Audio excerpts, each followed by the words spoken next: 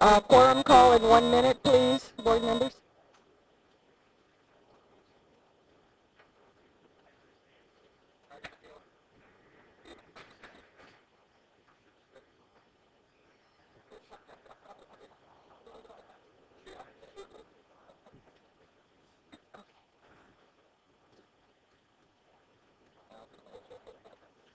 Right, yeah. No, you didn't need to remind me. I've got you down on... It just dropped off, I think.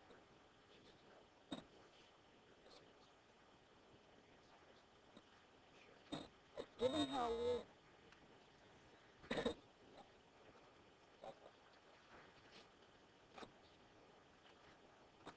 Yeah, we probably should start doing that, and I'm sure Roberta will start doing that. Ready.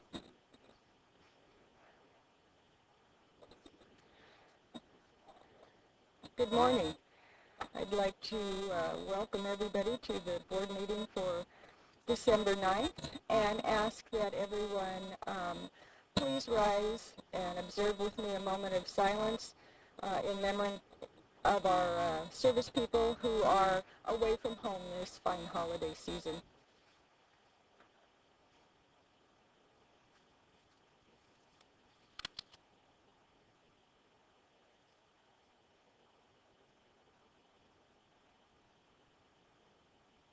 Thank you. And if any of you have friends or family or connections with the bases, it probably would be a real nice gesture to do something for some of the families that are left behind at this time. We have several of our reservists and some of our active duty personnel who are serving their nation away from their families during this season. A Christmas card, a call, something like that would be wonderful. If you call the base, the Ventura County Naval Base, they will give you the information if anyone over there needs some help. Thank you. Why not? Please join me in the pledge to the flag of this great nation. Hand over heart. I pledge allegiance to the flag of the United States of America and to the republic for which it stands, one nation, under God, indivisible, with liberty and justice for all. Thank you. I have a motion and a second. On the minutes, I see some new faces in the boardroom. Please observe. Everybody knows, if you're here a lot, you know this. Please turn off your cell phones or put them in a non-audible mode. That goes for any personal communication device. It's very distracting to have someone at the podium and have a phone go off. Okay. With that, Mr. CEO, agenda review. Madam Chair, board members, the only two adjustments are we are pulling items 42 and 55, and we'll bring them back to you at a later date.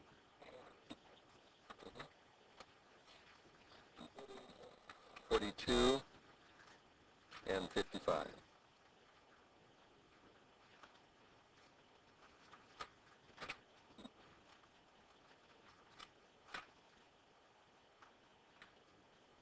Okay. That's it? Okay. With, board members? Supervisor Long? Yes, Madam Chair. I have to find it and apologize here.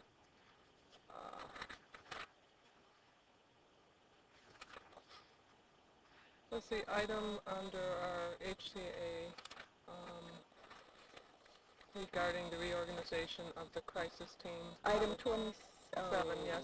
27. I'd like to ask if that could be continued 1 week. I have had some briefing on it and some questions still standing out there that I would like to have an opportunity to do some further questions and just get my questions answered, and I've asked the CEO to do the same. Some concerns have been brought to my attention. Okay. I apologize for the last minute on that, but I've talked to the director, and that there will be some obviously impact on delay, but not extreme to the point that I think it's valuable to have the questions addressed. Okay. Are there any opposition? Okay. Any opposition? Seeing none, item 27 will be continued for 1 week. That's the requested approval of restructuring the crisis team. Pardon me. So, any other agenda items from the board members? Okay, I would like to merely comment on item 22 and 23 under the Fire Protection District. So with that, are there, and nobody else has anything. Okay, do we have any cards on the consent agenda? Item 27, okay. I have several cards under item 27. Since it has been pulled and there will be no action until next week, do you still wish to speak? Okay. John Chaudier? Okay, I'll call him again in a minute. Susan Lucky?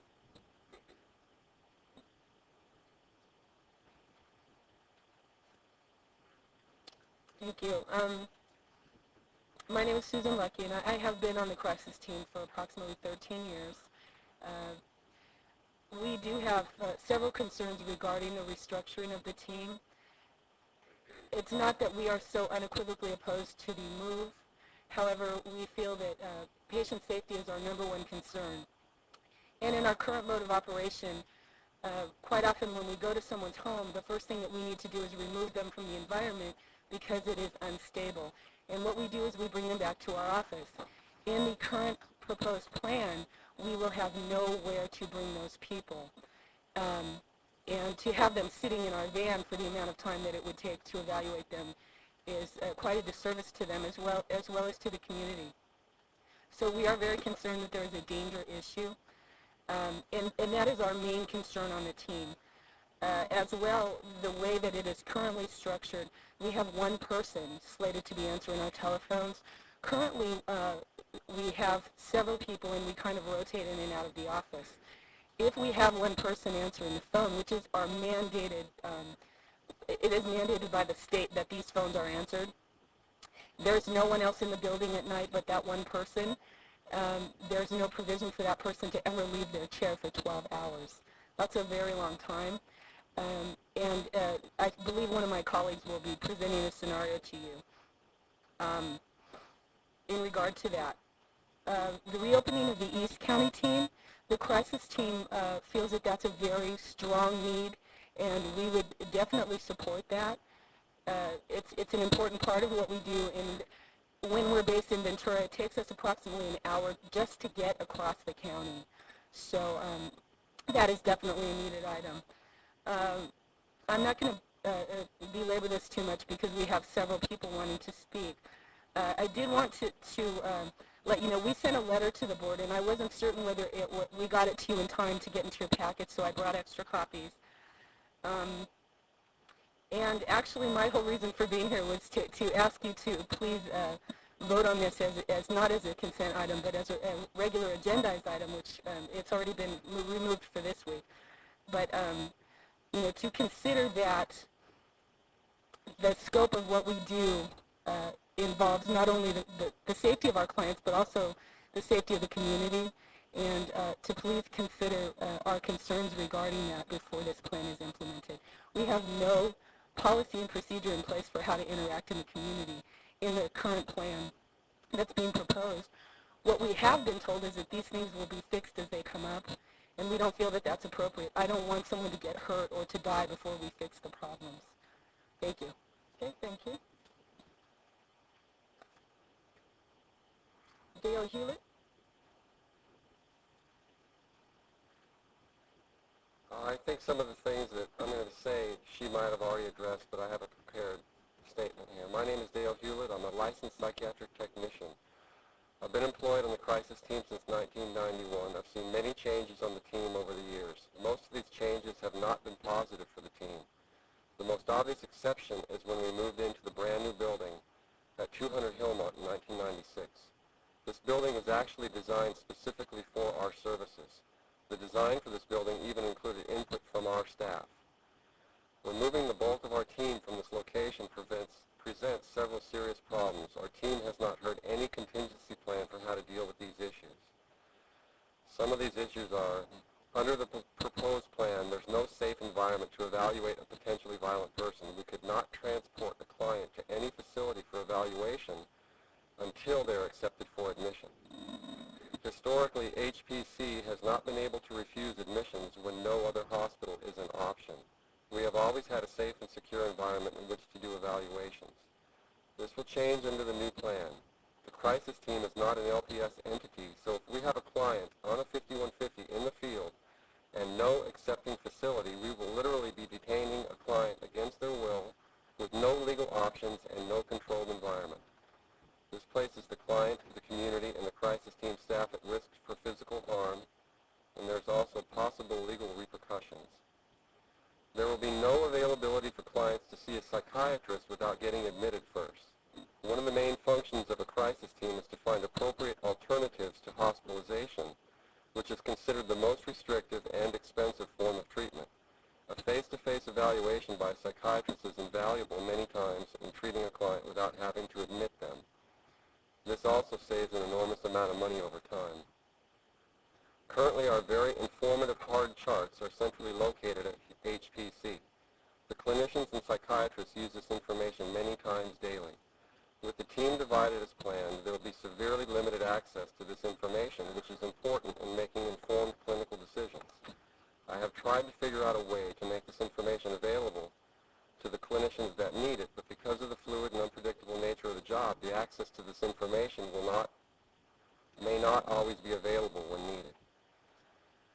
The amount of clients who present to HPC for the crisis team can easily be enough to keep 6 staff busy. With only 2 staff available on the proposed HPC team, this presents a very likely possibility that this small team will be completely overwhelmed on a fairly regular basis. This leaves unsupervised clients facing the real possibility of waiting hours for service. Having worked 2 years at the East County Crisis Team, I understand as well as is possible the dire need for a team out there. I am slated to be reassigned out there after the realignment. I would hate for the reestablishment of this valuable team to be a major contributing factor in what we perceive as a loss of service in the West County. The move also entails the change of our telephone number. This number has been in existence for over 30 years. It's printed in every emergency directory in the state. I can't anticipate how long it will take for the agencies we deal with, the community in general, and especially our clients, to adapt to this number change. We were informed that the reason for the number change is because it will cost $350 a month to redirect the number. One needless admission every other month will easily cost more than the money saved by changing the number. I feel that the more options the crisis team has, the better the community can be served. Our options have been decreased drastically through the years. The immediate fiscal impact of our options being limited will more than likely result in unnecessary admissions to HPC. It also decreases the safety level of our work environment. The proposed changes would be the largest decrease in our options in the 13 years I've been working on the team. I would anticipate the consequences of this change to have quite a negative impact on the crisis team's ability to adequately and safely serve the community while increasing costs and potential for lawsuits. In conclusion, I would like to point out that the workers who will be implementing this plan, meaning our team, IPU staff, all psychiatrists who have voiced an opinion, law enforcement officers, and emergency room doctors and nurses, have great concern over this change. I have not heard one voice of support for it. I appreciate this forum for letting me express my concerns and the concerns of my coworkers. Thank you. Okay. Thank you for your comments. Joseph Norris.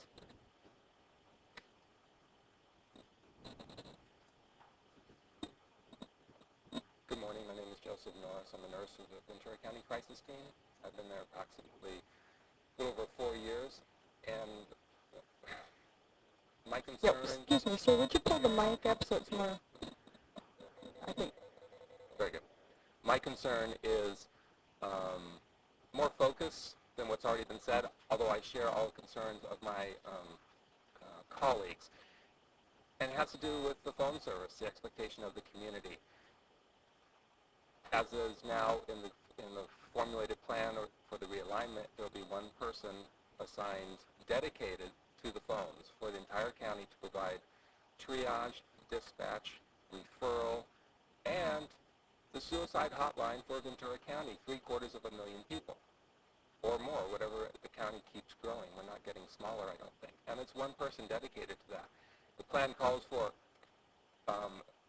backup on occasion. There will be people in the office, but if they're in the field like they're supposed to be, they will not be able to help that one person who's dedicated on the phones. I'd like to, with all due respect to all community members that need help at times in the community, myself or anyone, I would like to just do a small presentation of what it's like. We do a little role play on the phone service we do, if you don't mind. I'm the only one in the office. Ring, ring. Crisis team, Joseph Norris speaking. How may I help you? Hello? Why are you calling to say goodbye? You're going to die? Tell me more. What's going on? You don't want to talk about it. What's your name? Jean? Bring, bring. Phone's ringing in the background, expecting you to answer it. I'm trying to establish rapport. Jean, tell me what's going on. How are you going to die? You have a gun? Oh dear. That's not a good plan. There's some better options out there. Can we talk about it? Bring, bring. Phone's ringing, expecting me to answer it. I don't need to answer. I'm supposed to answer that phone, but I want to talk to you. They don't need more help than you do. I need to talk to you. Click, they're gone. That's a scenario that could happen where you cannot establish rapport because there's no one there to help you. If I would have got a name and phone number, I wouldn't even been able to look up where that person lived. Go to our reverse directory where you look up the phone number, you can get an address. Or call 911, my partner. This just happened 2 weeks ago. One of our nurses took a call, and person was very drunk, had knives, and refused to allow the crisis team person to get off the phone. We had other staff in the office. They contacted police, who located the person, and we made an intervention with the police help. And I've actually done this about 3 years ago. I was on the phone and had to hold the person there, and I heard the police come in through the motel room door, and I had saw the person on the phone who had overdosed and was slurring her words. But this is because I had the help of my coworker to contact the police. When you're alone on the phones, you have no options. And on the personal note, going to the restroom, etc., that's impossible. So, I don't know how many minutes. I oppose the realignment. I'm not generally opposed to being a different place, but I think some serious look needs to happen at the plan. Thank you. Okay, thank you for your comments. Arthur Robertson.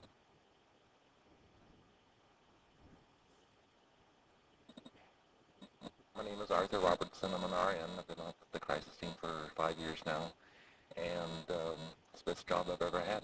I love it. We work as a team, and for the last year and a half, it's been all this talk about possible dividing, splitting us, and you hear over and over, we're going to be more available to the community, and I don't understand that because when you divide, you conquer, and so dividing us is only going to make us weaker, not stronger. I can understand having two teams, one Simi Valley, one in Ventura or Oxnard or whatever, but the more you divide us, the less likely that we can respond to clients in appropriate manners. When you have an office with several people in it, you can make decisions of who's going to go out there. Maybe you have a Spanish-speaking person who's better equipped to go out to that particular call. It's been a very frustrating year and a half. Our concerns have not really been listened to or addressed, and we're told recently that we're just going to do this anyways and figure it out as we go.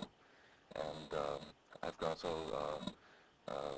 concerned about this that I basically put in for a transfer to go to med-surg. I am a nurse, so I figure I'm going to go into medical surg because there's so much uncertainty within the team now that I got married a year ago last August, and when I came back from my honeymoon, I was wondering if I was going to have a job. That's how long this has been going on, and I'm still, there's a feeling like the crisis team there's something happening that's not being said that's basically on the chopping block. That there's a kind of a feeling level of coworkers that really the crisis season on the chopping block, and who knows what they're planning. So I just hope that you guys look at the whole picture and consider our concerns and all that kind of stuff. And because the plan as is seems very unfounded or not grounded in reality. Thank you. Okay, thank you for your comments. I have a yellow card, which is normally just a statement card. Dixie Garman, did you wish to speak? Okay. She's opposed to the restructuring of the crisis team. John Chaudier, did you come back in the room? Were you ever in the room? Okay. That's the end of the comment cards on the consent agenda. That item has been pulled and will be returned next week at the request of Supervisor Long and also Supervisor Flynn. I guess I was the only other one with a comment, and just on the items 22 and 23, they have to do with the fire district being requested by the City of Thousand Oaks and the City of Camarillo to help them implement their AED program. Excuse me.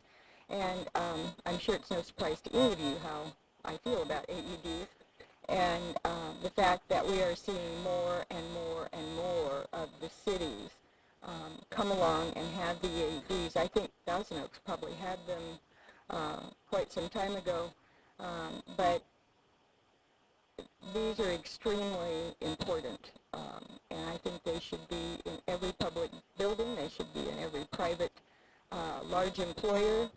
Wherever they can be, that's where they should be. Training is an issue for the people to use them, and they have to be retrained. I believe it's annually. I could be incorrect. But I just wanted to bring that forward since we had to struggle to get the first ones in the county. But the program is growing and is expanding, and I had kind of questioned why this was in the fire district and not in the healthcare agencies, emergency services, but we got that all settled down. So with that, I guess that's the only comment that I have on those. I just think it's a great program, and the more we can get people to do it, the better. Any other comments on consent? Madam Chair, real quick. Yes. There's an item on our MAC. Shouldn't do this until I'm prepared, should I? It is item 17, and just a comment on it, on submitting the mortgage credit certificate.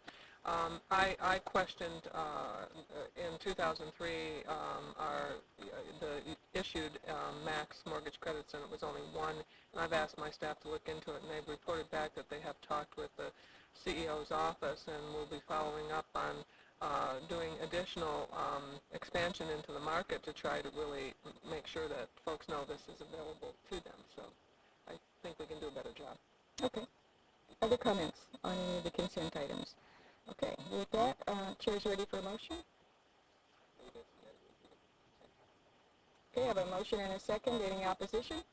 Seeing none, the motion carries. Okay. With that, we will move back to item 6, which is public comment. We have approximately 26 minutes until the 9:30 time certains. I will cut off public comment at 9:30 so we can try to stay on schedule today. And then we'll pick it back up after the 9:30 presentations. Okay, Bob Wilson, the Honorable Bob Wilson, City of Thousand Oaks, welcome.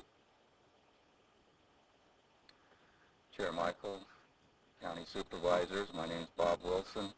I'm the Mayor of the City of Thousand Oaks, and I've come before you this morning to discuss the proposed Ventura County Open Space District Sales Tax ballot measure. Needless to say, I was a little surprised to see that this was going to the ballot so quickly. We voted back on July 15th, and we voted at the time 4-1. The motion was made by Councilman Gillette. We expressed that we would support this issue. We still support it. We feel that it's premature to be brought to you at this time and be voted on. Our assurances were not met in our last meeting. We were told by the representative from the committee that Mr. Joe Gibson, that this was being worked out. Well, now you're going to put it in the ballot. You're done. There is no more working it out. The city of Thousand Oaks may put in $50 million. $50 million into this project with no say in this project.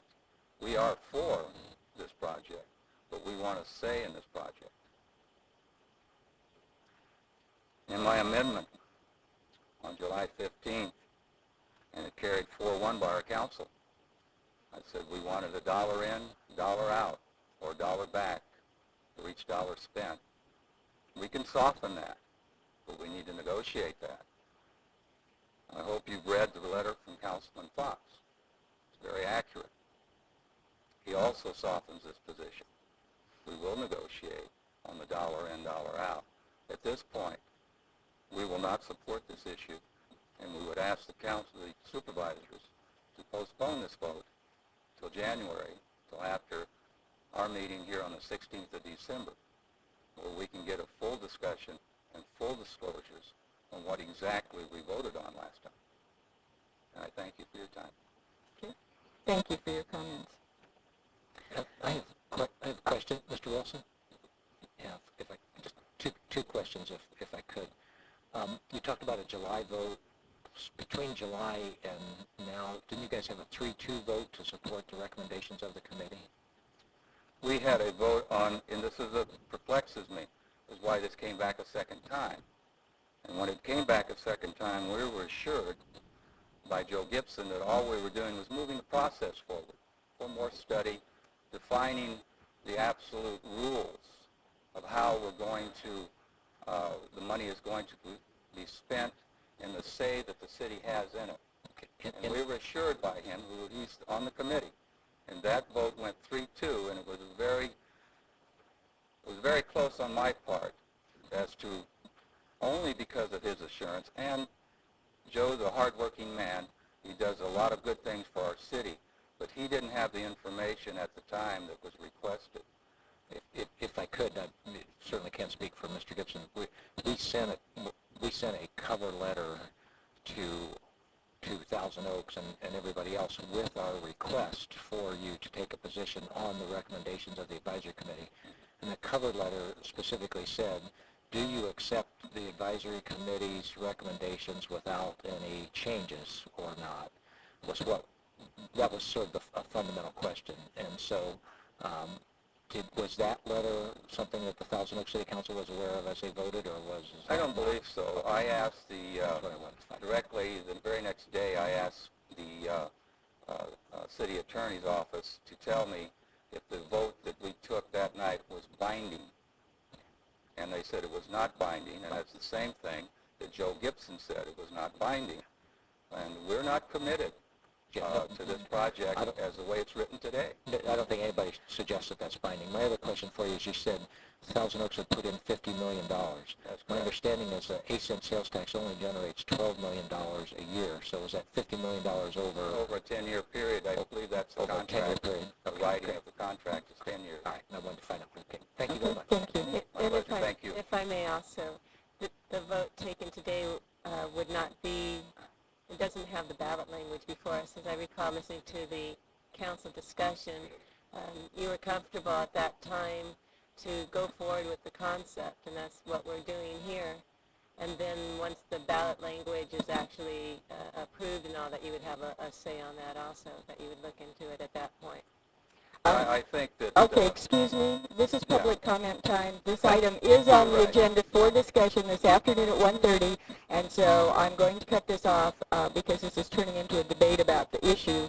And I have a ton of cards of other people that wish to speak. Hopefully you can come back. If you cannot, perhaps you guys can have your discussion. I would have liked to have been here at 1:30, I know. but I have no chance. I think I've made my position clear, and I've asked the supervisors to delay this vote. Okay, thank you very much. And I didn't mean to be rude, but I'm running into into a time crunch here. The Honorable Mary Ann Krause, council member from the city of Santa Paula. Good morning, Madam Chair and other members of the board. I'm here this morning to urge the board to reopen negotiations with the board of Santa Paula Memorial Hospital. We had a very productive meeting a week ago this evening at the request of the Santa Paula City Council and also the City Council of the City of Fillmore. Representatives of the county healthcare agency and Supervisor Long participated in the meeting along with the Santa Paula Memorial Hospital negotiating team, one council member from each of the two cities of Santa Paula and Fillmore, and our two city managers.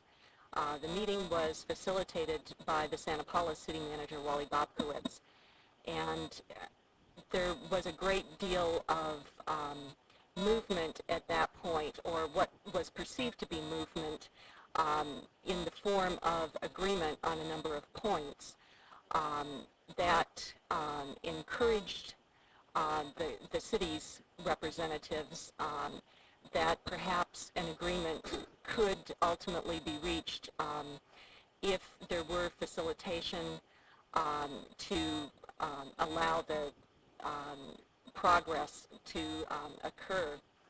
I'm not here this morning to defend any past actions by the Board of Trustees of Santa Paula Memorial Hospital. As you probably are all aware, our City Council asked the Attorney General to remove the board members in order to further negotiations, put people in place that we felt would be more objective about the hospital's future. However, the options for the hospital have narrowed, with Community Memorial Hospital no longer expressing an interest in negotiating with Santa Paula. And also, the hospital has a new interim CEO who appears to be very focused on what steps need to be taken at this point. In order to further negotiations, we believe it would be very fruitful for you to come back to the table. The two city councils have offered to fund a mediator or a facilitator if that is acceptable to the board. What's more important at this point, I believe, is the moral issue of protecting the health and the safety and the lives of the people of the Santa Clara Valley and the people who use the roadways in the valley, particularly Highway 126. I know that just recently the hospital has at times been on diversion where people are taken to the hospital by ambulance, stabilized, and then I know this weekend one person was diverted by helicopter where they could be more appropriately treated. One of our own city employees about 2 to 3 weeks ago had a heart attack and was stabilized at Santa Paula Hospital and transported. If the hospital weren't there, these people might not have survived in the back of an ambulance. And regardless of any feelings you may have about Santa Paula Memorial board members or their negotiating abilities or their ability to negotiate in good faith, it's critical to the Valley that we do everything possible to maintain the resource, acknowledging your responsibility to the county as a whole fiscally. And so I would urge you to reopen negotiations. Thank you very much. Okay, thank you for your comments. The Honorable John Proctor, Santa Paula City Council member. Good morning. Good morning. I know you don't have much time, so what she said. No, really, I just came to ask you to give serious consideration to continuing negotiations. And after hearing Mary Ann talk, I'm reminded of the old adage, it's better to remain silent and be thought a fool than to open your mouth and remove all doubt. So thank you. Thank you for your comments and your support. The Honorable Larry Matheny, Treasurer Tax Collector. Good morning, Madam Chair and members of the board. It's December 9th, and that's an important day because it's the day before December 10th. I'm here to remind the board members and the people who are here in the audience and the people who are watching this live on the internet, those who are watching it from the archives, it's too late. Tomorrow is the deadline to get your first installment of your property tax bill in, and those of you in the room who haven't got your payment in yet, you know who you are. Just as Santa knows, and I've got a direct line to Santa. So please, let's all avoid some embarrassment. By the way, the fee that you approved last month for the electronic check has been implemented. We've had, I think, a little over 100 payments that have come through in that payment form so far, and the system is holding up quite well. The reports are nice and easy to balance. So from our standpoint, everything is moving along at a great pace. The wheels are well lubricated, and I thank you for the support that you provided to our office, and be watching for you in line. I've got some candy in the bowl for you. Thank you. Good luck tomorrow. Yeah, good luck tomorrow. I hope you have a big bowl of candy. Okay, next we have Robert Borrego.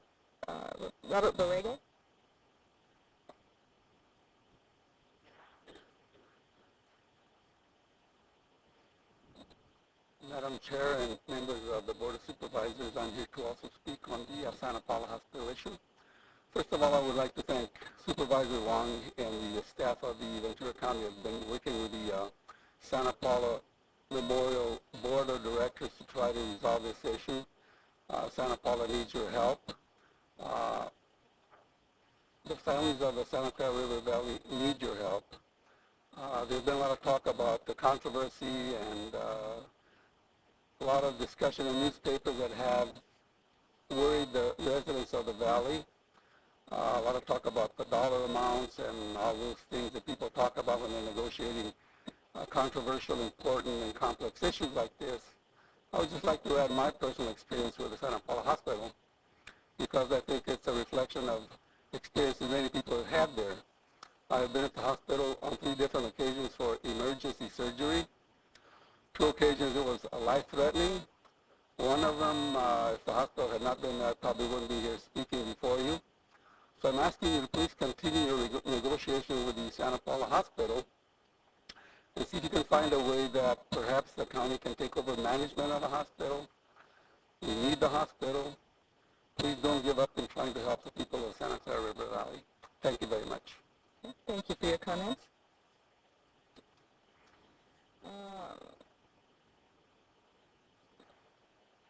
I have a lot of cards here from the Channel Islands Yacht Club. That item will be heard at 2:30 today. Normally we take comments with the item. If for some reason you cannot come back at 2:30 when I call your name, you can come up and speak. But normally we like to take the testimony with the item. So think about that, and when I get you your cards, then I will ask how many want to speak still. Michael Tushler? You don't look like him. I know. No. He probably makes more money than I do. He's was going to be here. I just got a call from him. He's in surgery, so respectfully, maybe we can get his comments to you in writing. Okay. Thank you very much. Carol Burholt? Sorry. There's one on the floor, Roberta. Good morning, Supervisors. My name is Carol Burho. I am a member of the Santa Paula Memorial Hospital Board, as well as I have been the chief negotiator with VCMC. And I think it's important that you realize that, especially over the last several months, Supervisor Long and actually with the support of all of your board have been extremely supportive. I think probably we made a great deal of progress last Tuesday evening when we met with not only representatives from VCMC, but representatives of both Fillmore and Santa Paula. There are a couple of things. There are 2 very important deal points. Number 1 was obviously the debt and also our land. The progress made on those issues, I think we accomplished more last Tuesday evening than we had in several previous sessions. I'm here today to urge you to allow us to continue to negotiate with the county Also, we would ask that you would consider during the period of negotiation looking into some type of a management contract with the county, which would then supply to the hospital the resources and the support that we need to continue operations for the hospital. The hospital is just so extremely critical to the entire valley. And I'm just here today to urge you to allow this to go forward. I think we have an opportunity to forge something here that could be very beneficial to the entire county, and I just ask for your very serious consideration of this. And again, also, Dr. Tushla had called me and apologized for not being able to be here. But again, thank you for your support. Okay, thank you for your comments. Okay, now I have Frank Sullivan. Okay, Skip Harkson. Okay. Thank you for allowing me to speak. My name is Skip Harkson. I'm a member of the Channel Islands Yacht Club. I'm also the former National Department Chief of Public Affairs for the U.S. Coast Guard Auxiliary. And I do not speak in that capacity, but I do think it's very important for you to understand that our yacht club is more than a yacht club. In my capacity as Department Chief, the Yacht Club was instrumental in helping us with National Safe Boating Week, which is extremely important to our boating community.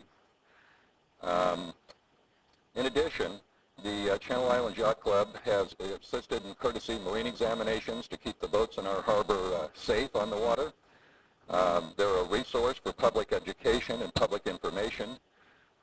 We, at the Yacht Club, had put on dedicated events for the Coast Guard for their appreciation of the fine work that they do in our harbor and to our community. During the Alaska Air crash, the Channel Islands Yacht Club was instrumental in the memorial and getting that underway. As you probably know, the Penske, the new commissioning that's going to take place, the Channel Islands Yacht Club has a leadership role in that as well.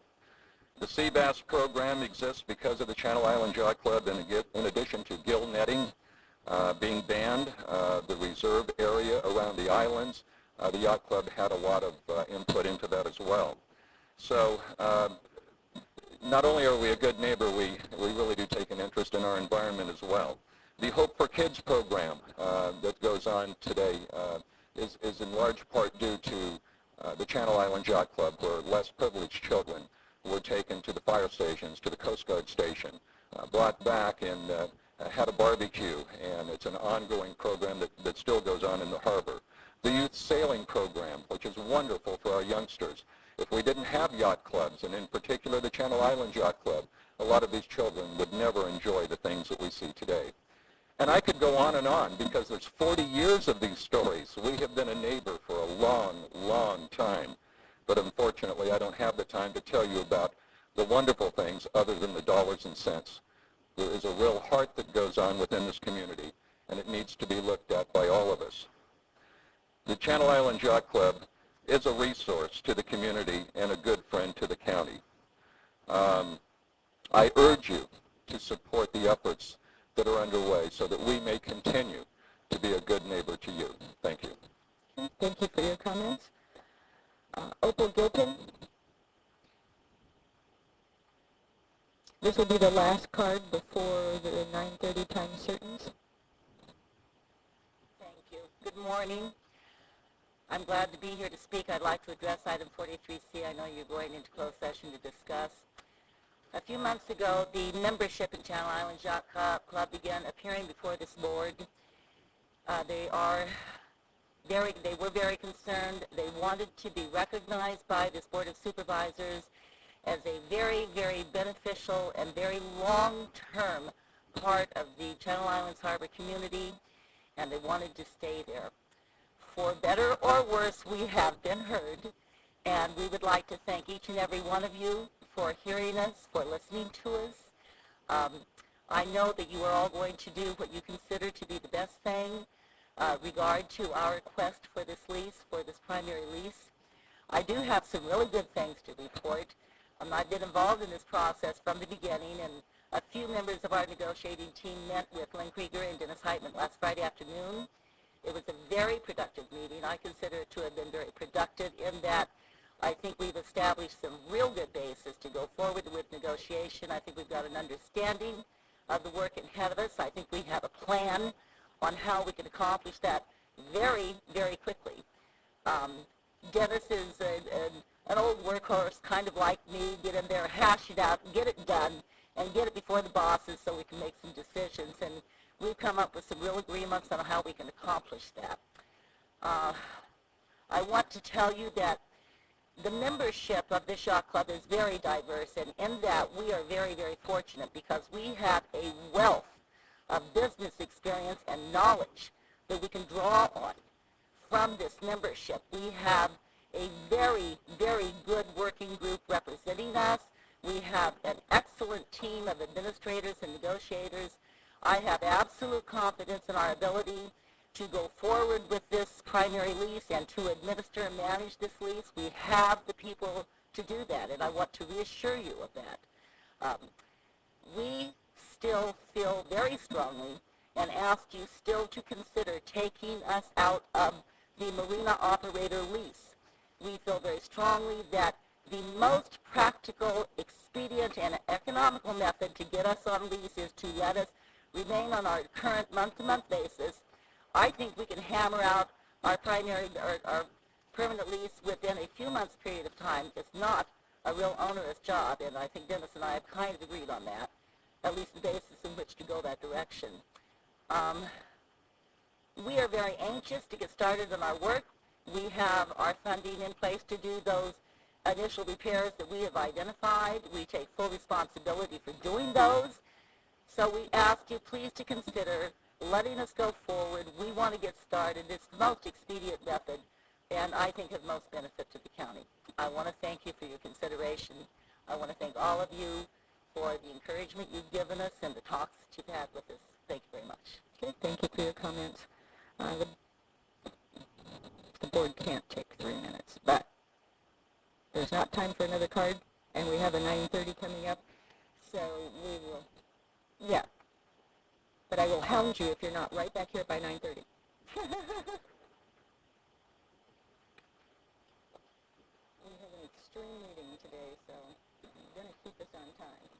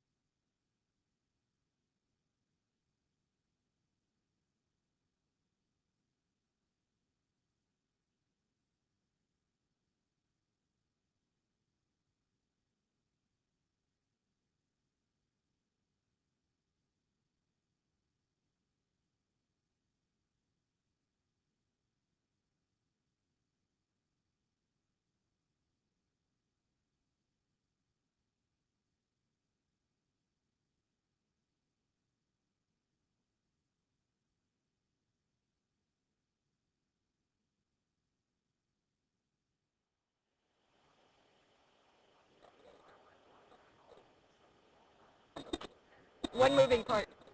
I'd like to call the board meeting back to order, please.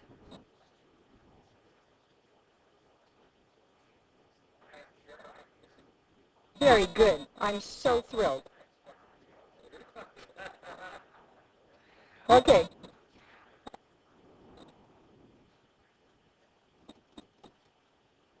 Okay, board members, please.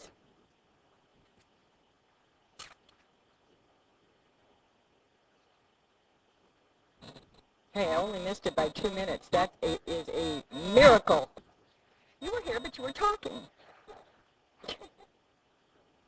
Well, Phil, right. Okay. Now, I do my best, but I sometimes don't manage to stay on time. With that, we will move to our first 9:30 time certain, which is item 39, and that's an update presentation by the County Executive Office regarding the state of the county budget. Yeah, the state of This the is the bad news part, guys. Get your hankies out. Get ready to, the state of the county's budget, but as a reflection of the state of California's budget. Hang on a minute. Could we turn that mic up just a touch? I noticed everybody who spoke this morning, we can hardly hear them up here, so in the back they got to be struggling.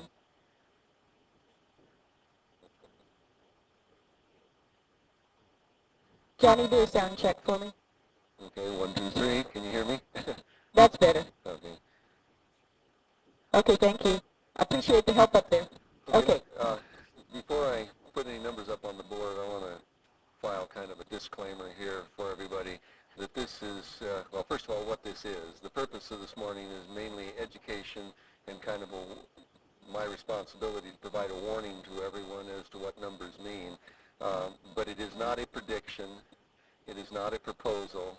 No one is saying that this will happen, and God willing, it will not happen.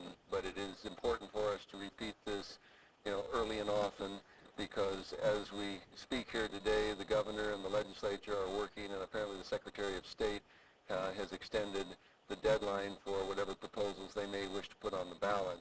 But my purpose this morning is just to give you an order of magnitude of what the problem is to Ventura County and local government, and you can multiply this times 58 across the state for counties and 400 and whatever the number is of cities, because they all depend on what has become known now as the car tax, which is technically known as the vehicle license fee, and it is a major source of revenue locally collected by the state, and we have been caught up in this reduction of the vehicle license fee with a promise for backfill. Backfill means the state will make us whole or replace that money from some other source. We need to support the governor in his promise to do that, and to keep pressure on the legislature to meet their promise to do that, because in the absence of them doing that, what I'm going to show you is just kind of how, as they say, the rubber meets the road in Ventura County with regard to the budget. Now, if I push the right button, these slides should work. Okay. There we are. This first slide is simply to give us an overall view of how much money we spend in what is known as the general fund. And this is the number, $692 million, which is a lot of money. But we get direct revenues, that is fees, subventions from the state, grants, and what have you, all earmarked in this amount of money. So the amount of net county costs, that which your board is responsible for, is $234 million. Now, you look down here, you will see that we are taking in $218 million in general purpose revenue. This is your budget. This has nothing, the VLF isn't in here yet. So you can see the difference in the two numbers is we started the year structurally balanced, but with a dependence on our fund balance, that is money that was left over from last year to cover one-time expenses, such as the reduction in force for the county to cover the loss of the first quarter's VLF. So we already are taking money out of what would otherwise go into your savings account in order just to make ends meet this year. And I point that out to show that there has been an extraordinary effort made. No one is trying to be overly conservative fiscally and saying that we're going to ignore all the pain and suffering in the hospitals, the mental health department, the public safety departments. So that amount of money was set forth out of your reserve. Now, have to take a look at that, the amount of money that we take in general purpose revenue, the $218 million, and we have to subtract from that those commitments where money has to be spent because of state laws, local laws, contracts. And we start out with 4088, which is the public safety net county cost, 128 million of that. It has to go to public safety. Debt service, there's money been borrowed for buildings in the county over the years, and it has to be repaid. There's $7 million there. The courts and the indigent legal defense, these are constitutional requirements from the state of California. We send $8 million to the state. We have a category called terminations, buy-downs, retiree health. These are all payroll costs that are lumped together in a special account so that we can control the expenditures and make it clear how much we're spending. But they're all obligated in one form or another of $9 million. And then we have some other miscellaneous costs that go to other funds, contributions of $9 million. So when you take all of those commitments and you subtract it from your total income, it comes to $161 million in total costs. Subtracted means you have now left $57 million. And the reason we go through this exercise is to point out that although your budget starts at $1.3 billion, by the time you take out gas tax money, fire protection district, flood control, and all the things that are restricted, plus what I've just gone through with you, this is how much money your budget is locally that your board decides on once a year. Now, this gives you an idea of why we go through the exercise. If we were just looking at general fund money in total, all money coming through our hands, much of which is passed through, the VLF is only 5%. And so some people in Sacramento have said, what's the big deal? 5%, everybody should be able to deal with that. But we know locally that that's not the reality. It is not a percentage of this number. So we roll it down and we say, now if we exclude all the intergovernmental programs, the pass-through money, now we're up to 9%. And I suppose there are still some who would say, what's the big deal? Why can't you deal with that? But that isn't really the story, because now you get down to general purpose revenue, the amount that we have, that we spend here locally. Out of the money you get locally to spend, we're up to 17%. But the story still isn't over, because when you get to the amount of money that you have a say-so about, the $57 million, that's what DLF means, 63% of all the local money. And I know I've told you this before. I'm speaking to the audience. Hopefully there's someone at home watching this on the internet. And I regret that many of the folks who sat through public comment with the many needs and the problems they're faced with could put this into context of how important it is for all of us to be contacting our legislators and letting them know all the rest that we talked about this morning just disappears in the face of this if this doesn't get solved. Mr. Johnson, while you're on the slide, can I ask one question? If we lose all the VLF revenues, we will have to take all of that cut out of the $57 million. Is that correct? That is correct. Right. I mean, that's the point that well, everybody has to realize. We don't get to take the 57. We don't get to take the VLF cuts out of 676 million or the 397 or 218. We have to take the full cut out of the 57 million. Right, and if it can't come from there, or doesn't come from there, then what you're talking about is renegotiating contracts and rolling things backward in all the other categories. All the things that are... And there are things that are beyond your unilateral control, that you have to have cooperation from others in order to do most of it.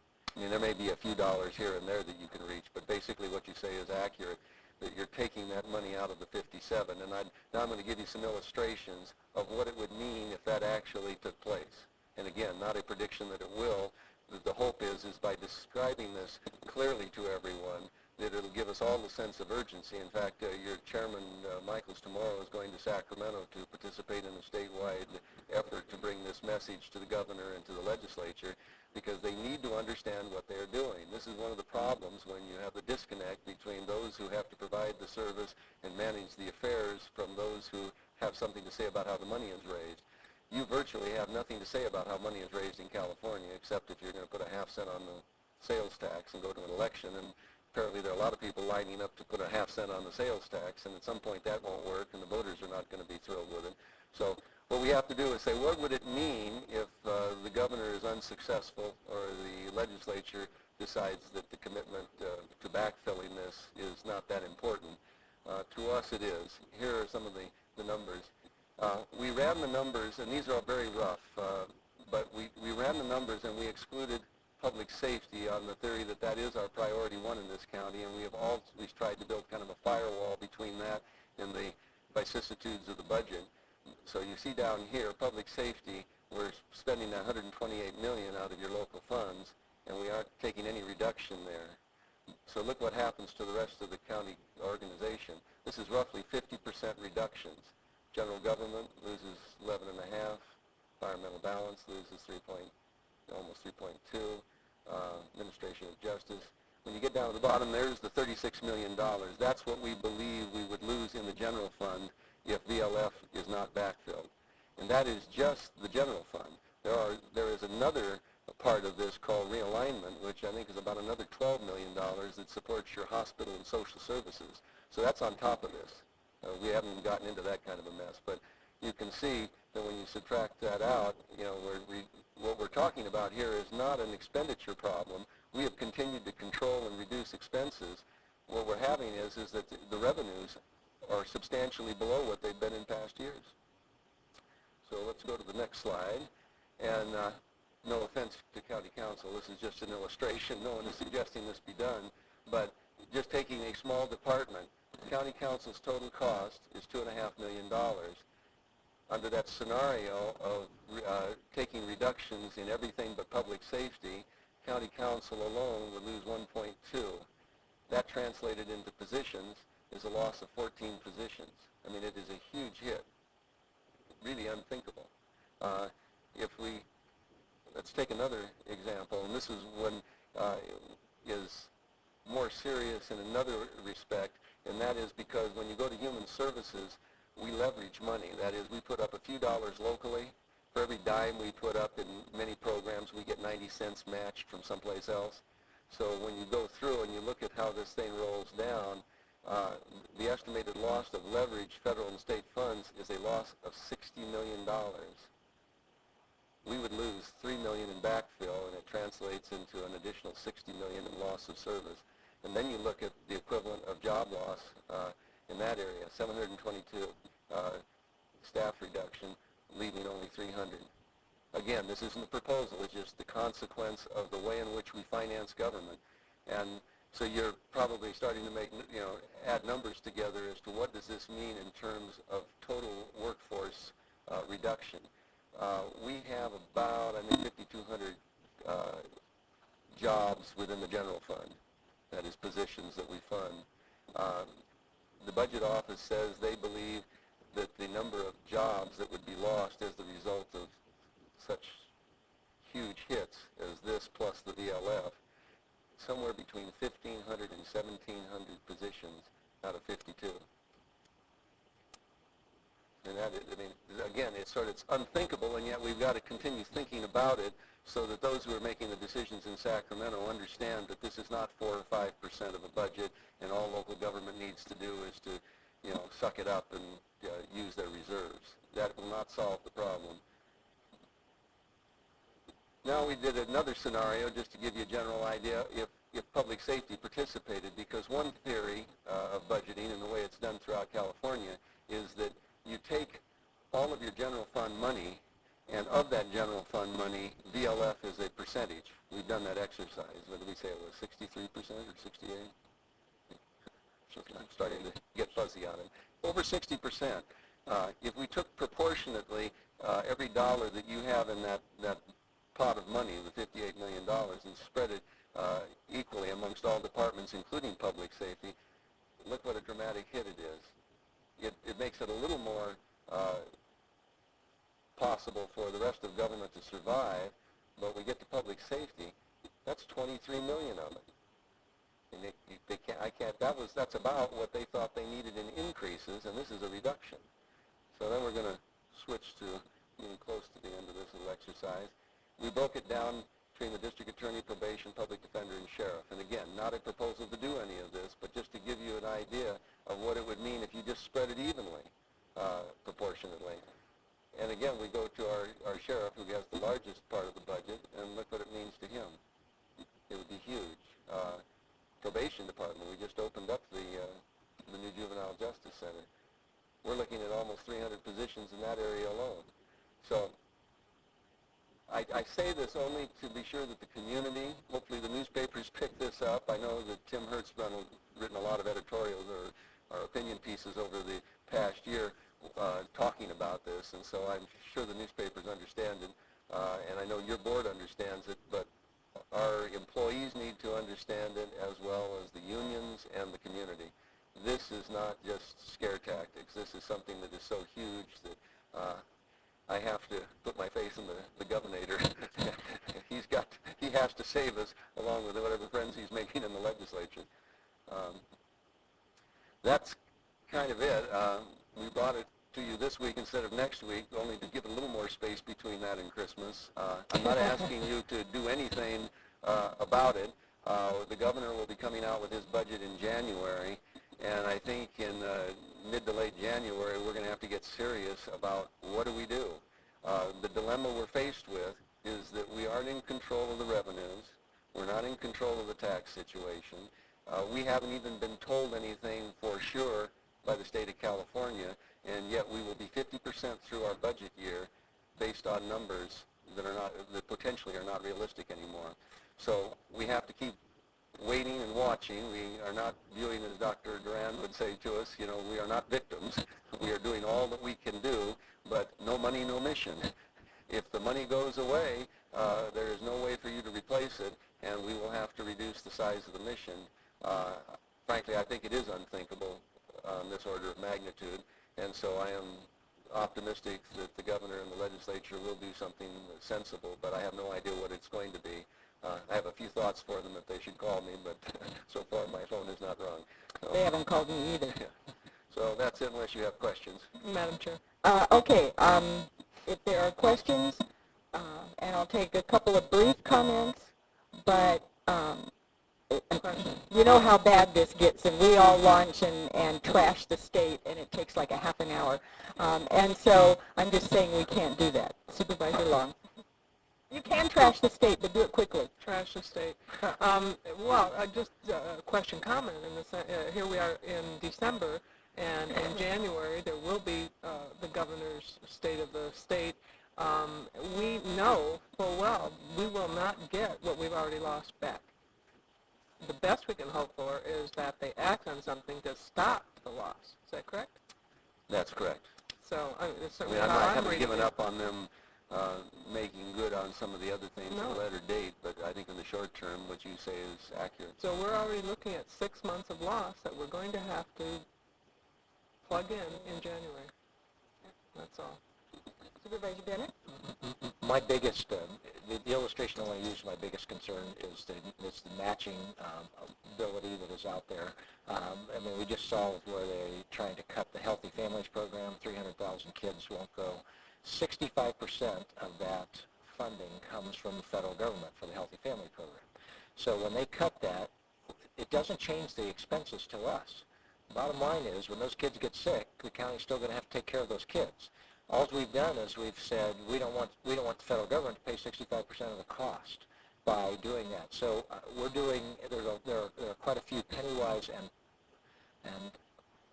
pound foolish, thank you very much, things that are going on there. I think I'm all in favor of, we got to make hard decisions, but I sure am going to try to lobby that we make intelligent hard decisions as we do this. Thank you. Okay. Supervisor Flynn? This really is a difficult issue.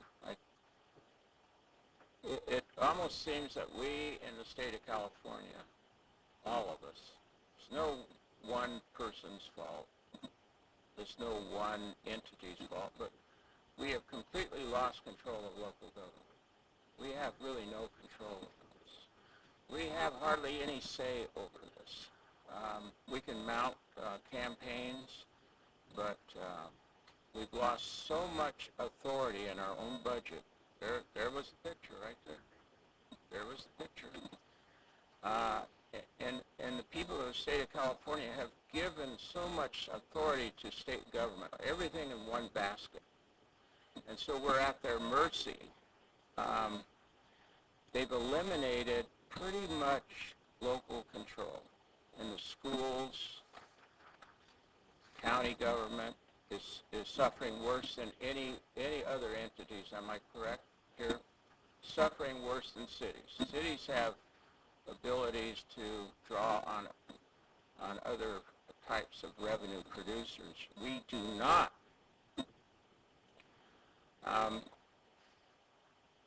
It's something's going to have to give here, and I don't know what it's going to be, but we, all of us together in government and the people of the state of California, need to consider a remolding, a rebuilding of our governments at all levels. We just need to do that. This is the cry out to do that. So we're going to have to do it somehow. We're going to be speaking from a very weak position. We hold no strength in Sacramento. We represent everyone in the county of Ventura, but the programs that are affected are really the very poor, many of whom don't vote, all of whom never give a contribution to a politician at the state level. So we're in a terrible, terrible position here. I do think that one of those, I know you wanted to limit, Madam Chair, but this is so serious. Our revenues are slowing down anyway, and we have caused that with guidelines to orderly development, and I supported that. I was here on the board when we adopted that. But we don't have the ability of cities. So one of the major changes that has to take place if we're going to continue as a county government, and if we're going to continue to serve the people in the cities, that's basically whom we serve, maybe 93,000 people in the unincorporated area, and they're important too. But the great majority of our money is spent in the cities. We don't have the ability that cities have to raise revenue.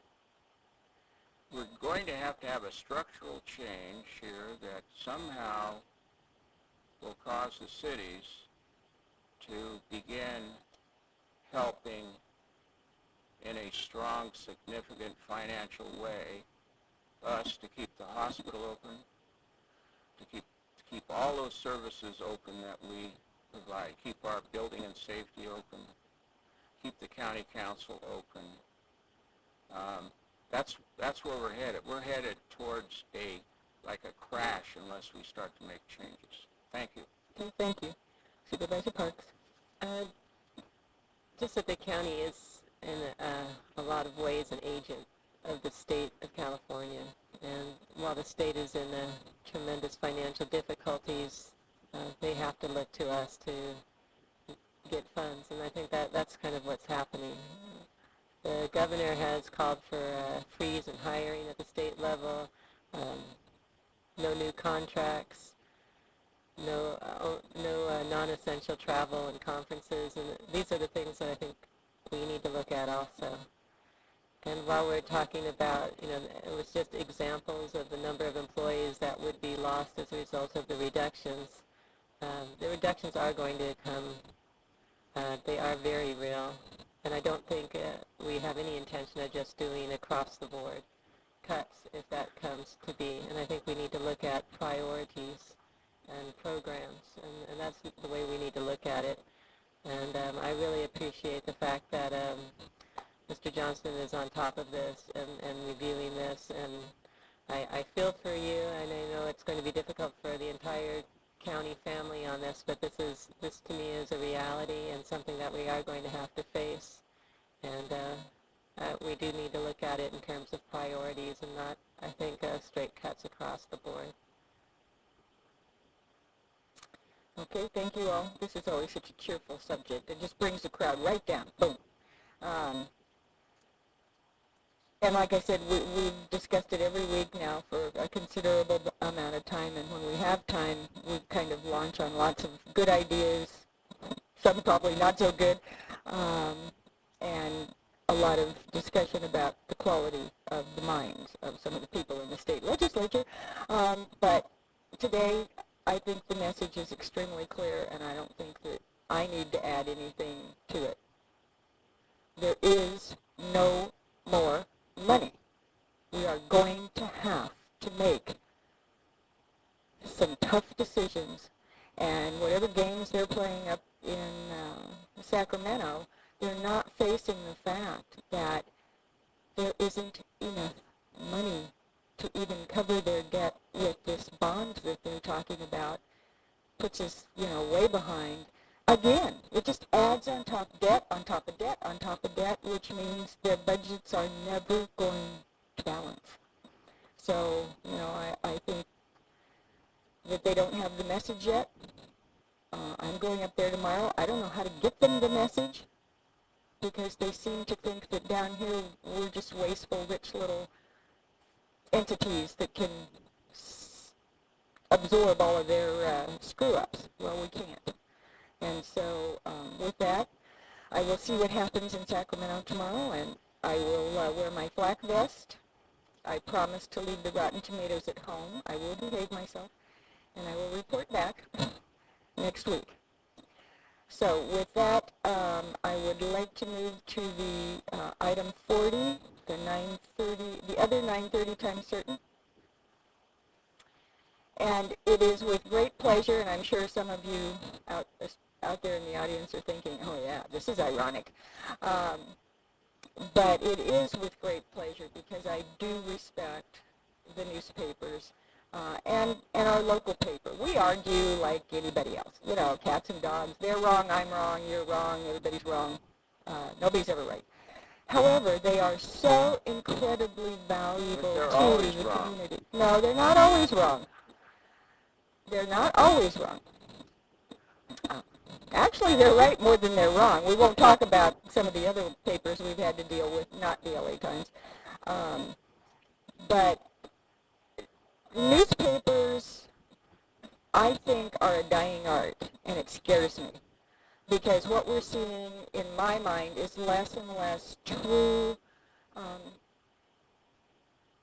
journalism, true objective reporting.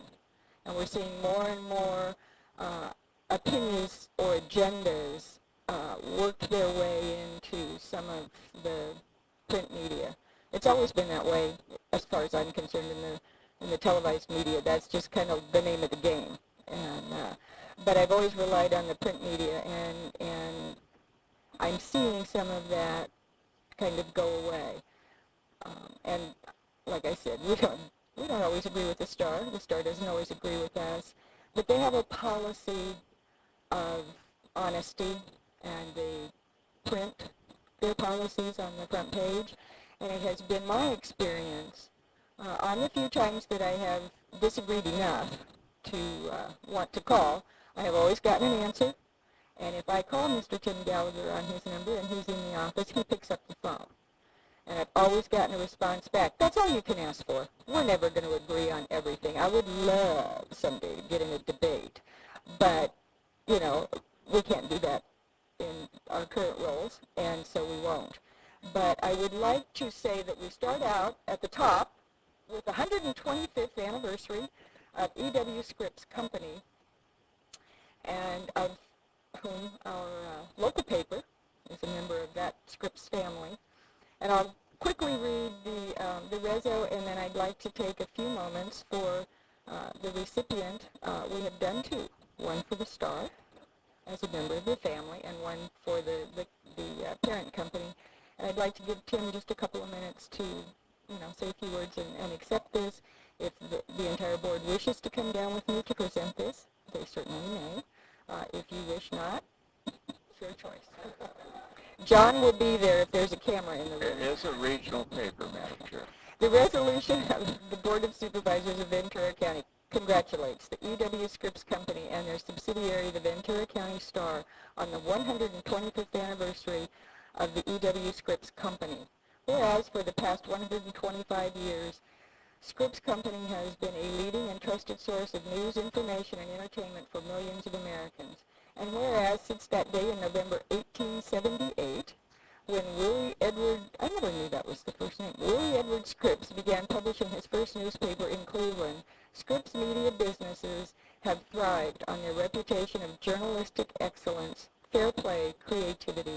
service. Whereas the success of Scripps Company and its local subsidiary, the Ventura County Star, under the capable direction of editor Tim Gallagher, is because of their commitment to make a difference in the lives of the people who live in the communities which they serve. We know that's true. We read the editorials. Whereas the Ventura County Star is an integral piece of E.W. Scripps Company portfolio, which includes 21 daily newspapers that reach 1.4 million readers coast to coast every day, and whereas the Scripps Company also encompasses 4 popular national cable television networks, including Home and Garden Television, the Food Network, the DIY Do-It-Yourself Network, and Fine Living, of which HGTV and network reach more than 82 million households nationwide. Don't you wish that your print subscriptions reached that much? Yeah, me too. It's a sad statement of today's world.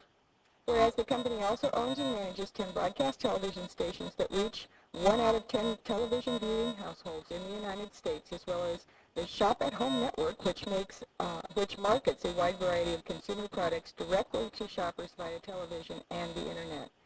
And whereas another outstanding subsidiary of the company is United Media, the licensing and syndication home of the globe's most well-known and beloved characters, including Gilbert and the entire cast of characters from the famous Peanuts comic strip.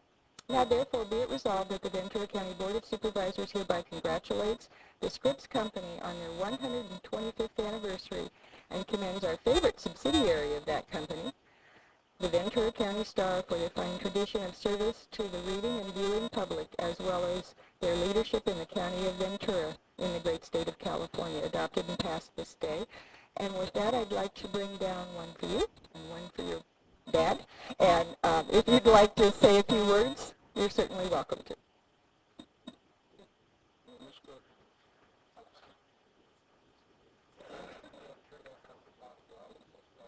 Okay, great.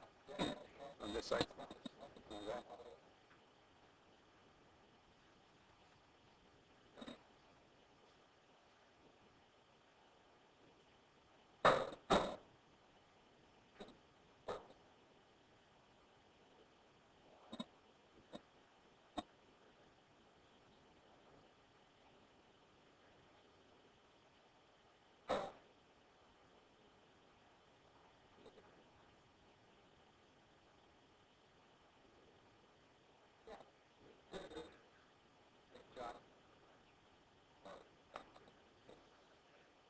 Well, let me say thank you to you folks. I think one of the most fortunate days of my life was the day I got assigned to come out here and into this great area, and you folks helped make that happen for us.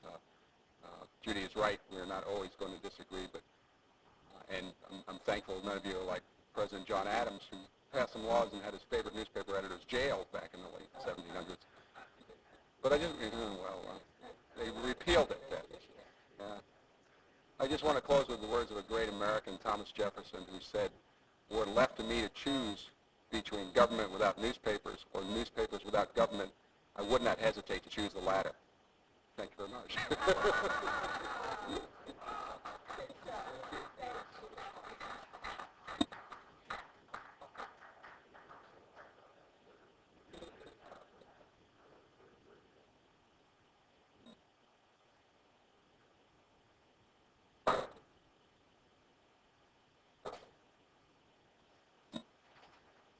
We appreciate Tim coming down to receive it personally. I knew someday I'd figure out a way to get him in the boardroom personally. But again, congratulations. With all the fun and around that we do, I think we all believe in the importance of newspapers for the public and for getting out information. It's vital. Okay, with that, we are at our 10 a.m. And the first item under 10 a.m. is item 41, Watershed Protection District, a countywide stormwater quality management, say that fast, really, boy, program receives a national award for environmental excellence. Good morning, Madam Chair, board members, and Mr. Johnson. For the record, my name is Jeff Pratt. I'm with the Ventura County Watershed Protection District. Now, you almost Part of slipped. the Public Works Agency. And this next item on your agenda is informational only. I want to preface this talk by recognizing the fact that this is the 30-year anniversary of the Clean Water Act, and in fact has been dubbed by the EPA as the Year of Clean Water, which makes winning this award or being honored with this award all that more important. Brief history, 1972-ish, the Clean Water Act was passed. The early focus, the first 20 years or so, was some point source dischargers, i.e. industry. Later on, the late 80s, early 90s, they started looking at the non-point source dischargers, things like cities and agriculture and so forth. In 1991, in this county, a task force was formed to address what was foreseen to be a countywide NPDES permit, NPDES being a subsection of the Clean Water Act, which stands for National Pollutant Discharge Elimination System. The task force supported or invoked or decided on a countywide cooperative approach designed to minimize costs and maximize results, which was very forward-thinking, I believe, on their part. In 1994, the LA Regional Water Quality Control Board issued the first permit to that group of co-permittees. The lead co-permittee, of course, at the time was the Flood Control District, and the other 11 co-permittees included the unincorporated county and the 10 cities. The emphasis in that first round of permits was on education and outreach. The permit was reissued or renegotiated in the year and signed in the year 2000. The emphasis on the second term permit was on monitoring and enforcement with a much higher performance standard. And it was under these conditions that the LA Regional Board and EPA Region 9 that nominated this program for national recognition. We were notified in September, late September, early October this year that, in fact, the countywide stormwater management program had received the national award for environmental excellence through stormwater quality management. It's a prestigious award. It's the only one in the nation, and it's a direct result of the efforts of those co-permittees involved in this program in all aspects of permit implementation. And today, I'm joined by members, some of the members of the executive committee, kind of the managing committee of the NPDES group, and I'd like them to stand and maybe state their names and those municipalities or governments they represent.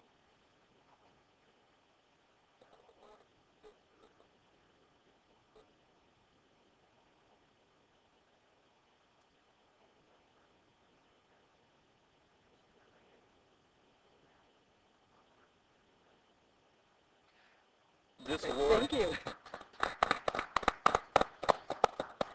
This award is represented by a plaque, a certificate, and a flag. I believe the flag is going to travel from agency to agency throughout the year. And Wow. I believe that each of the cities will have their own plaque. The plaque that's being held up was given to the Watershed Protection District. At this point, that concludes my presentation. We'd be happy to answer any questions you might have. Okay, questions or comments from the board? Congratulations. Yeah, wonderful accomplishment, and I think it truly, once again, puts our county on the map, and it really has been an excellent regional cooperation. That's really won this, so good leadership there. Thanks to all of you. Anyone else? John? Jeff, you're really an impressive individual in my feelings about the progress that we've made in this county, and you've been right out front. You're always enthusiastic about where we're going, and you have that great cognitive ability and the great emotional ability at the same time. So congratulations to you and your staff and the cities for moving us in the right direction. Thank you very much. Supervisor Parks? And I'd also like to compliment in terms of having more attention paid to water quality. You know, flood control in the past has always been the primary charge, but it's wonderful to see us branching out and looking more at water quality, which is a major issue throughout the country. Okay, thank you. And I think the most important thing is the co-permittee situation, because it shows cooperation and it's good government to get together, do it together, streamline the process, and save some of the costs. And the fact that it has not fallen apart yet bodes well for this county and for the 10 cities to work together on a lot of things. But, you know, staff, you've kept glued together. Good job. Thank you. Thank you very much.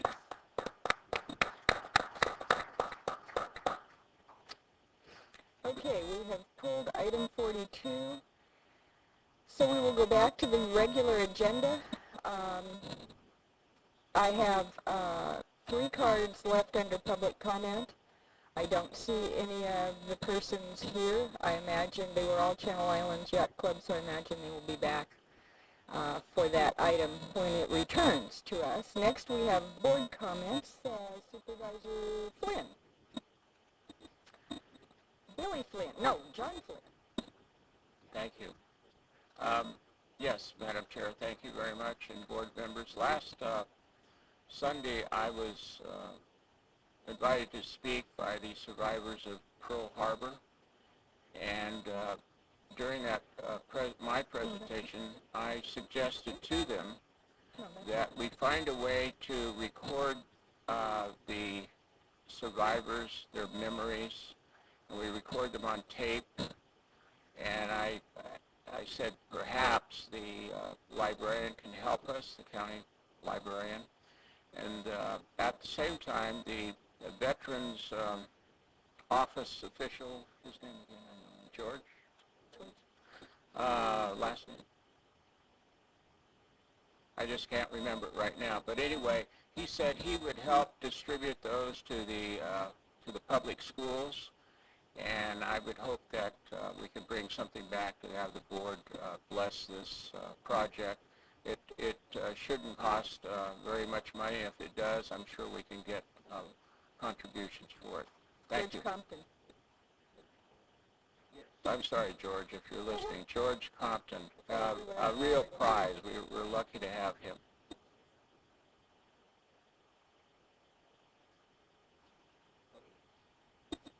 My partner over here reminds me to ask you to adjourn in memory of the list I'll present for the clerk. Thank you.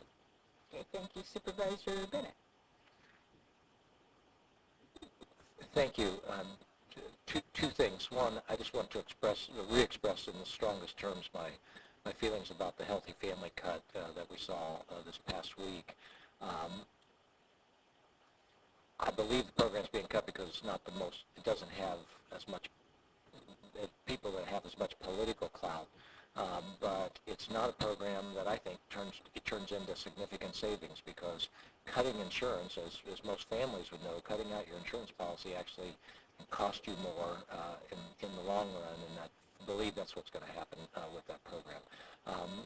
With that, particularly if your family program could be paid for by the federal government, 65% of your insurance program, I can't imagine a family that would say, we're going to cancel our insurance program to save money, even though the federal government's going to pay 65% of our insurance program.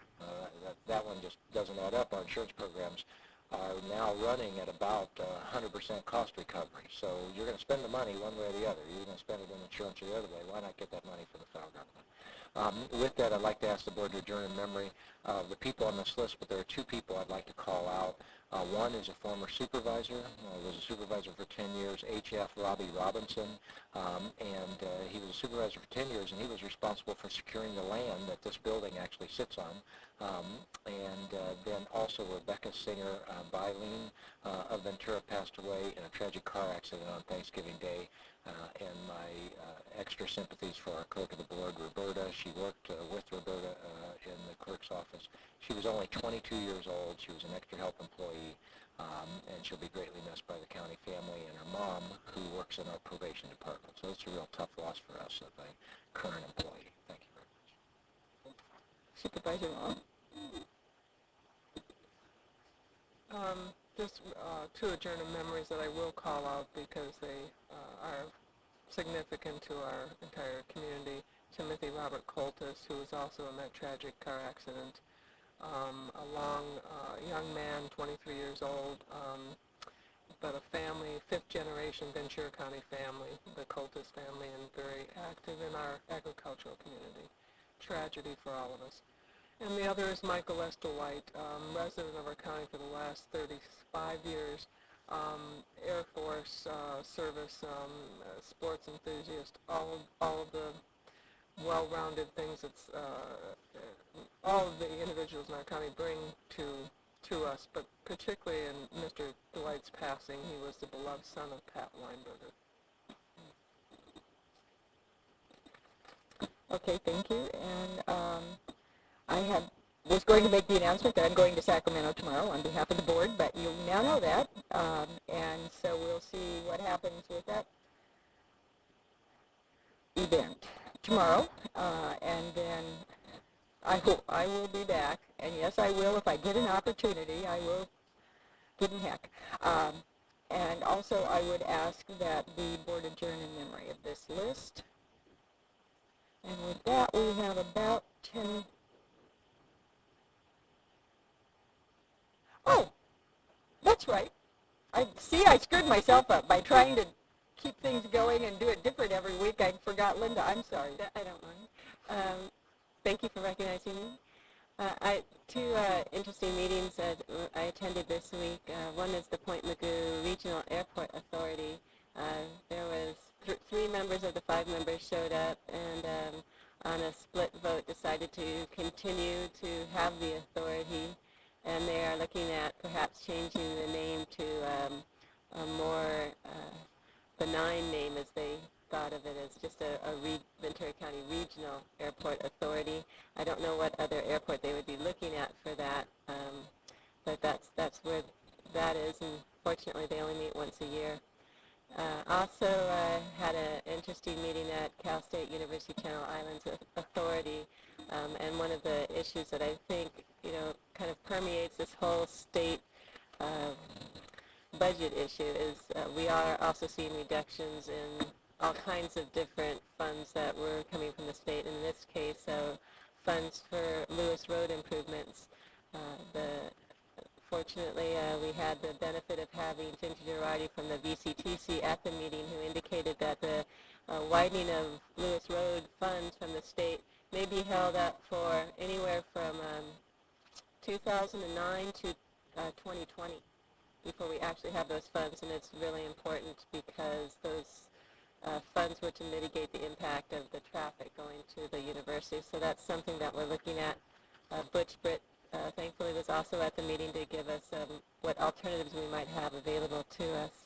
I also want to wish Kathy Brown with my staff a quick and easy recovery. She's having some foot surgery today and will be gone for the rest of the week. And I'd also like to ask that the board close in memory of the people on this list. Thank you. Okay, thank you very much for your comments. Sorry I skipped right over you. I'm going to have to make myself a little diagram every month, every week, so that I don't do that. Just a quick comment on the Point Mugu Airport Authority. That was set up way back when in the last round of BRAC, 1995, when Point Mugu was on the list and came off the list, and Supervisor Flynn, certainly you remember that and were instrumental in that. And at the time, the Navy was talking about the possibility of joint use with the county for a commercial airport. There were, at that time, it was seen by Captain Beale as potentially a way to ensure the Navy participation continue in our county. After the BRAC, the round of BRAC, Mugu got Point Mugu at the time, not Naval Base Ventura County yet, was taken off the list. Everything was successful. And after the dust settled, the Navy decided, and I mean the big Navy, not just the commanders out at Naval Base Ventura County, the big boys, the ones that wear stars, and lots of them, they decided that in the last round of BRAC, the Navy had lost far too much landside air operations capability, and the word came down that the Navy has no intention, and of course this could change tomorrow with a different admiral, but right now, and for the past several years, the Navy has withdrawn any desire to be in partnership for a commercial airport because they only have in California Lemoore Air Force Base and Point Magoo left in the inventory for air operations of the training type that they're doing. And so I think it's a good idea to keep the authority on the shelf, not disband it and meet once a year, because we never know what's going to happen. But the sole purpose for the authority was the joint use with the Navy on Point Magoo for a commercial airport. So we'll see in the next round of BRAC. If everything is cool like we think it's going to be, then that might be the time to have the second discussion of whether we still need it, because supposedly this is the last round of BRAC. We'll see. Okay, with that, we will go to item 47, which is Fire Protection District approval of 0304 budget adjustments. Good morning, Chief Roper. Good morning. Bob Roper, Fire Chief, Ventura County Fire Protection District.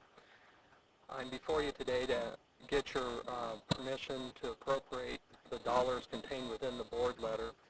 These dollars are derived from some unanticipated revenue, from some federal emergency reimbursements, and also with our settlement with the State Controller's Office regarding the educational revenue augmentation funds that we had a difference of opinion with over a period of time.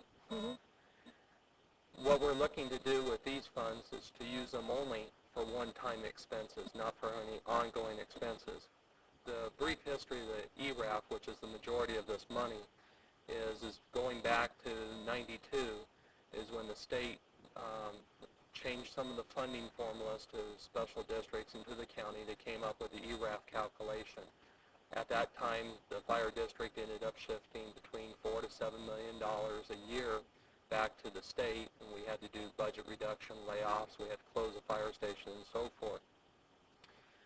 We followed the lead of some other counties, and we were turned on to the issue that LA County Fire Department was taking with the State Controller's Office on the interpretation of the ERAF calculation.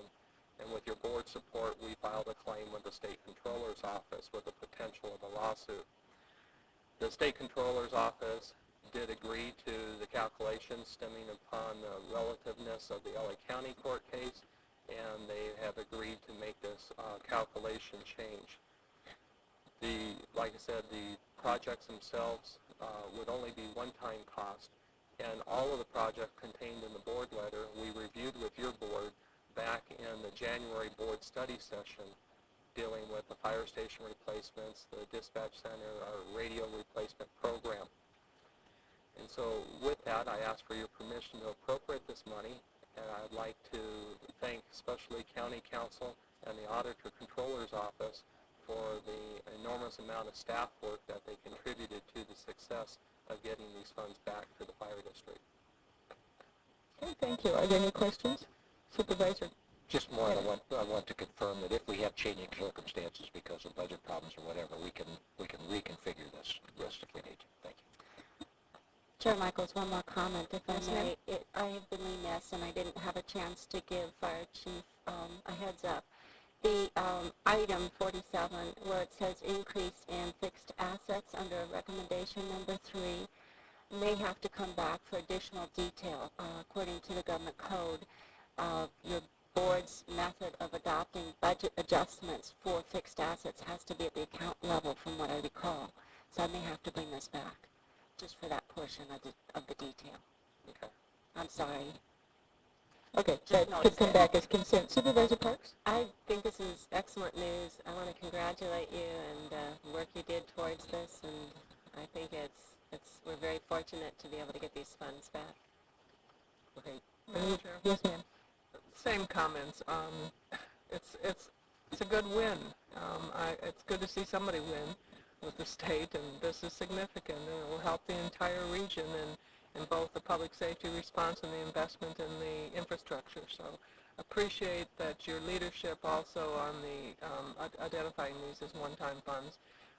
Expect there were a lot of interest in, is there another way we could use this money? But clearly it belongs to the district and should go for the infrastructure that helps all of the residents of our county in a higher level of safety response. So thanks, Chief, for your leadership. Thank you. Thank you. Good job. Move the recommended item. I have a motion and a second. Any opposition? Seeing none, the motion carries. Okay. Next item is, we've got time. Harbor Department, item 48, authorization to submit an application. Move the recommended action. I have a motion. I have a motion and a second. Any questions, comments, opposition? Seeing none, the motion carries. Okay, we'll get that one in. That'll probably be the last one. Item 49, Ventura County Library, mid-year revisions to the 0304 budget. Good morning. Good morning, Chair Michaels, and thank you very much, board members.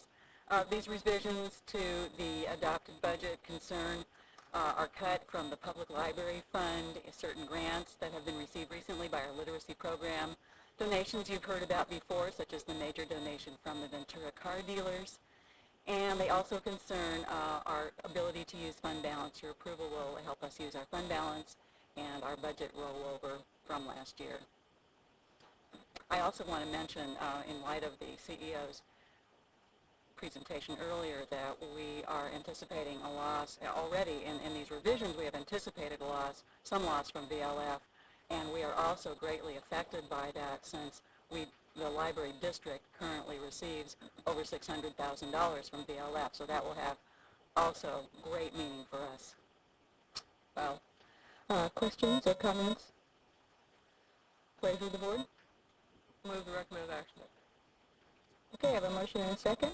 Any opposition? Seeing none, the motion carries. Thank you. At this time, we will go into our 10:30 closed session. More than likely, we will not return until 1:30. APCD has a special meeting at 11 a.m.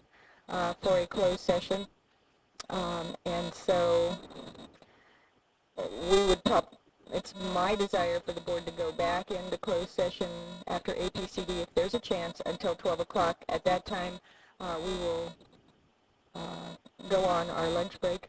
A couple supervisors have other things to do. We will be back at 1:30 in order to do the 1:30 and 2:30 items and the rest of the agenda. Before the board gets up, though, CEO, is there a reason to come back, if possible, about 1:10? Are you going to be available to start the closed session? No, you're not going to make it. Never mind. So everybody's off till 1:30. And with that, I'd like the board to please go into closed session. And whoever's... and since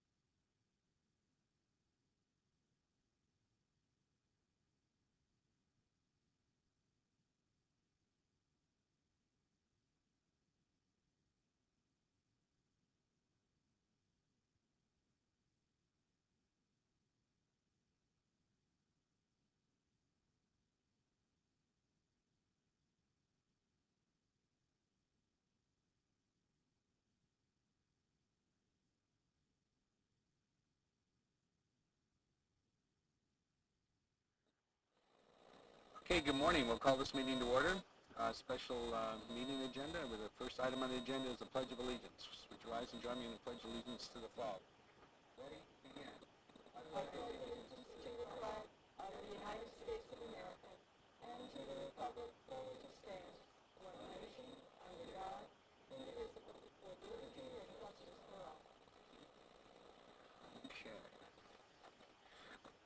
Excuse me. The minutes from our previous meeting will be brought forward in the January meeting.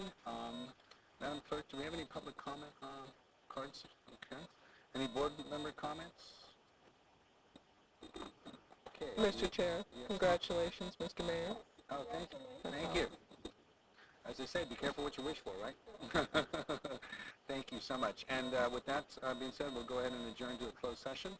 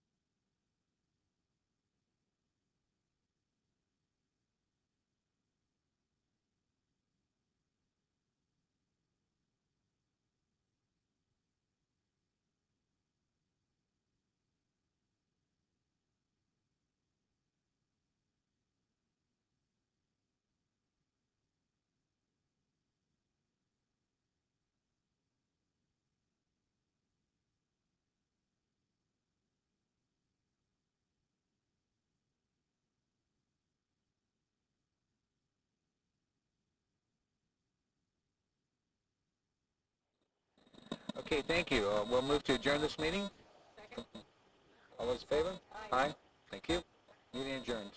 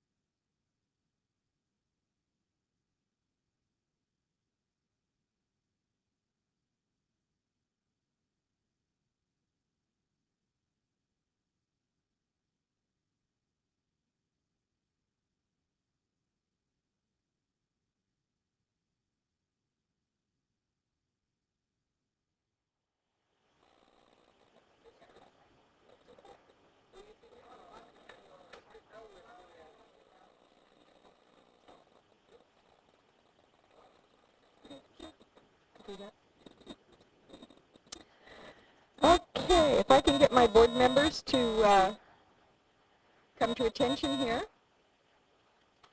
There she is. We will go ahead and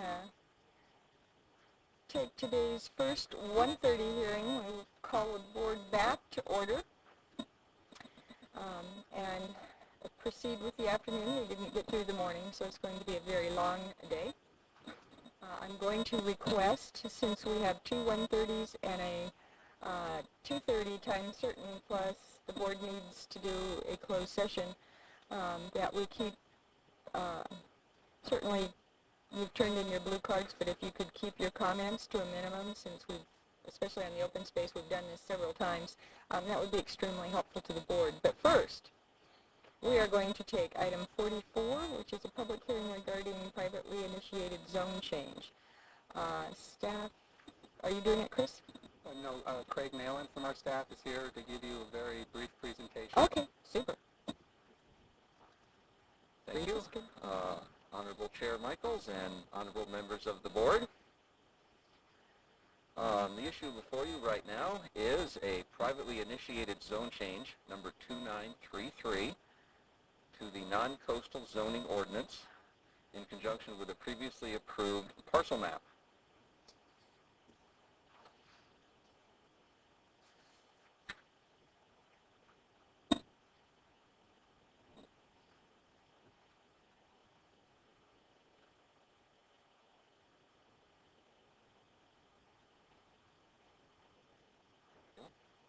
Oh, thank you. Okay, this site is the former property of Egg City West on Waters Road, the terminus. Lot number 1 contains an existing garage, single-family dwelling, a water well, and the existing hatchery building, as well as a septic system.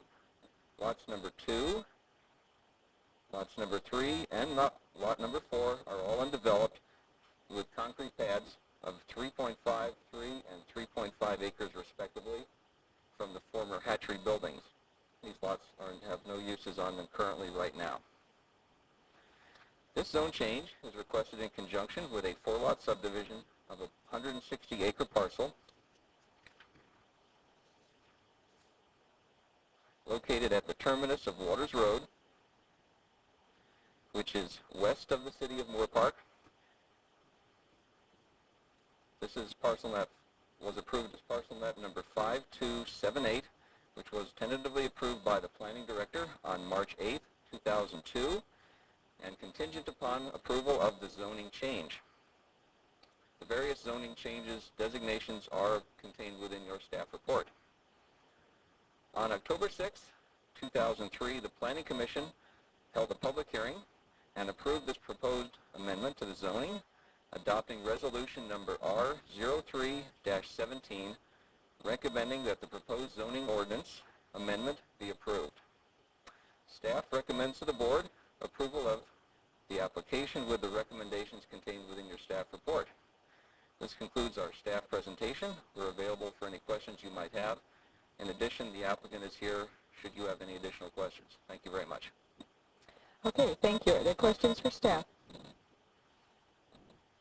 Okay. Questions for the applicant? He is in the audience, Mr. Ben Staley.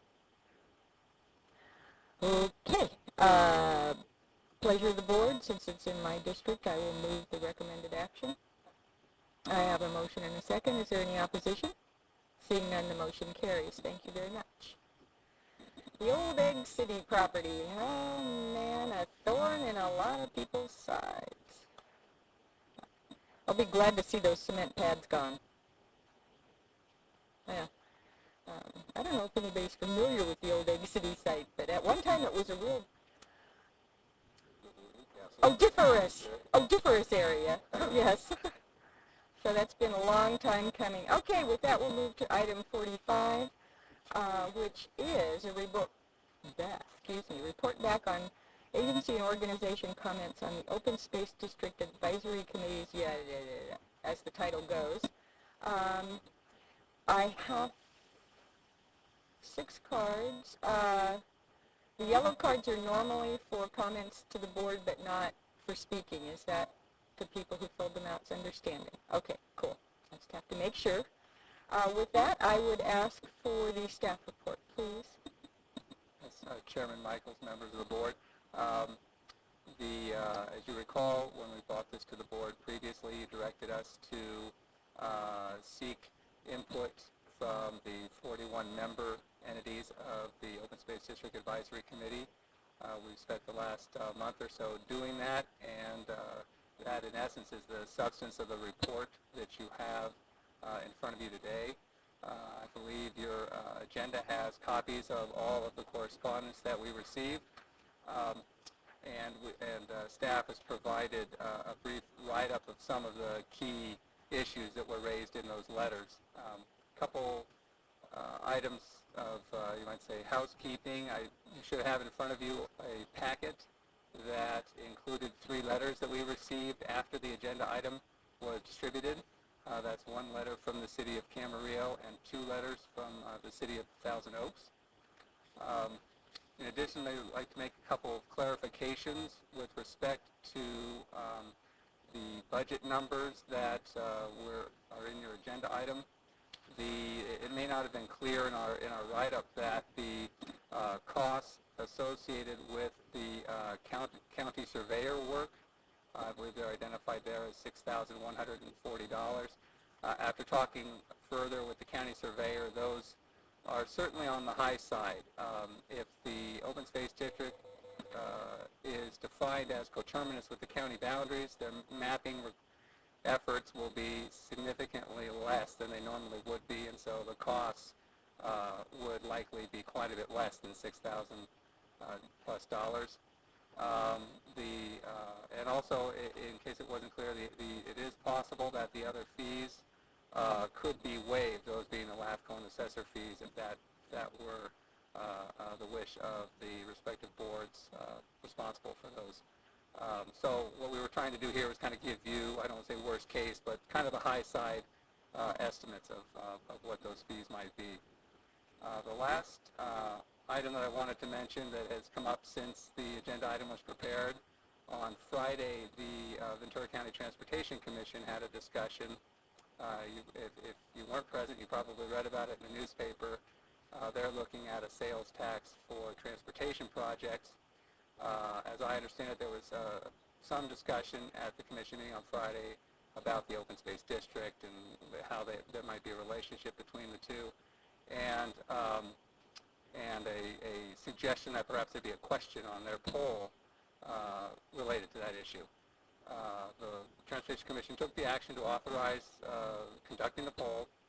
On Monday, I spoke with the executive director of VCTC to get some clarification as to what they're doing, and we actually provided some information to them. They didn't have a lot of information on the open space district, and their intention at this point is to include a question within their survey about the open space district and whether or not there is support or not for such a proposal.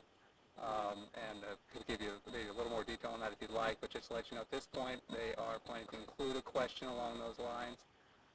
They have a very short turnaround on their survey. They are actually hoping, as I understand it, to begin the survey this week. So it's a very, very timely item. So that's kind of concludes my updates. I think in the interest of time, we don't have a formal staff presentation into the other substance of the document, but we'd be happy to answer any questions. Okay, are there questions? Yes. Madam Chair, just to tag on to, I attended a meeting yesterday that the executive director, Mr. Arty, was also present and confirmed, in fact, gave me the proposed language they sent to their pollster to include this question on the poll, and possibly 2 questions pertaining to the 8-cent sales tax and or 4-cent sales tax, and whether there'd be support for either. So that would be helpful, and they are intending to have that poll completed within the week, and then the tabulation takes a little longer, but within 30 days there should be some public review opportunity of the poll. Okay, thank you. Any other questions? Okay, with that I will open up the public comment portion. Supervisor Bennett is stuck in traffic and is soon trying very hard to get here pretty soon. Be advised, at 2 o'clock the board must go into closed session. Whether we've finished this item or not, we will then have to come back from closed session. And it's going to be like that all day long. So my apologies, but we have a heavy day. My first card is Joe Gibson, and again, I would request the item's open. Once it's open, we don't accept more cards. I would respectfully request brief if we can do it. Thank you. Chairman Michaels, members of the board, I'm here today continuing as a role of an advocate for the Open Space Advisory Committee. Today you've got before you the staff item, and I would urge your support to approve the staff recommendations to keep the process going. We've been 5 years into this. The Open Space District Advisory Committee has worked the last almost 2 years now since it was formed. That had better be God. Not on my cell phone, so. Okay. But again, I think the important thing right now is to keep the dialogue going. I think the step that you took on October 7th was an important one, going back and polling all 41 organizations, and I think you got very good response. Concerns are identified, and I think that's a good part of the process. And in order to keep the process going, we need to recognize those concerns and address them as we go forward and not stop now. Two of the biggest concerns were timing. Is the time right to put something on the ballot? Well, you don't have to make that decision today. If you want to go on the November 2004 ballot, that decision doesn't have to be made till July. So I'd urge you to consider that. Don't do something today that you have the ability to make a decision down the road with additional information. The second concern that I've heard articulated out there is distribution of funds. And when it comes to money, everybody seems to want their fair share. So how we address that and how that gets addressed and what is fair and what is unfair, is probably in the eye of the beholder in he who wants to get as opposed to giving. But I urge you to continue the process, adopt staff's recommendations, and move this point forward. You will have the ability, and I think it was brought up with the VCTC poll being conducted, with the March primary coming up, to get additional information and get a sense as to what the electorate wants to do. And with that, I thank you very much. Okay, thank you. Link Levins?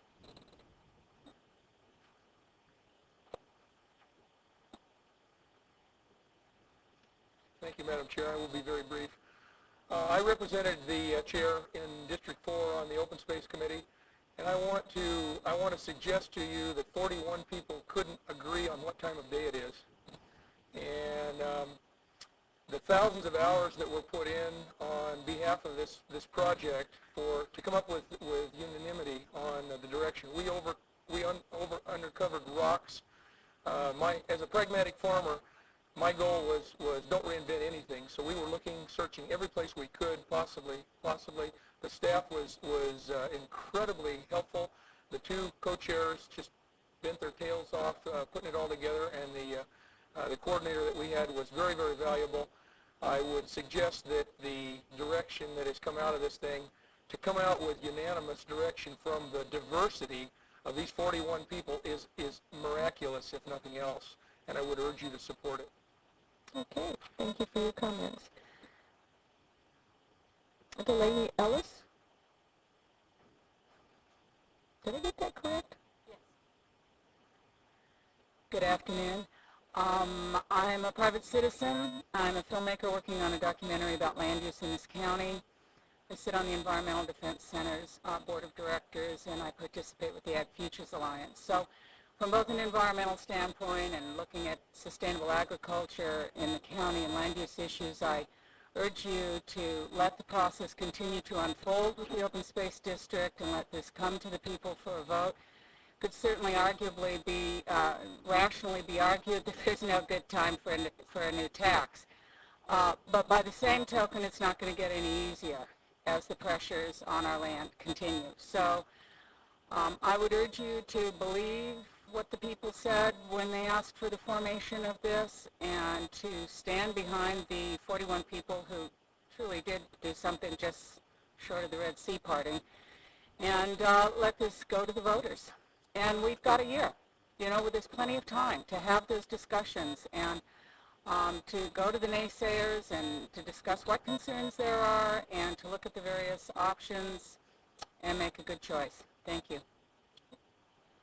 Thank you. Virginia Rogowski?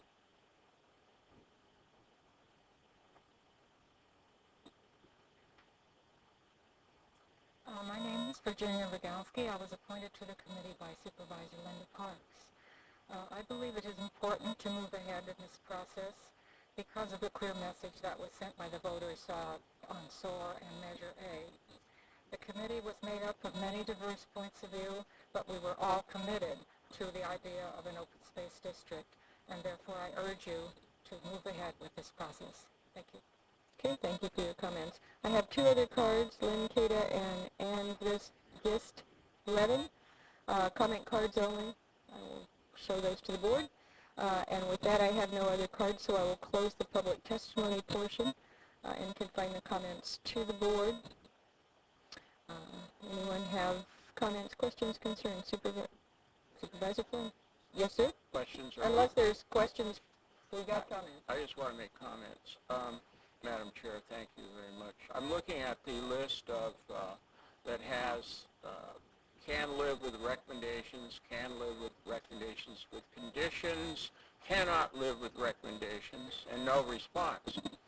And it's absolutely amazing when you look at all these organizations that there are a number of them, the majority, vast majority, super majority, can live with recommendations. And some of these groups are so diverse, it's amazing that this ever came about. And I want to commend the two chairs and all the other 41 members and people like Link Levins, who has certain views on agriculture, I know, because I know him, have known him a long time. And he's standing up here says he supports it. So it's an amazing, amazing thing. I'm absolutely amazed. And here's what it's based on. It was at a ballot measure on November the 3rd, 1998, Measure A on the county. Should the county and each of its 10 cities establish a growth boundaries preserving farmland, open space, scenic vistas, by adopting by ordinance 6 existing and 5 proposed green belts and preventing use incompatible with commercial agriculture. 2, prohibiting changes to external community boundaries unless approved by voters, including amendments no more than once every 10 years. And 3, forming an open space agricultural conservation district to receive public-private funds to acquire open space lands and farmland. That was the direction that the voters gave to us. Carry this out. We have no choice. It's not a matter of choice. It's a matter of carrying out a direction by 68% of the public, the voters who voted for Measure A. So I feel very comfortable today voting in favor of the recommended actions, Madam Chair, and I hope we can move forward. Other comments? And Supervisor Bennett? Yes, you asked about questions and comments, and I just for staff, if we move forward with the recommendation in terms of the $40,000, $20,000 of that is for the poll. What is at this point in time? What is your if we went forward? What would be your intention? Would the poll come back to us for review before we did it? When would we do it? That kind of information. The poll, if you did provide that direction today, we would begin the process of soliciting proposals from polling firms to do the work and begin the process of developing that poll. The previous one, I am not sure, and Jean Schelberger, Nancy was here for that, how we were able to get board feedback into the specific questions. Okay. We didn't on the formal poll, but so I'm trying to find out whether you had a game plan. We can do that in working with the polling firm and individual board members. We can work as best we can with you on the questions for that poll. So we would anticipate this thing happening sometime after the first of the year, and the poll itself would take place sometime after the first of the year. And absolutely. The contracting processes and such, it's probably more like late February. Thank you. Supervisor Long? That was certainly one of my questions too. I think that we'll gain some information from the VCTC poll, and whether or not it would be conclusive enough to then say to this board, we don't need to do another poll. I think we'll have time to make that decision because they do expect to have theirs conducted this week and completed within 30 days. I think that the work has been excellent by the committee. I think that the report, and I attended the meetings in my district of the city councils when they discussed this, and want to thank Joe Gibson, who really was more than just a backup, because he certainly has lived and breathed this issue. He was outstanding in front of the city councils and answering some questions that I adeptly dodged because I didn't have a full grasp of all of the details as well as Joe has, and I learned from that with Joe. So I would support certainly the recommendations moving ahead. My concern in spending the money on a poll, I'd like to just suggest it's here in concept. We can have it in holding, but let's wait and see what happens with what comes out of the VCTC poll. Had we an opportunity, my direction or my thought was to ask Ginger if we could jointly fund a poll with VCTC, so we could have had perhaps more questions and been able to do, but they were too far ahead already with their poll, so we couldn't join in that. So there we are. That's Supervisor Bennett? In the interest of full disclosure, I would say that I won't have a lot of confidence in the polling results from the VCTC poll if the open space district questions are just a couple of them, because from the polling experts that I've talked to, you're trying to create, not knowing for sure how VCTC is going to do their poll, but they're going to be trying to do a poll for the transportation tax. There are going to be a lot of questions, pro and con, about the transportation tax, and then they're going to throw in this question about the open space district sort of out of the blue and what we need.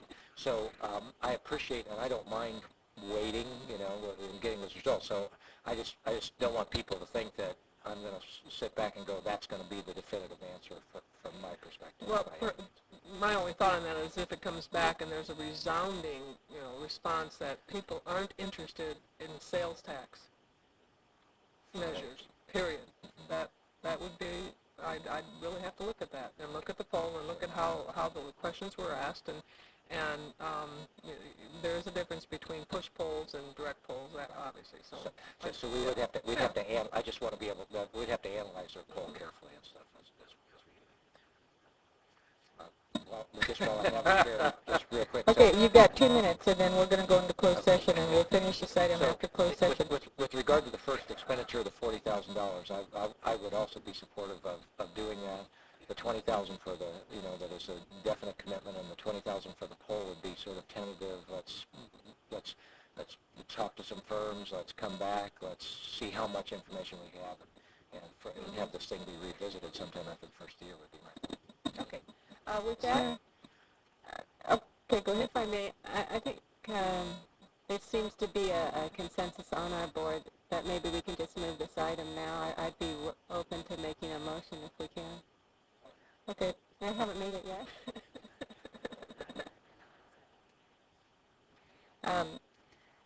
You got carte blanche now. Yeah, certainly, if the board feels that they're ready, we can do it in 2 minutes, that's perfectly fine. I have 1 minute of comments, less than that.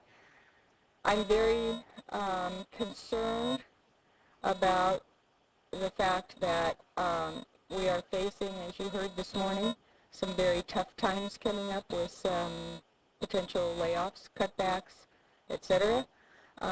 And the cutbacks, if VLF is not backfilled, will hit every department, including planning. And so we can say, well, $20,000, $40,000 in this great scheme of things isn't all that much money.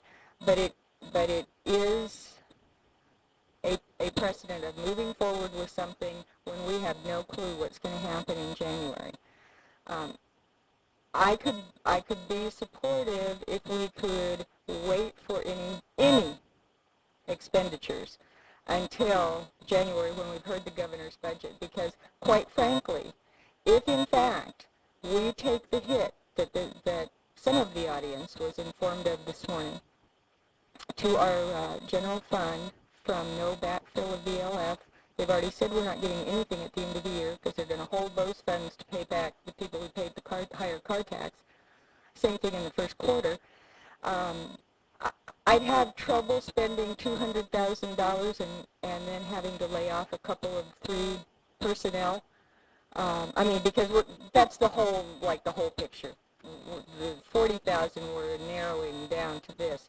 And so that's my discomfort, and I have to be very honest about it, that I don't think we should be doing anything that costs money until after we see the governor's budget, because everybody can laugh, but this is big-time disaster potentially could hit, and it means employee layoffs, it means programmatic cutbacks, it means a lot of things. So that's my position. If you want to press forward today, I will vote no. If we want to say in concept this is fine, but we're going to wait till the governor's budget before we expend any funds, then I will support it. Madam Chair, you do make good points. There's no question about it. But I think we need to move forward, and if we need to find the money through private foundations, we need to make that effort, but we need to pull it together. As far as combining a poll, in all due respect, I would not think that to be a good idea. It would be mixing 2 issues that probably have a lot to do with each other, but we ought to keep them apart. It would be like conducting a poll on Steve Bennett and John Flynn. I mean, there's just wouldn't work very well. Water and oil. Okay, Supervisor Parks. Yeah, as I see the staff's recommendation, we'll be looking at an expenditure of $40,000 in 0304. The big expense would be coming in 0405, and I think we have some steps along the way, certainly, once we start approving ballot language, getting the okay of the legislature. I'm comfortable with beginning that process. I think that this really does take a regional approach to open space preservation. Takes off where SOAR leaves off. SOAR is going to expire in 15 years. It really deals with issues of development that affect all the cities. While some cities are looking at, they only want the money to stay in their cities. Everyone takes the 101 freeway, the 118, the 23 freeway, 26. It deals with increased traffic and air pollution and overcrowded schools, environmental protection, agriculture protection. It is a regional look. And I think that if we look at how it is going to be a 1/8% sales tax. What I like best about it is the revenue can only be used for open space acquisition. And it can only occur if you have 2/3 of the vote of the people. And to me, this is just a part of democracy. Let the people make a decision whether they want to tax themselves for this. And while I don't like to see added taxes, I do like to give the option to the people. If they want to tax themselves for something as valuable as open space, I think it is a worthy cause.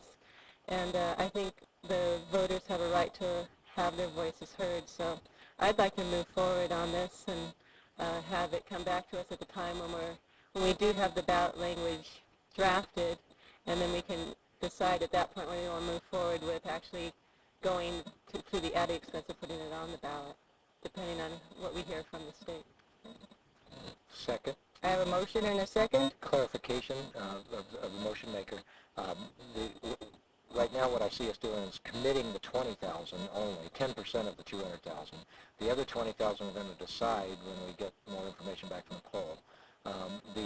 The other 2 clarifications, I assume that we may draft the language, but we may, based on the polling information, we may not want to draft it to the point where we can't modify in any way based on the polling information that comes out, that is out there. And that poll may be well past February, based on what we find out. For example, if we find out by February that nobody in the state legislature is willing to carry the 1/8 cent sales tax, then let's not bother to poll on the 1/8 thing. Let's poll on the 1/4, if nobody's willing to do that. So there's some things that could adjust the poll and adjust the language, but this would give the authorization so that they know that we can do that. But again, we're only committing to 20,000.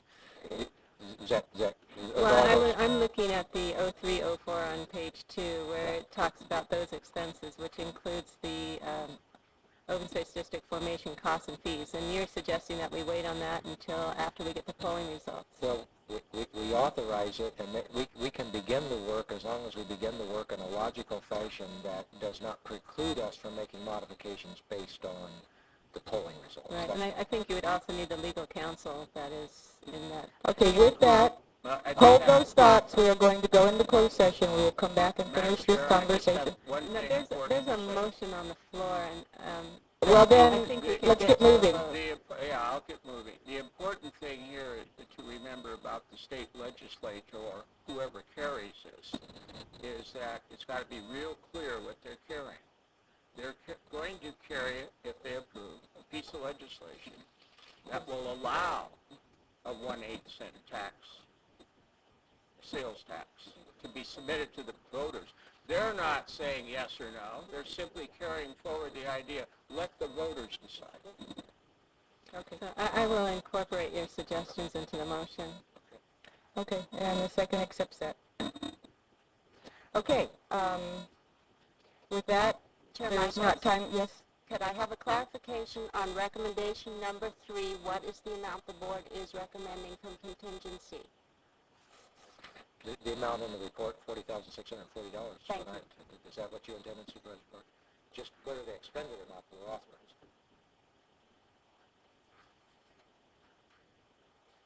Okay, is there any opposition to the motion? I oppose. With that, we're going into closed session. I make no guarantees that we'll be back exactly at 2:30 for the 2:30.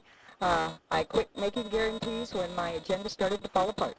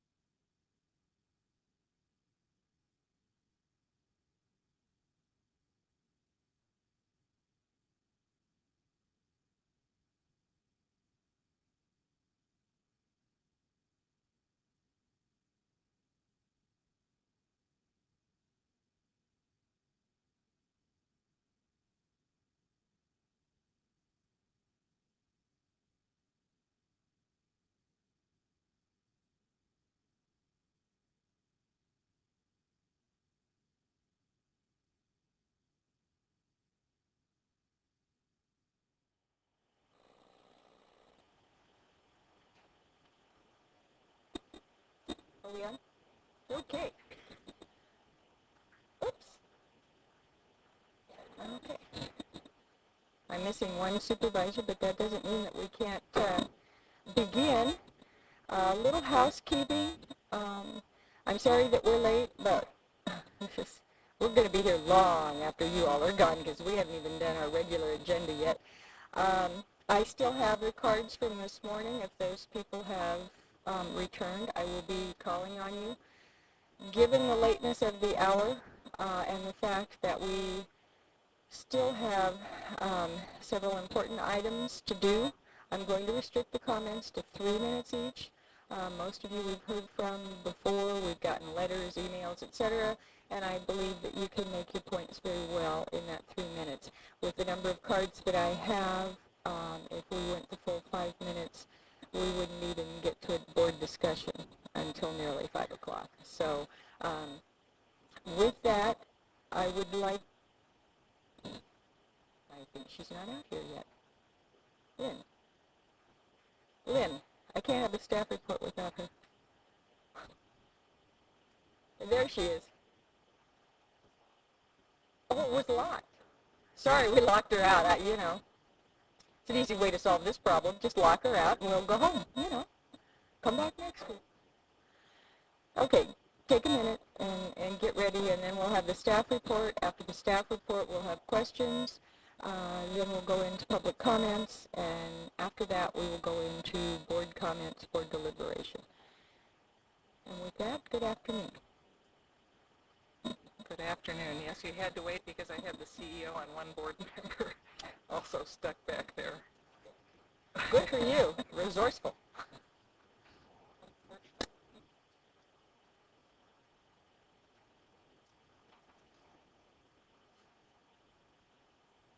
Roberta, can you get me help? She did? You get me help? Oh.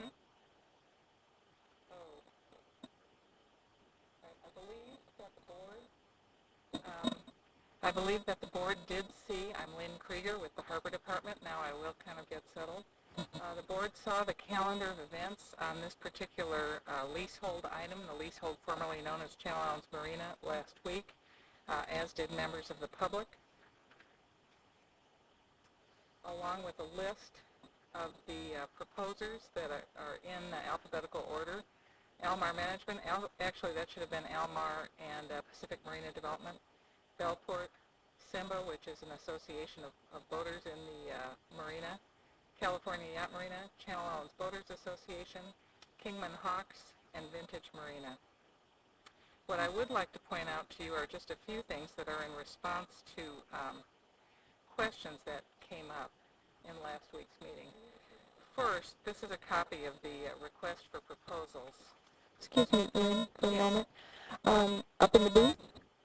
I don't know what's wrong with this podium mic down here, but we're having trouble. It's very soft, and the people in the back aren't hearing. Can you crank it up a notch or two, please? Our mics are much louder, and this is important. Is this better? Well, that is better. Okay. The final page of the request for proposals is on the screen to your side, which talks about the submission of responses, but also makes it quite clear.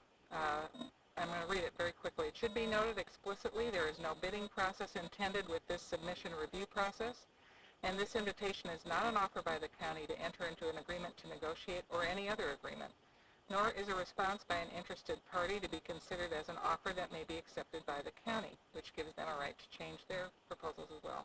Neither the county nor any respondent will be bound to any agreement unless that agreement is in writing and executed by both the interested party and an official authorized by the Board of Supervisors of Ventura County. The county reserves the right to reject any response or all responses, to terminate discussions and select any party with whom to deal, whether or not that party has responded to this RFP.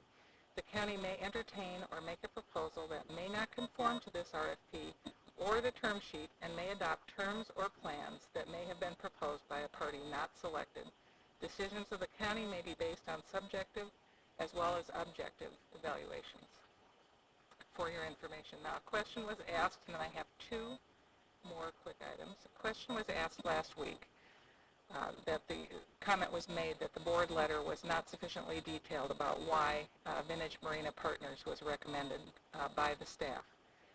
And I have 8 reasons here for you. The first is that while we had all of that caveat language regarding the request for proposals, we took the proposals very seriously. People took time and went to great expense to prepare them.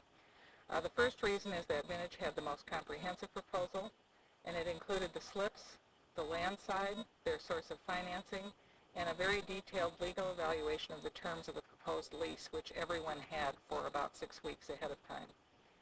Second, they had the financial capacity and commitment, meaning that they have investors with their own cash in hand willing to commit and be able to begin immediately. Third, they had a higher lease fee than all but one proposer, and the difference was not all that great between them. Fourth, the capital is patient. There's a heavy investment required here, and in all of the pro formas you show some years of relative loss in the early stages of construction, with income being made later. And for some people that's a problem. For others, they can ride it through. If a recession hits just as you're finishing, if your capital's not patient, we're all in trouble. Fifth, there was a strong development team, including architects, marine engineers, and coastal consultants. I think you saw all of them 2 weeks ago, with much of their work already completed.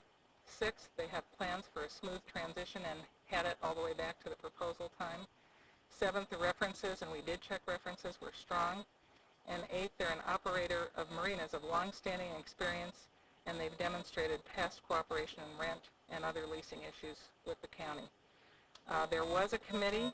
That question was asked, and it consisted of 2 economists by the name of Faith Backus and Alan Coton, outside counsel Herb Weiser, my deputy director, who's Carol Abella, who's responsible for fiscal matters, the lease manager, Dennis Heitman, and myself. We met to review the proposals. We had an analysis prepared of the proposals, and we met with all of the proposing groups, or nearly all of them, twice. My final point is I'd just like to point out in your board letter that you received that there are 2 changes from last week's board letter. You probably noticed that it was revised. The first is on page 3, and it's the second to last paragraph. There's been some question about what the plans are in the green area adjacent to the marina. Several of the proposers proposed additional buildings adjacent to the marina. Vintage was one of those, and they proposed a possible addition at a future date of a health club or fitness club, whatever they called it. They're well aware that such a structure is not allowed under the current Public Works Plan, and that the county did not invite and has not entertained that proposal. We've made it clear that we reserve the right to ask them to do it should the board ever change their minds about having such a facility, but for the time being, it's not requested and not allowed under the Public Works Plan. And then finally, on page 6, the only other expansion relates to CEQA, the California Environmental Quality Act, and it is the large paragraph on the last page. There were questions raised about whether this actually qualified for a categorical exemption. We had a second review by 2, actually 3 members of County Counsel's office who reviewed it and said yes, that the categorical exemption was indeed appropriate.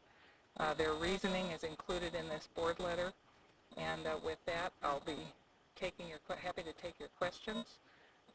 There's no change to our recommendation. I believe that Mr. Giamara and Mr. Dunn, representing Vintage, are here if you have questions of them. Thank you. Okay, thank you. Are there questions for staff at this time? If the fitness center were to go through, where would it be located? There was in the proposal, I believe it was in between where the yacht club is, the current yacht club building, and the Whale's Tail restaurant. Thank you. Pretty view while you're on the exercise. Yeah, that's right. Okay, any further questions? With that, I will begin to take the cards. 3 minutes each. Please be advised when I tell you your time's up. Oops, it's up.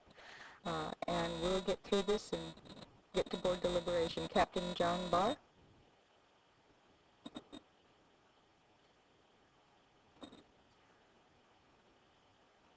Madam Chair, board members, good afternoon. Thank you earlier today, Chair, for your a suggestion to all of us that we remember the military families while those people are serving abroad.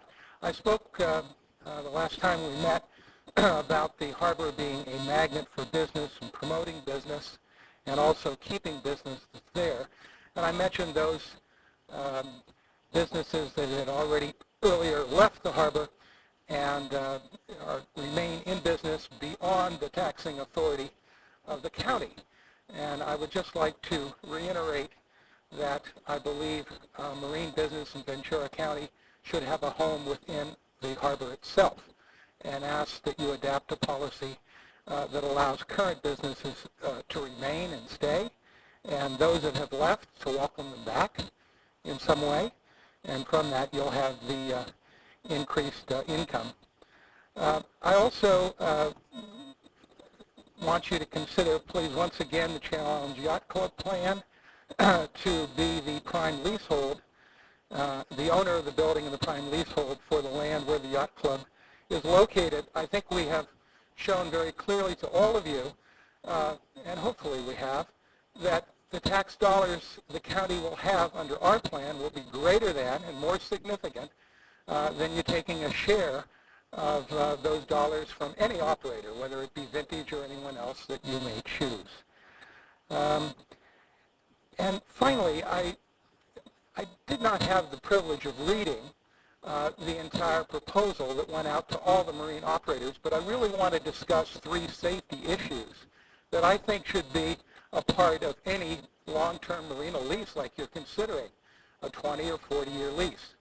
I believe docks should have ladders, so when people fall overboard, either from their vessels or from the docks themselves, that they have a way to get out of the water. Every year in this county, unfortunately, we have to recover those who have died and drowned. It's very, very difficult here with the water as cold as it is and how weak you become from the water temperature once you've gone in the water to get back out of the water. So I believe any physical constructions of new docks should include boarding ladders to allow people to get back to safety.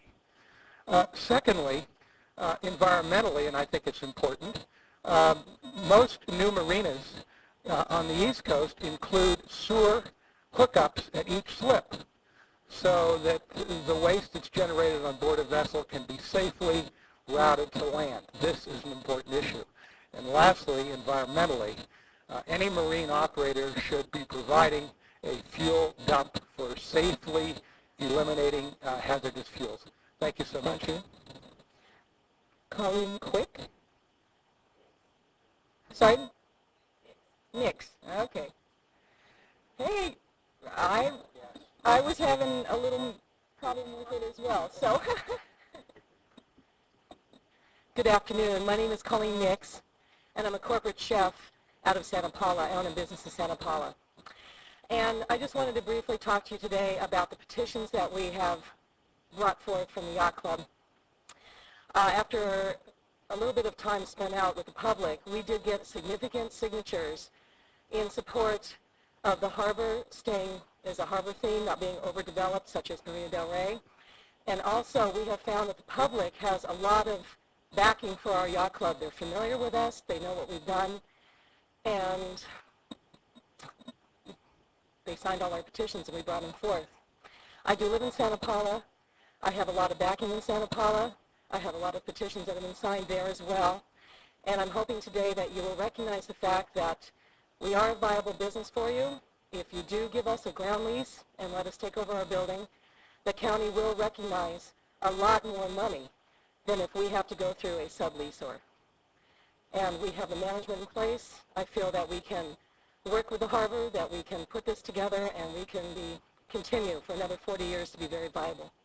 So that's what I have to say today. I thank you very much for your consideration. And please pay attention to the petitions, because a lot of people did sign that, and they are aware of who we are and that we want to stay and how we want to continue supporting the community in all of our different venues and programs. Okay, thank you for your comment. Cesar Hernandez. This is one from this morning. I didn't think so. I was looking for him, but I have my contacts in, so I wanted to still call his name in case I missed him. Okay, Bob Braitman.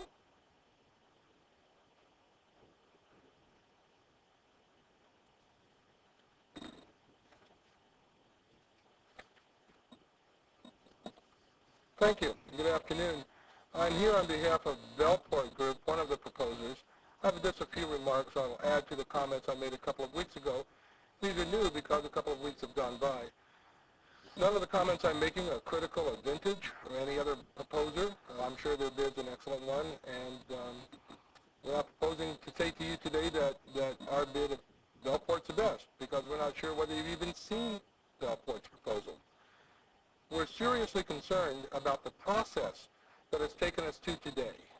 The process, as you know, was to issue requests for proposals, to get proposals from firms, and then there was a sort of an inside committee that reviewed those.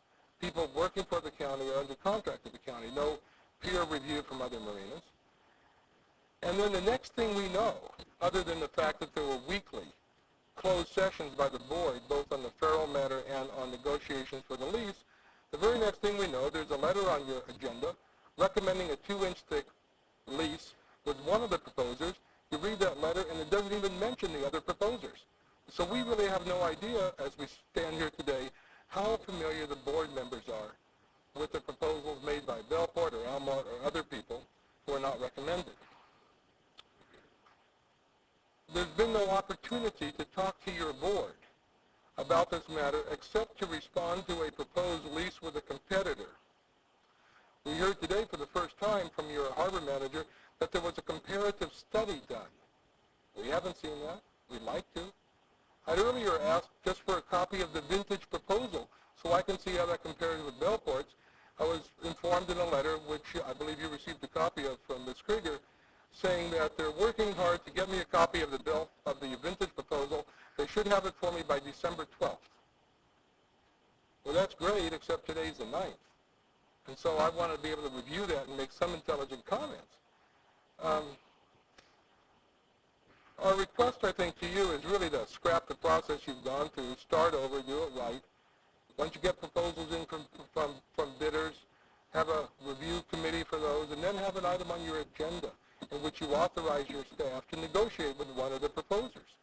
I have a letter from Ms. Krieger saying she's never been authorized to negotiate with a particular proposer, and yet we have this contract on your agenda. Those will be the sum total of my remarks today. You understand what our request is. The last thing I'll say is I have written 2 letters, one dated December 2nd and the other December 8th, to your board members, and we've asked that those be part of the record for your hearing today. Thank you very much. Okay, thank you for your comments. Dick Stevens?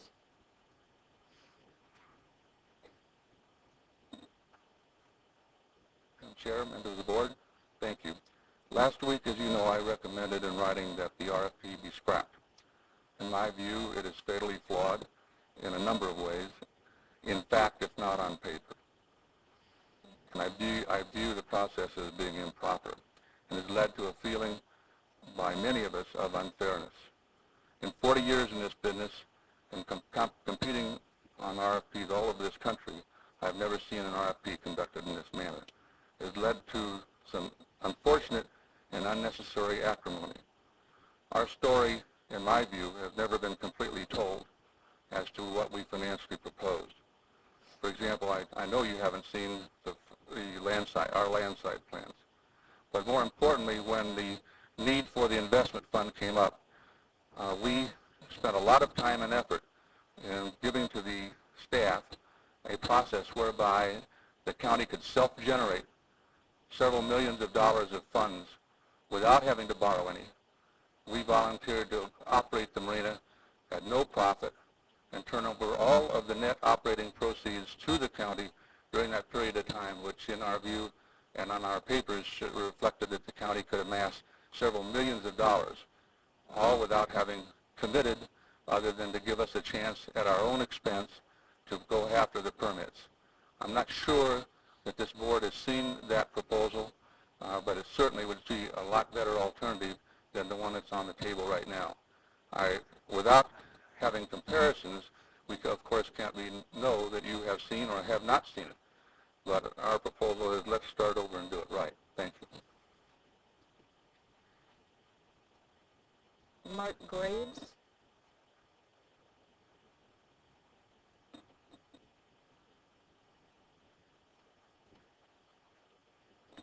Hi, I'm Mark Graves. I was elected president of the Channel Islands Marina Boaters Association and Channel Islands Marina Boaters Association LLC, which bid for the new lease also. The association itself is separate in that we work on behalf of all 550 boaters. The LLC bid.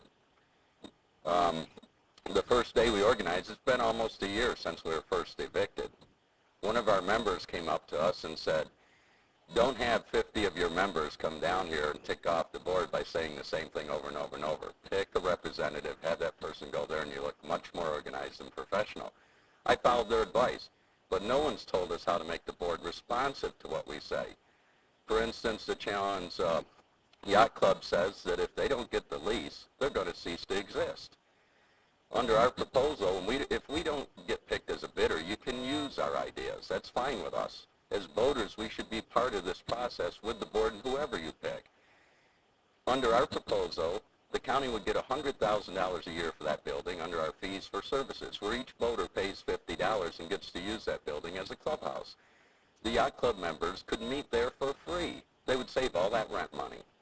They wouldn't have to pay for the maintenance of the building. And that would keep them alive forever. You know, it's paying that $50 each along with everyone else. They could have their 12 meetings a year and funds or functions, whatever they want to do. So that's something that no one's really brought up here. I think with this budget crisis that I listened to you this morning go over and you're quite concerned about, it's like a budget crisis boat filling with water. Instead of starting to bail the water out, look for holes and plug them, you're getting in your dinghy and running up to Sacramento to ask the Department of Boating and Waterways to save you. I'll put this in other words. Perhaps you should have a town hall meeting where all the public, you have a lot of good citizens and organizations that can give you a lot of good ideas, and some might help. Cut waste, do a better job, or bring more money to the county without hurting anyone, without just simply raising fees. And have a town hall with the media there every Saturday if need be until everyone gets to propose whatever ideas they might have to fix the situation. And you might find that you'll choose some of those ideas and say, wow, this is a good idea, it'll work. Another thing you might do is send all the county employees some sort of request where they can remain anonymous. They can just put a number on this piece of paper so they're not identified, and ask them to identify waste and how to do a better job with less, how to bring more money in the county. And they would feel safe to let you know that. Come to the public and look for the answers, but we haven't had you become responsive to us. We have good ideas in our proposals, and we should be a part of this process, no matter who gets the lease. Thank you. Ellen Spiegel? Madam Chair? Yes? I just want to point out the county does have a hotline where staff can anonymously call in issues of waste, and that has been pretty successful. Exactly. Yes. Thank you. Ellen Spiegel. I'm representing the Beacon Foundation, which is a nonprofit environmental organization focused on the coast of Ventura County. Beacon is asking the board to reject the Harbor Department's position that the granting of this lease is exempt from the California Environmental Quality Act, CEQA. The Harbor Department's request for an exemption cuts at the very heart of CEQA. It seeks to palm off county responsibility for environmental review of a project based on the fact that other agencies will need to clear the action approved by this lease. CEQA is California's most important environmental law. It requires each agency of government to estimate and evaluate environmental implications of its own actions. In this instance, this county, and this county alone, is about to grant a private entity by lease certain development rights on county land in the Channel Islands Harbor. It's hard to believe that the county would palm off on other agency its own independent responsibility to evaluate environmental impacts on this action. Any county agency would, it's hard also to believe that any county agency would fail to recognize this responsibility. Why is the Harbor Department trying to contort the law to say that the environmental impacts of this major project need not be reviewed? The reason, as it seems to us, is that the Harbor Department has done no environmental review for its redevelopment plan for the harbor. The Harbor Department is segmenting redevelopment into small parts while failing to reveal its overall plan for harbor redevelopment. This board approved $300,000 in a contract in November of '02 for an EIR on changes to the Public Works Plan and an EIR on the Boating Instruction and Safety Center. Most of the $300,000 has been spent. The draft EIR on Public Works Plan amendments was required under the contract months ago, but has not been produced. The mismanagement of CEQA requirements has produced a procedural train wreck. The failure to produce a CEQA review for regarding Public Works Plan amendments leaves this lease with all its changes without any pre-existing environmental review. The lease is a victim of this failure. The CEQA exemption proposed by the Harbor Department must be rejected by this board if this county is to respect its obligation under the law. We urge you to find that this lease is not exempt from CEQA and to decline to approve a notice of exemption. Thank you, Council. Thank you. Phil Drescher?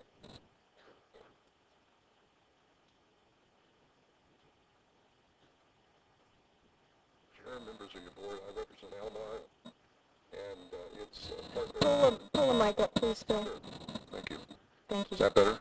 Yes. I don't know. You could put it back down again. Then I we'll be was, accused of not listening to you. Listening to Lynn, and we too have not seen the competing proposals. In my letter, I mentioned we have analyzed proposals, but that was based upon Lynn's summary contained in her letter.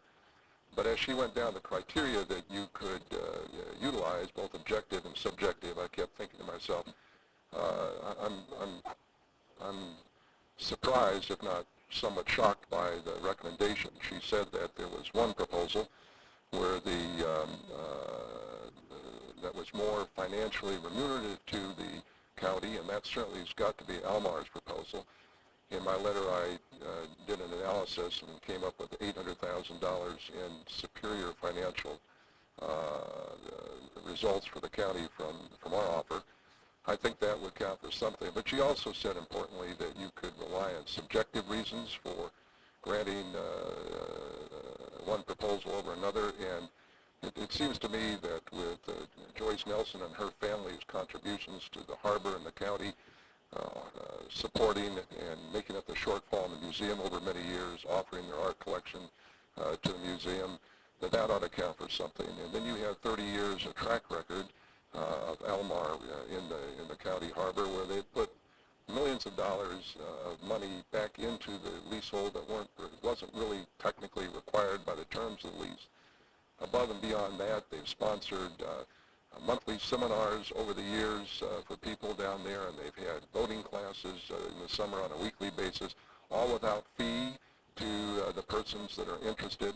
I mean, here's an outfit that leads with its heart, not so much with its pocketbook, but its pocketbook is deep.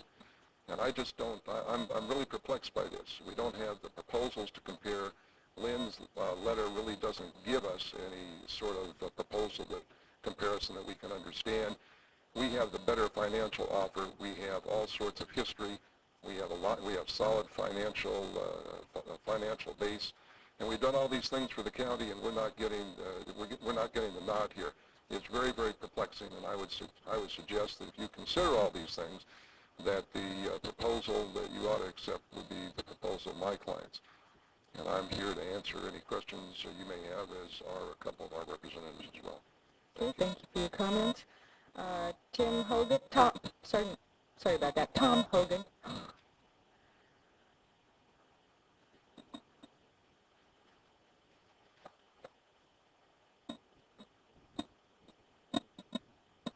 Afternoon. I have a brother named Tim, so that's a common thing that happens to us. I am a principal of Pacific Marina Development. We are partners with Almar on several projects, including our proposal in this particular marina. We also reviewed the staff recommendation of several weeks ago and have given you several communiques, and I just wanted to go over a couple of those particular items because it's our belief that the financial analysis that was given has some flaws to it relative to the comparison to our project in terms of our offer. Our offer was $750,000 as a bonus payment. That's $50,000 more than Vintage. It was $500,000 up front when the contract is signed, non-refundable. Vintage's was $200,000. It was $94,000 a year more in minimum rent. Our minimum rent proposal was $400,000. Theirs was $306,000. Extending that over the life of the loan, it's a significant difference in terms of dollars to the county.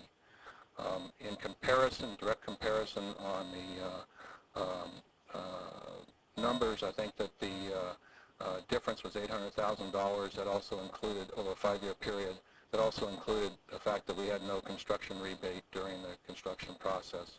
That was another significant number. But in all total, the comparison to the county over the first 5 years was clearly $800,000 less money to you from a financial standpoint. From an operating standpoint, I think that you all know what Almar has brought to the harbor. They're your best operator by far. You go down and look at their facilities. Physically, you take a look at that, take a walk through the facility, and compare it to the other facilities. It's night and day difference. I think if you find, when you compare the payments that they're paying to you in terms of lease payments, on a yield basis, they're significantly greater on a per boat basis or whatever basis you want to compare them to. You have those numbers. I think what the basis is that we're saying to you is that none of you have reviewed all the proposals. You're asked to vote today without the facts. And I think that you ought to look at the facts so that you can understand all the proposals and the context as to the way they were presented so that you can make the proper decision. And I think that's our appeal to you today. Thank you. Thank you. Could I ask a couple of questions, Mr. Hogan? Could you comment on the market share that Almar has in this region? In the region of Ventura County? They operate the Anacapa Island Marina and also Ventura Island Marina in Ventura Harbor. And 2 marinas. I can't give you offhand the number of slips. That's it's okay. less than 1,000.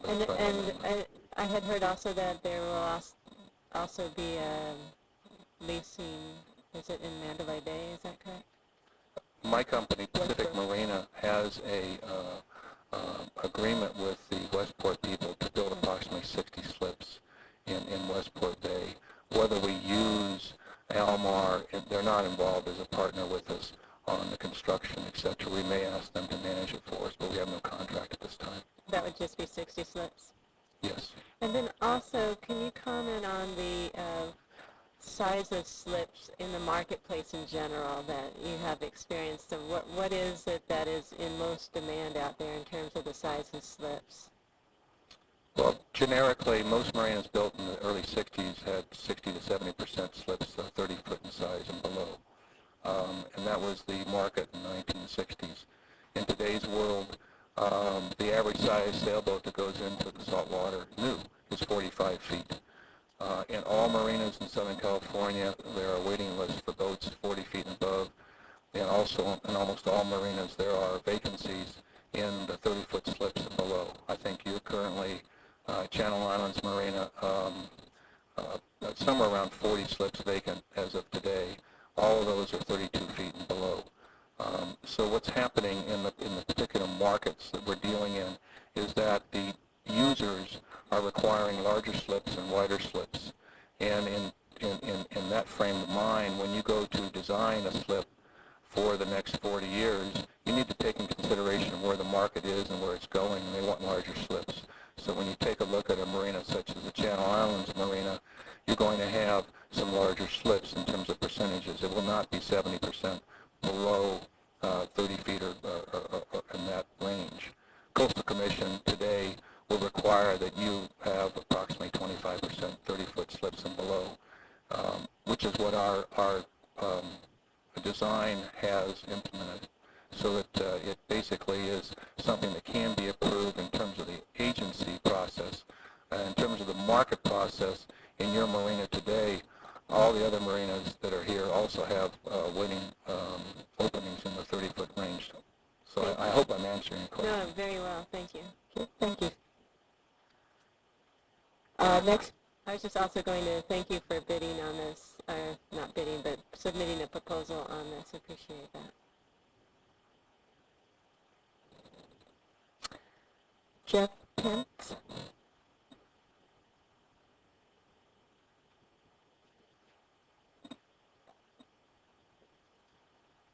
My name's Jeff Pence. I happen to also be a principal in Pacific Marina Development and also in the Almar transaction.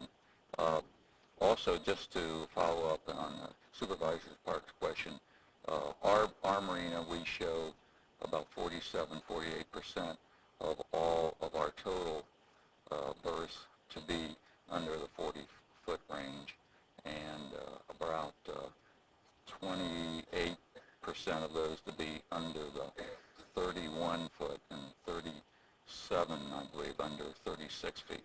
So what we're trying to do is keep a good mix, so we make sure that we do not make it too uncomfortable with people having to move from one marina to another or have no place to house. In addition, our construction, the way we are looking at in our proposal is that with our $50,000 we're going to put up on selection, then when we sign the lease, which we were hoping to be within four months, we would then add another $450,000 or $500,000, which would be non-refundable. That is contingency free. It's not subject to any rebate. It's not subject to any approvals from the coastal on a redesign of the marina. So those are dollars that the county, Ventura, will have of ours. In addition, we were going to give another $250,000 once we got through the process and it got completed. Our completion, marina completion project was for 1 year, and we had it broken down that we were going to rebuild the new marina within 12 months. And what we were doing is only in two phases within the 12-month period were we going to have to move more than 10% of the boats out as we were building. And we were going to do one finger at a time, other than in 2 months we were going to do two different times. And so what our goal was is to be able to move those tenants, berthers, to some other vacancy, and then from there or somewhere else into the marketplace, but so we could bring them back. But our goal was to go ahead and rehabilitate and have the whole project done as quick as we can. We appreciate your consideration in this matter. Thanks. Thank you for your comments. Jonathan Ziv.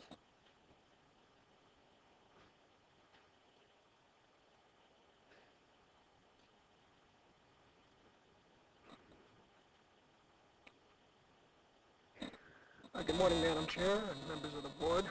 I just wanted to go over a few more numbers about the boat slips. These are just some observations that I have made. I believe that if you examine the site plan that we didn't have 2 weeks ago, but that we received from Vintage, I counted up the slips in the marina, and they counted out at about 368, and I believe, and now we've received some communication from the Harbor Department indicating that that's probably an accurate estimation of the number of slips that are in the site plan. When I counted up the number of large slips that are in the site plan, you would notice that there's about 96 of those 368 that are going to be in the basin south of the Whale's Tail and north of the Bahia Cabrillo. So if you subtract 96 from 368. That leaves only 272 of the smaller recreational slips available for the affordable boater in the county. So the vintage proposal is actually reducing the number of affordable slips from approximately 525 to 272. That's a loss of 253 affordable slips. That's a 50% reduction of the affordable slips in that marina alone. There's only 2,500 slips total in the whole harbor, so that's a 10% reduction of the affordable slips. The gentleman we just heard indicated that there's 40 vacant slips now in Channel Islands Marina. That's only 8% of the total slips in the marina. And that's following, the evictions that scared a lot of the boaters there into selling their boats. So I'm not sure that that's really a typical situation. Anyway, those are just some numbers to ponder. Another observation, I'll try to speed up a little bit here. We've all heard about last couple of weeks ago when we last met here, that in the RFP and in the notice to the board, there was going to be some expanded services into the green area. At that time, we didn't really know about the large health club building. That came out in the vintage proposal. But at the time, they were talking about that those kind of future expansions into the green area would follow the EIR for the Public Works Plan amendment. In other words, these rather modest improvements to park-like amenities, shade areas over the picnic tables, barbecues, etc., are going to require a Public Works Plan amendment in order to implement them. Yet at the same time, a 19,000 square foot boating instruction and safety center is being proposed by the same department and saying that we will not need a Public Works Plan amendment for something like that. Anyway, I'm a little confused about that, but I just wanted to bring that up. Thank you. Thank you for your comments. Nancy Snooks? Or Shooks? I'm not quite sure. I apologize. Snooks?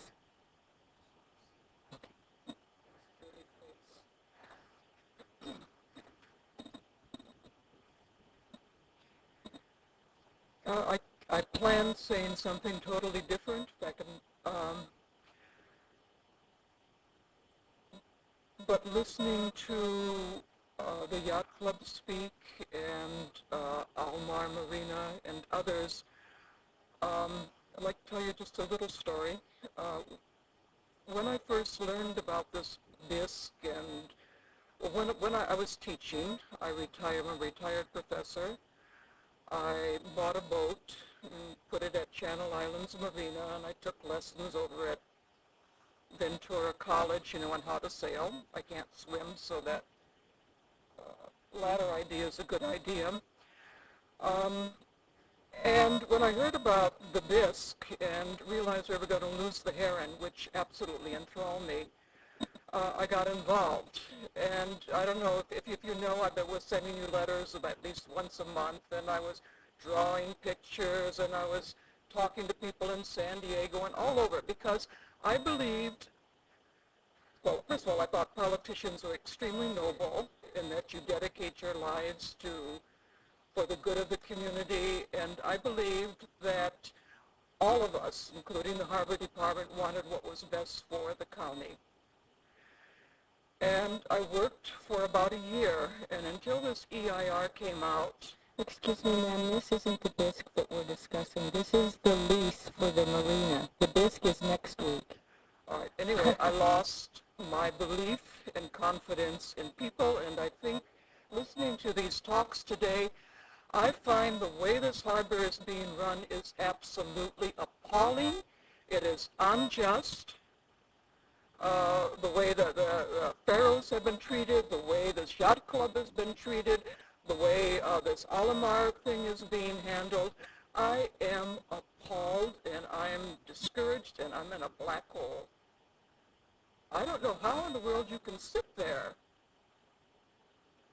And in all honesty, do what you're doing and approve this, because it means money, but you're going to sell our soul. Okay, anyway, enough's enough. Thank you for your comments. John Miyamaro?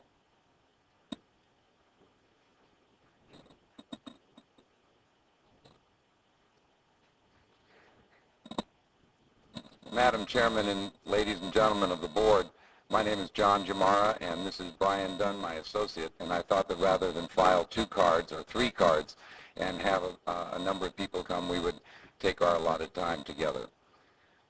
I think this is a happy occasion. I think it's an occasion to celebrate the great American economic opportunity system that we have. We've had a number of proposals from a number of very fine companies. We were one of the companies that responded to the RFP. We didn't find it confusing. The rules were laid out. We thought the rules were clear, and we responded to the RFP and abided by the rules.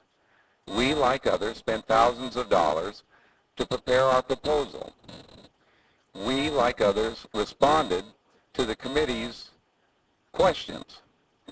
We had meetings where we provided the answers to anything that was confusing, and we elaborated on all of the different issues that came up. At the end of that process, the committee apparently made a decision based on the criteria that they had established, and the committee apparently has made a recommendation to the board, which hopefully they will rule on today. I'm not here to go through every detail of the proposal. I'm not sure that that's really what you intend for us to do. I can say that the Almar economic analysis is completely false and misleading. I can honestly say that. 90% of the $4.6 million that they talk about, 90% of that is based on minimum rents. And yet Almar, 8 years ago, when faced with the opportunity to raise their percentage rent from 21 to 25%, fought the county, and it's cost the county over $1 million.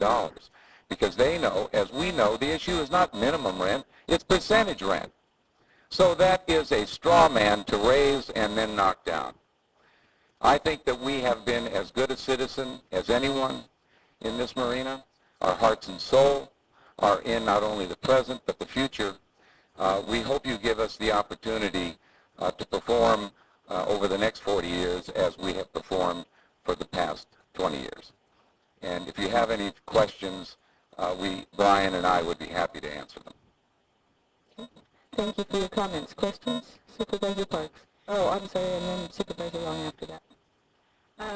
It was indicated that new harbors are being, new slips are being built at about 25% being under 30 foot long. Is that about what you're looking at here? Yes, the proposal that we've submitted has an adequate number of, an appropriate number of small slips under 30 feet. We have raised the average boat length to what is less than actual market. As a previous person has said, the average, the new boat that comes on the market is 45 feet and up. So maybe an average length would be 40 feet. But we do have a full 25% in our proposal of 30 feet and under. Okay, thank you. Supervisor Long. Could you give a number as to what's the difference between one slip versus another in dollars per month? Is it $30, $40, $20? It's a wide range from 25 feet to say, 70. Well, no, okay, from what is the average of the 30 slip or less, 32 slip or less? I'm sorry. As the size of the slip goes up, the linear footage price goes up, basically. Right. So the difference is in that range from a 38 or a 35 to a 40 is in that range. If you have fewer percentage of slips in the design than what is currently present, so you have to go up as a boat owner to that next level of slip. Just to the next level, can the difference be as much or as $20, $40? In the $20 range is probably to go for. Excuse me, we don't do that in here. Perhaps the harbor The speakers are allowed could to answer speak. that question. Mr. Giamara, last week I think it was, or whenever we were here last 2 weeks ago. 2 weeks, thank you. Yes. You addressed the construction schedule. Yes. and your comment was that you felt you could accelerate the construction schedule, which then in fact would be a benefit both to the current lease, the current voters, and also the financial benefit to the county. Supervisor Long, our intent is to finish the permitting process in 18 months and start construction. And so we are literally prepared to start the permitting process January the 1st or sooner. Once we become the lessee, if we become the lessee and all the documents are filed, then we will proceed with the permitting process. We think that we can complete that in 18 months. We have a team in place that's ready to go, that's studied it and has everything prepared. And then once that permitting process is in place, then we would immediately start the construction. We think we can start construction in 18 months and 1 day, and probably can complete construction in less than 2 years. And so, and during that period of time, we anticipate being in percentage rents the whole time. Thank you. Okay, any further questions? Yes, ma'am? You've had a lot of experience in doing these kind of projects elsewhere. Have you gone through the CEQA process in doing these projects? In 1964 in Marina del Rey, the CEQA process was somewhat different, and the same in Orange County in 1984. And in Channel Islands, however, the property was permitted already. The basins were part of the leasehold and permitted already. Thanks. Okay, thank you very much for your comments. Thank you very much. That is the last of the blue cards that I have. I will now close the public testimony and confine the comments strictly to the board members. And so with that, are there, pardon me? Exactly. Are there questions of staff? And you have questions? I don't see the document that addresses specifically the CEQA issue.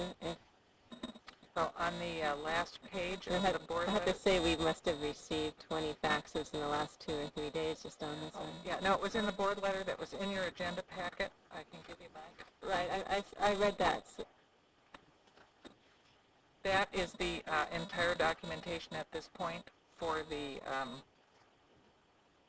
CEQA categorical exemption. This particular language is prepared by County Council.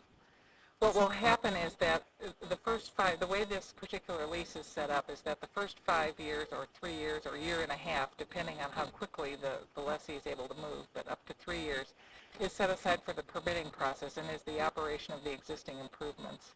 Until there is a project that begins going through the process at the Coastal Commission. The Coastal Commission actually is the lead agency for CEQA in this particular matter. The county would be doing the initial study to determine what kind of environmental document would be done in cooperation with CEQA at the lessee's expense. Okay, so my understanding, and this is the lease, but when we're talking about the project, then we're talking about CEQA. When you actually have, this is what the project is, at that stage it has to go through CEQA. So before anything gets developed there, we will have a CEQA process in place, though it isn't at the lease end of the process. That's right, and I believe Vintage Principles 2 weeks ago introduced Dave Nish, who is going to be handling that part of the, that's what I've been informed, will be handling the CEQA process for them. Thank you. Okay, further questions of staff? Supervisor Bennett? No? Okay. If there's no further... I'm sorry. You have a question? I have a question. Will you clarify the issue of $1.5 million? Was that ever discussed? Is it a loan? Is it not a loan? Is it on the table at all? Yes. In the current lease, in the draft lease that you have before you, section 6.1.1, and I don't remember what page that's on, outlines the possibility of an advance payment of rent at the county's sole discretion of up to $1.5 million, I believe, payable in 30 days. Should the county need to have use of that money, and that is payable over a period of 10 years, I believe, 7 to 10 years, but I think it's 10. With just one additional question on that, with what kind of interest? find this section very quickly. I think it was prime plus 1 is what we put in. While you're up there, I didn't want to make you come Excuse back. me, Lynn. Supervisor Bennett. Sorry, I want to ask the question mostly for public benefit.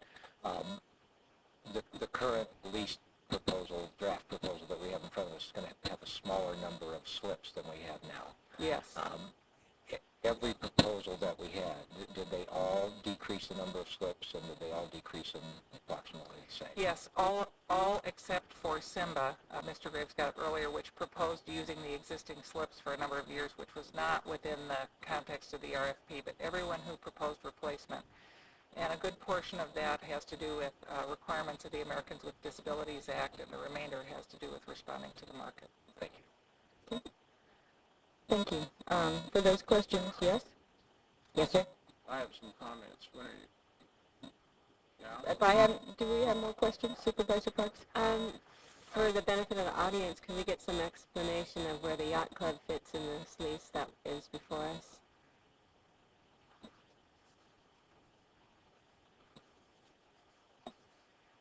Madam Chair, Yes, ma'am. Ms. Parks, the way the current lease is drafted, pending your direction today, because this is a boilerplate lease with some modifications that was given to all of the proposers in, I believe it was in April or May. So if you have directions for modifications today, this may change. As it is currently written, we have built in a 12-month period for the yacht club to have the right to remove themselves from the lease based on performance and reaching an agreement with the County of Ventura to be a master lessee on their own.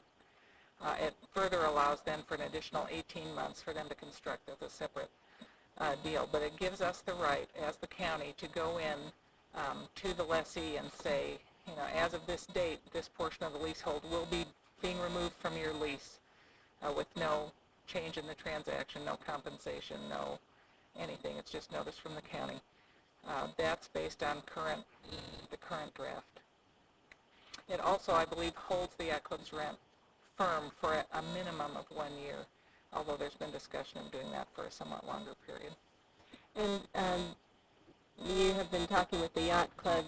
Is 12 months something that they see as doable? Yes, I think you've heard in the testimony today that the yacht club, of course, is not excited about being a subtenant at all on a continuing basis.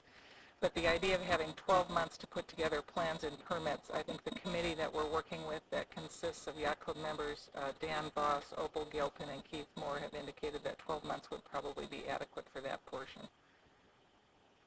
And during that period of time, their rent isn't going to increase. They have a year to perform, basically, in order to separate? That's right. It's like an option. It's like a no-cost option to the yacht club. And that's acceptable to Vintage, you believe? I see a nod, so I guess yes. And on the record, yes, it is. Thank you. Okay. Last chance for questions? Actually, it's not. If something comes up during comments, you can ask questions. Are we ready? You said you had comments, sir. You can lead off. Okay, well, first of all, I want to make sure for the public record you know why I came out and sat down early. I needed to talk with Jim Estomo, who had collected some information for me, and that was going to be the only time I could talk with him, so that was the only reason. This is a hard issue. The harbor has not done very well for the past probably 15 years.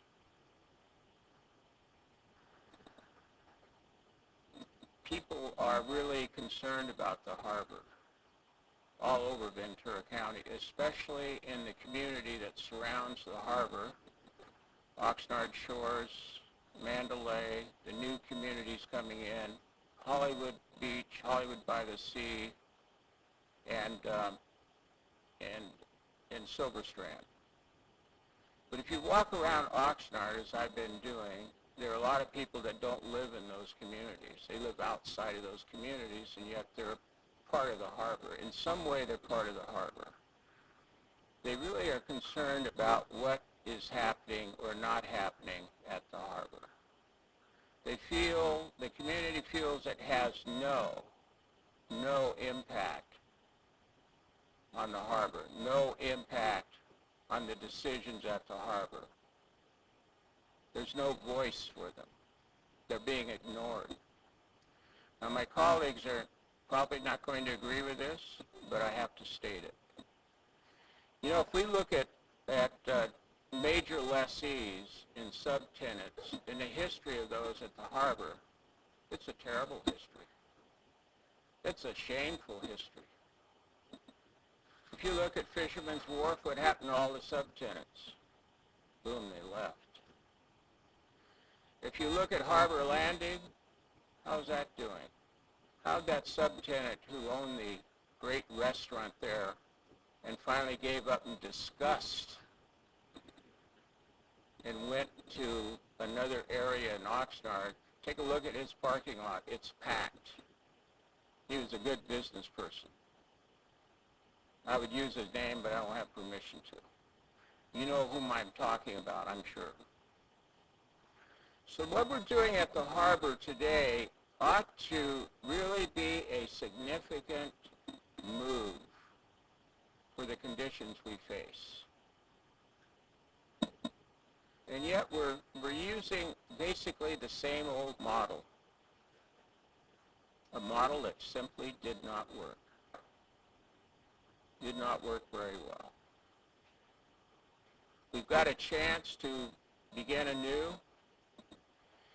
We have basically two big issues here, but they both are how we treat people, how we treat proposers, and how we treat citizens.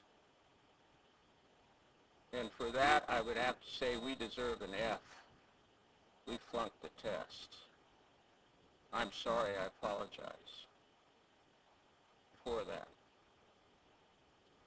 We really have not come forward with information. The Yacht Club members are criticized, and yet they've never been given anything real solid to work with. Does that come from my talks with the harbor manager or with talks from the Yacht Club members? The Yacht Club members, I mean, they wouldn't lie to me. I'm really concerned about the whole thing. I'm concerned about the vintage lease, and I'm concerned about the other proposers and whether or not they were treated fairly. I really can't tell you whether or not they were treated fairly. I don't know. I don't know if you were treated fairly, Mr. Belport. Or I don't know if you were treated fairly, Mr. Almar. And this isn't anything against you, Mr. Giamar.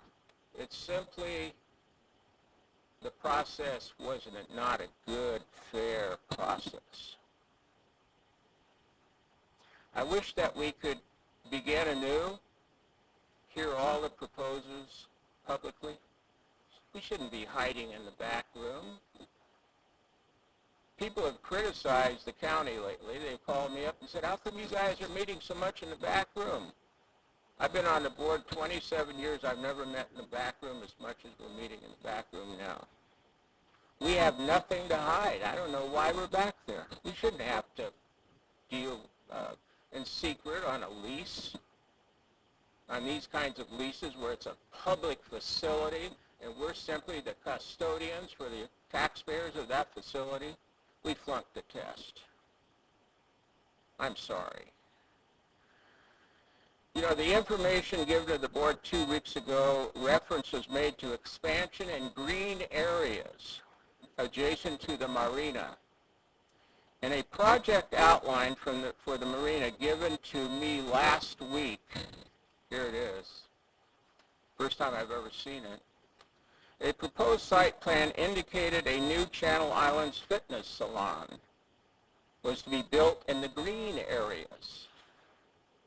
That appears to be larger than the existing yacht club. This is the first time I was aware of this. And yet it's treated equally on this document with every other part of this project. New boating information safety center is here. public amenity, picnic area and shelter is here. Renovated marina restrooms is here. Renovated marina restrooms and showers are here. Channel Islands Yacht Club is here. And then I read new Channel Islands Fitness Club. It's given the same kind of position here on this sheet. This is a public sheet here. This is public information. If I were from the public and I was confused myself, I would say, it looks like that's going to go. But then I read the staff letter, and the staff letter cancels it out by saying that's not part of the project. That's not part of the proposal. Well, what's it doing on here then? No wonder those people from Beacon get upset with us. No wonder the Yacht Club is upset with us. Here's my concern about the Yacht Club and the way we treated you. You know, I have more institutional memory here than anyone on this board. I know you. I remember when you first came into the harbor. You were the first ones to put up some money. The county was looking for investors, and you came along. That was 43 years ago. Today, 43 years later, we're telling you that we don't trust you. We don't trust that you have an architect. We don't trust that you have an attorney. We don't trust that you have CPAs. We don't trust that you represent, in many respects, kind of a common person's yacht club. Why I say that? Well, you cook all your own meals.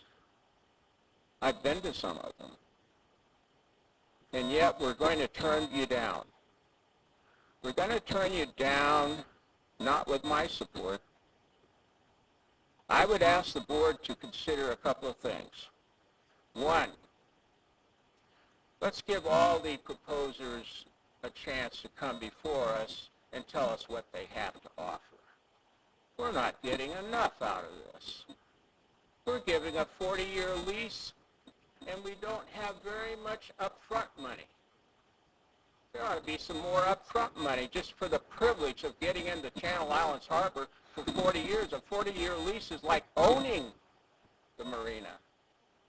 It's ownership. You're even taxed for it. That proves its ownership. You're treated like an owner. I'd like to see all those proposers come forward, present what you have, and accept a final decision by this board. And accept it going in. We'll abide by what the board says.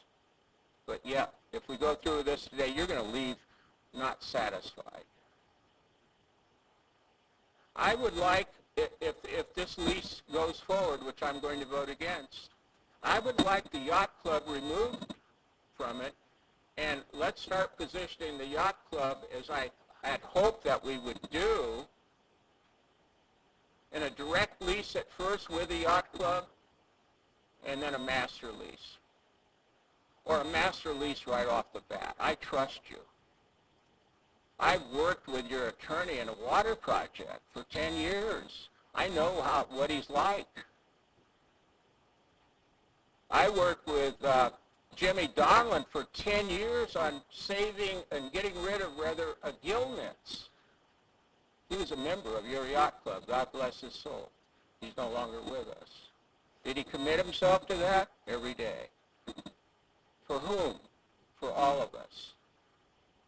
And yet we're going to say no to you today. That's a shame. Madam Chair, I would hope that the board would consider and board members, my recommendations. I think it's the best thing for the harbor. It will put us on the right path so that we don't make the same old mistakes we've made in the past. Thank you.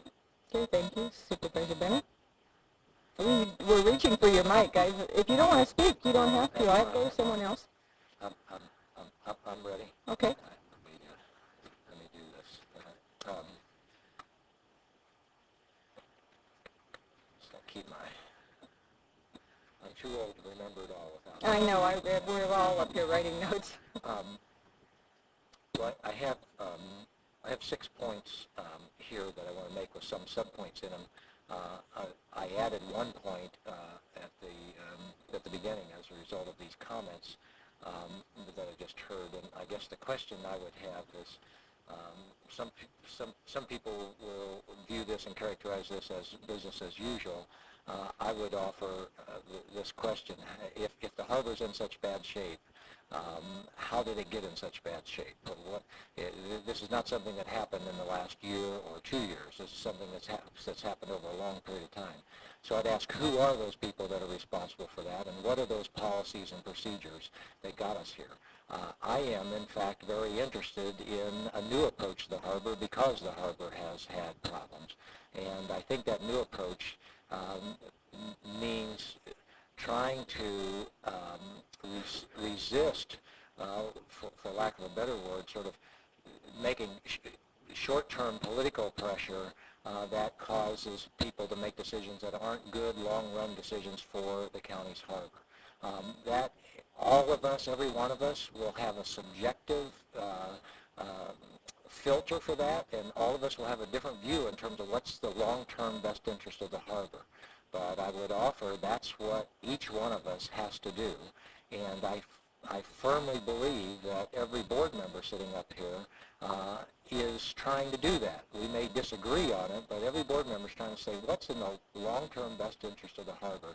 And going forward, I'm going to respect every board member's position on whatever that may be, and every person out there, I'm sure every person that bid on it and the Channel Islands Yacht Club members have the same feeling, that they think what they view as in the long-term best interest. But I strongly believe that certainly there is no other motivation here from my perspective, and I don't think there's other motivation here from anybody else. And instead, I'm trying to not do business as usual because that's what's gotten the harbor in that situation.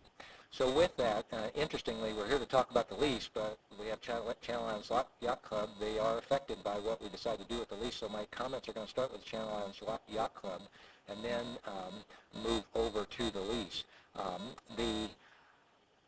I want the Channel Islands Yacht Club to stay in the harbor.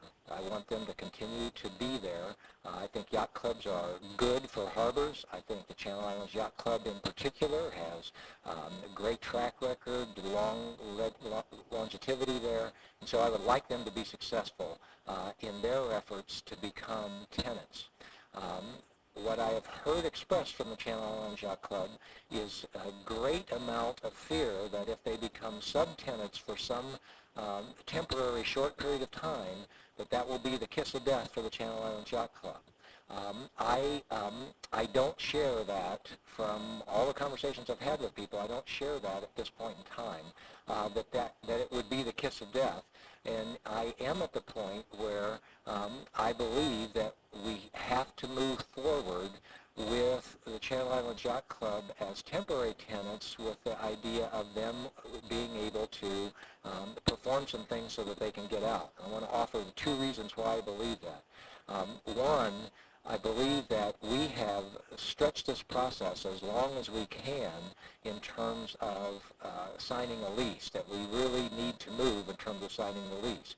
And there still needs to be time, from my perspective, for the board, and this is from my perspective, but for the board to have confidence that the yacht club can handle the details of being their own tenants. I am not saying that at all insulting to yacht club members. The yacht club members are talented people. Many of you have retired from hotshot professions. Some of you are still engaged in those professions. So I have great respect for each one of you professionally. But the county has no track record with the Channel Islands Yacht Club as tenants and dealing with all of the issues that tenants deal with, pulling permits, those kinds of things that we have. So we don't have that track record. And what we have tried to create is a unique opportunity where the Channel Islands Yacht Club is not exposed to higher rents for some limited period of time, and they can demonstrate that they can actually perform those things. And there are 2 basic ways that the yacht club, in my mind, builds that confidence level that I think needs to be built for the board to say, yes, And these are good people for us to enter into a 40-year lease with. And if I could digress back to my original comments, what's been wrong with the harbor?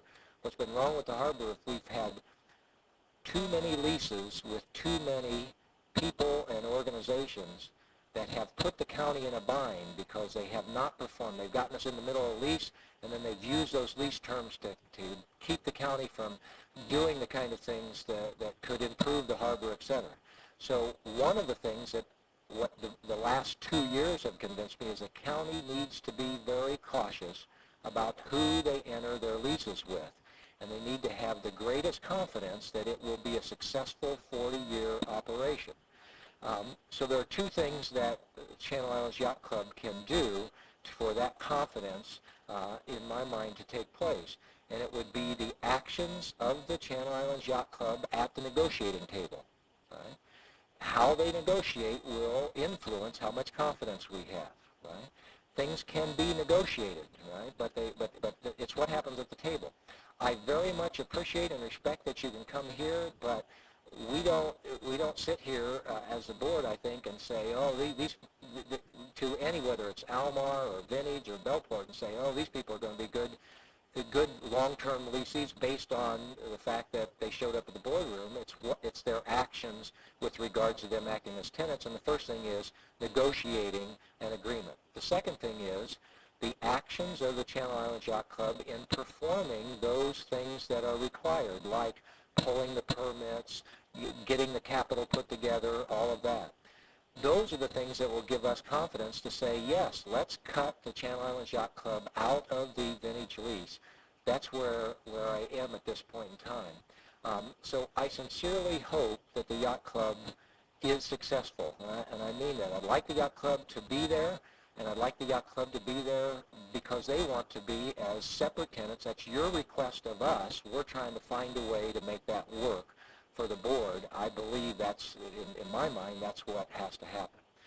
With that, I would offer that consequently, I have one other thing that is related. Now this starts to tie us to the lease, to the Yacht Club, because I want the Yacht Club to be successful, because the Yacht Club members have expressed some concern about whether they can be successful as subtenants, etc. I want to also not have the Yacht Club feel that if they start in the subtenancy and for some reason they're not able to pull these things off, that they could get in a situation where they have no control over what's going to happen to their rent over the long period of time. And so I am supportive of having, if the Yacht Club is not going to put up the roughly, I'm not even going to give a number, so if the Yacht Club is not going to put up the capital required for the investment, and if instead that has to come from Vintage, then there will be an increase in the rent. There's been some talk about that increase in the rent. But after that increase in rent takes place, I would be willing to have as the lease term that we sign with Vintage a lock of the consumer price index for future increases so that the Yacht Club would know, okay, we're not putting up the capital. Vintage is putting up the capital, so consequently the rent's going to go up. But we know once that rent goes up to that maximum amount that it will not go up faster than the consumer price index. That's a little bit unusual to put that in the lease terms, but it is part of, I think, a demonstration on the part of the board of how much we would like the Yacht Club to stay there. And we are not, quite frankly, it's easy for us, we are not feeling the same kind of uncertainty that you can make it either way. If you have, I believe that you can make it as temporary subtenants and get out, and I believe you could also make it as subtenants, particularly if you have this consumer price index cap after there is an increase in this. So that is what I support, and so consequently, it means some modification of the lease, which takes me to what I'm thinking in terms of where we go. I want to hear from the other board members before I would turn this into a motion, but my thinking is we need to go back and create this modification of this lease, and hopefully this could happen fairly quickly, but it may be very likely that what our board action today becomes is a motion to exclusively negotiate the lease terms with Vintage so that they know that if we work it out that we've said Vintage is the partner that we want to go with. I probably have talked too long at this point in time. I'm going to stop. I'll probably get back on here later. I'd like to hear from the other board members at this point. Thank you. Supervisor Long? Yes, thank you. I certainly appreciate all of the public comment participation and the listening that this board has done. And we have, I believe, kept it as very much an open process to listen to the concerns and to evaluate them over the last few months. But I would like to take you back to a year ago when we were in a real sticky wicket in the sense that we had a lease that was very old and unfortunately was not the best lease.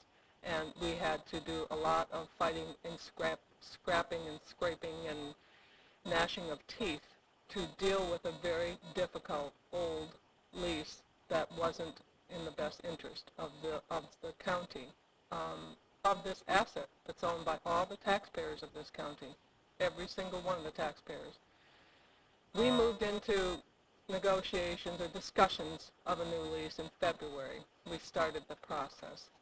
And the process wasn't in a smoky, dark back room. The process was a process that the board gave direction to our harbor director to proceed with. And the process was very much, as has been provided by the harbor director, through review, committee, screening, analysis, much questioned and answered by the board of the analysis that was provided by those interested in having a operation in this marina owned by the taxpayers. That analysis, because it's financial information, certainly had proprietary protection and rights. You can understand that. I expect you can understand that if you're negotiating that you wish to protect your proprietary financial information until which time the board gives some direction to make a selection and to move ahead. It wasn't a backroom, smoke-filled, dark deed.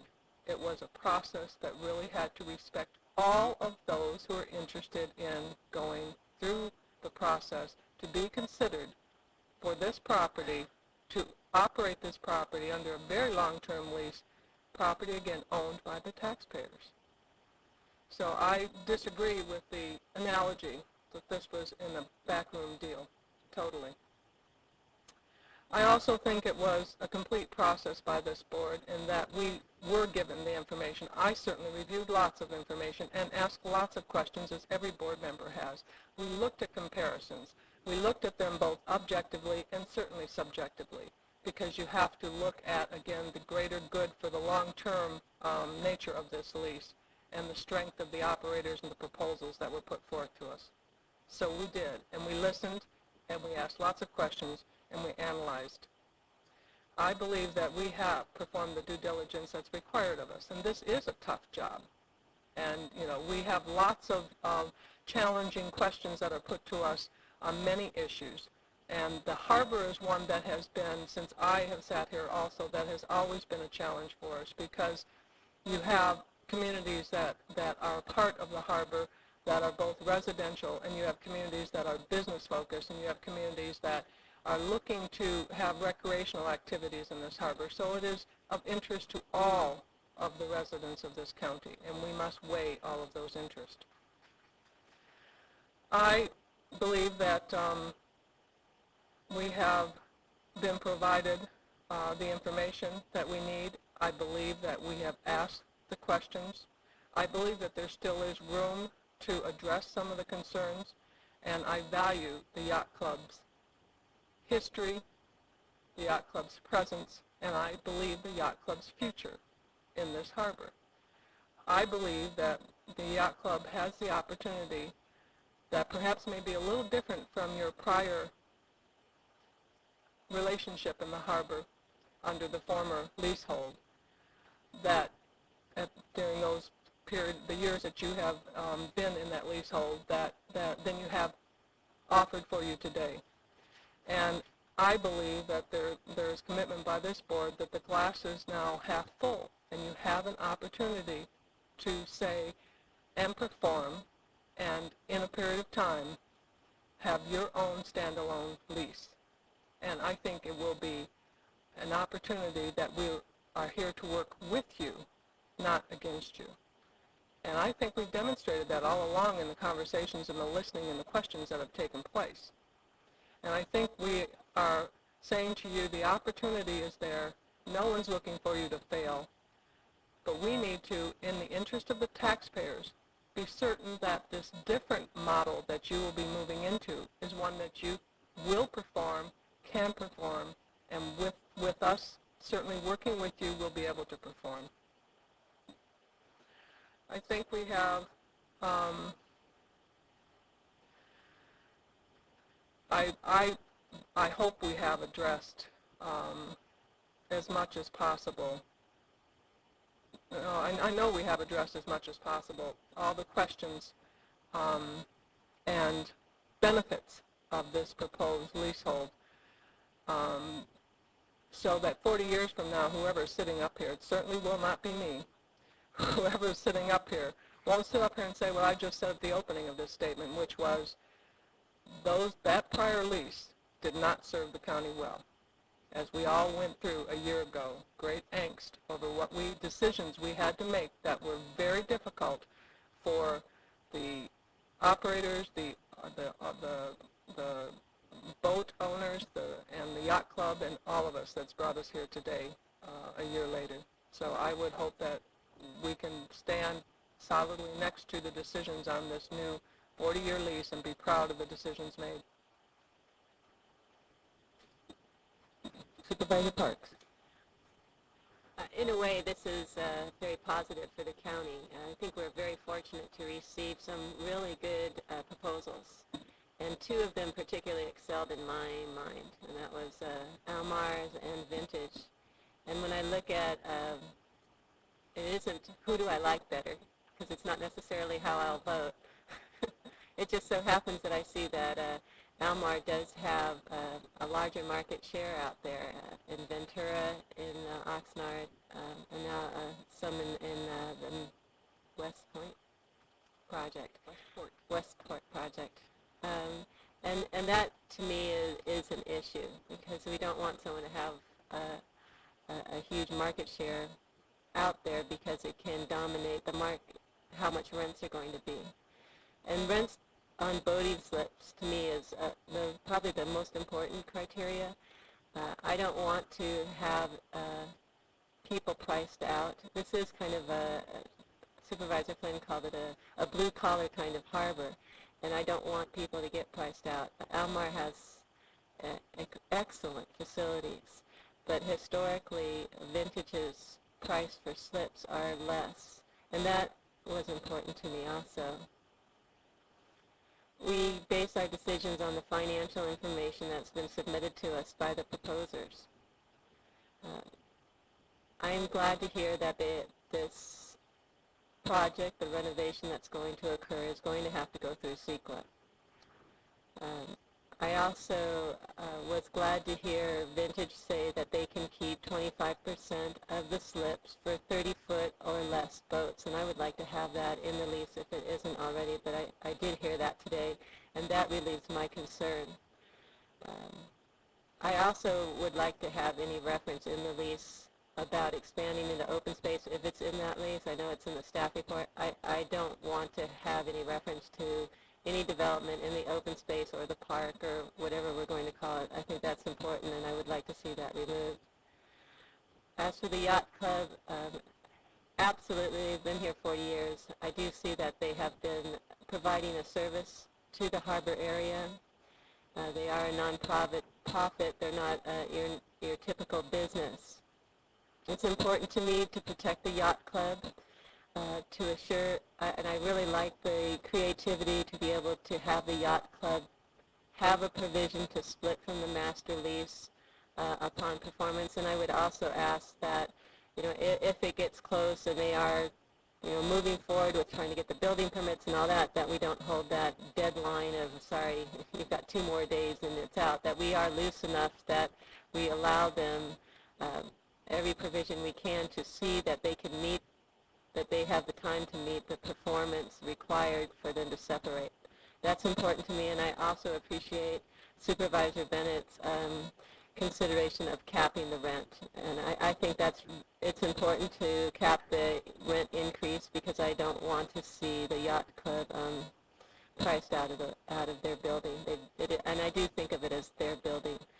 So with those changes, I could support this.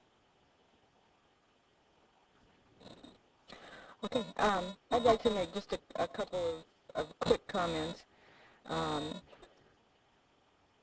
I received an email after the last meeting that said I seemed to be upset. And certainly the person hoped that they hadn't been the one to upset me. And they weren't in a direct way. But in an indirect way, all of the testimony that we have had recently, particularly from the proposers who were not selected, or recommended, not selected, but not recommended, seemed to carry the inference that this board was a bunch of dummies who hadn't read anything and that we were being spoon-fed all of the information by staff. That's really not a kind thing to say. It's not smart either, but it's not kind. This board has worked extremely hard over the last few months, going through first the issue of wresting away the old lease and dealing with all of those issues, including what has happened in these meetings, and that is the politicizing of the process and trying to use political pressure by coming down and testifying at the board and writing letters and doing all of that stuff on what is virtually a business decision of the board. I appreciate the fact that everybody would love to have seen everybody else's proposal so that they could change theirs. I'm very grateful, quite frankly, for the amount of interest in this master lease. It tells me that there's a great bit of faith in the business community that this is a good business opportunity. People don't fight and scrap like this if it's not a good business opportunity. And so thank you for your confidence. I appreciate that from each and every one of you. But I can state that this board has been fully informed. We have seen everything we need to see. We have asked the questions, gotten the answers, read each and every one of your letters and emails and snail mails and everything else that has come our way. And I think the inference that we have not done our duty is pretty insulting. So you might think about that one next time there's a project that you might be interested in. I feel very comfortable with the recommendation of staff. I do believe that we made our decisions based on a lot of things, which is our job as policymakers. We wanted to have balance. We wanted to have, within the entire harbor, no one great market share in the region. And we wanted good operators. We felt very strongly that there were the top two, Almar and Vintage, which we know. But the ultimate subjective choice belongs to this board. And we make it as policymakers on a number of things other than just the maximum dollar. We are not required to do it on the maximum dollar. This is still one hell of a good business deal, even with the three proposals and the one that was chosen. I feel very strongly that it is a very sound, very responsible decision by this board, and I can certainly move forward with it, with negotiating the final details. This was a boilerplate lease, as staff said, and there is still some work to be done, but I'm very comfortable with Vintage and very proud to have Almar have a presence in the harbor. I think we've worked well together for years and years and years, and I look forward to continuing that. I don't think anybody's going to bolt because of this decision, and I don't think anybody's going to stop doing the right business things in the harbor just because of this decision. So I'm comfortable with that. The yacht club, I I've been a little concerned because I fail to see how the yacht club would be hurt by the board's proposal for the interim inclusion in the master lease with what is virtually an option to get out upon performance and negotiating a lease with the county, a direct lease, making sure that's done, and showing the financial stability that we ask anybody who leases. Yes, we've known the yacht club for 40 years, and yes, they've done wonderful things, and yes, they're very nice people. But we have to go beyond that. We're not considering any of the three proposers based on the nice things they did. It's based on very prudent, sound fiscal information, and we have to do that with everyone. So I fail to see how this decision would hurt the yacht club. I think quite the contrary. It's helpful. It gives an opportunity and some time to work through. A lot of you people are volunteers. You don't have high-powered paid staff that can go out and get all of these things done, post-haste. So because I feel that the yacht club is not being injured in any way by this inclusion, and because I believe that it is more prudent and safer for the county from a fiscal standpoint to include the yacht club in the master lease at this time with the option, the opt-out, that will be what I will support. I think this process has been more than open. To say that we need to start all over and let everyone get their proposals out, I don't know, the last two meetings I've heard every one of the proposers speak, and two or three from each group. We certainly have had a ton of letters refuting each other's numbers and all of those things. So what more information could be out there? What more opportunity to talk about what's going on? Certainly, I've heard from all of you more than once talking about the proposers.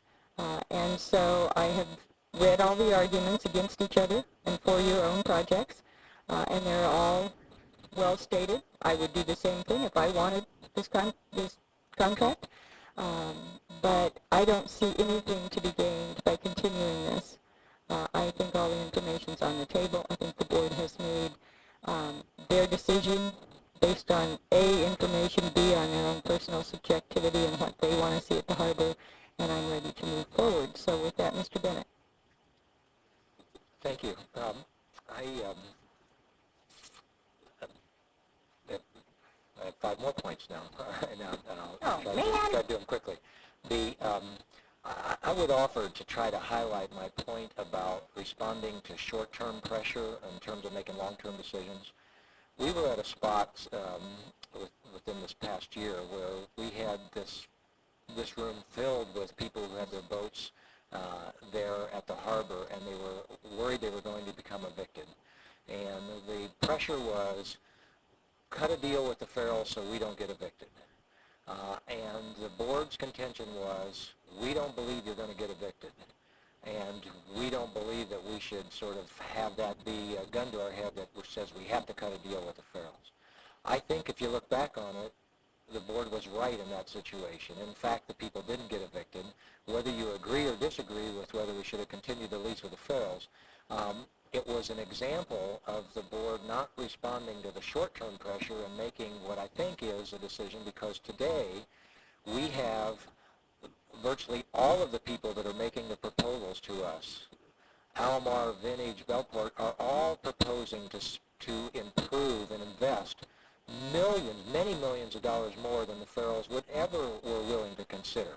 So at offer, this is just an example of making those long-term decisions that are good for the harbor, and I point that out. Secondly, as Supervisor Michaels pointed out about the work involved, it reminded me to say that's one of the things that I would want to try to point out to the people from the Yacht Club. The reason that we need to have confidence is because there's a lot of work involved in negotiating a lease, in doing all the things that are part of that lease. There's a ton of work, and so we have to have confidence. You have you certainly have people that are talented enough, but will you want to be doing all of that work 2 months from now and 3 months from now, et cetera? And that's why I think the unique arrangement we have is a benefit. Real quickly, I did not offer the answer to the question, why vintage? I would offer, in my perception, after looking at all of them, Almar's proposal and Vintage's proposal were very comparable in many ways. I think Almar, from the standpoint of the subjective evaluation of the quality of organization that they are, et cetera, they're exemplary, they're great. As I said to them when I met with them on Friday, I thought both proposals were clearly way above the bar, and so there was not a question of somebody adequately performing with regard to that. We have a unique situation, and I probably have learned some things, and I would do some things differently next time around. But we have a unique situation where some of the information about a proposal was communicated in writing, and some of the information was communicated verbally. And so as I went back and kept trying to trace things, the writing part of it was a critical part of it. I put that all together, and I come down with something similar to what I heard Supervisor Parks say. I may say it a little bit differently, but I think it is appropriate for the Board of Supervisors of Ventura County to try to have a variety of people running the slips down there. So if there is a variety, there's different people, so that we don't have all of one kind of slip and one kind of operation going on. And that is one of the factors. I don't want to suggest that that is the factor or anything else, but it's one of the factors. But I think it is appropriate. I think you asked the question, should we want variety or not? Yes, we should. And I think fairly early in the process, some of the things about that variety were one of the things that moved this forward. So with that, I would make the motion that we go back, we enter into an exclusive negotiating period that I hope can be very short, because we really should move. We're not in the business of running all those slips down there like we are. I mean, that's not what we're designed to do. Exclusive with Vintage to specifically create the language that will allow Vintage to raise the rent as they propose if they have to spend the $500,000, but then cap that so that it can't go up by more than the CPI.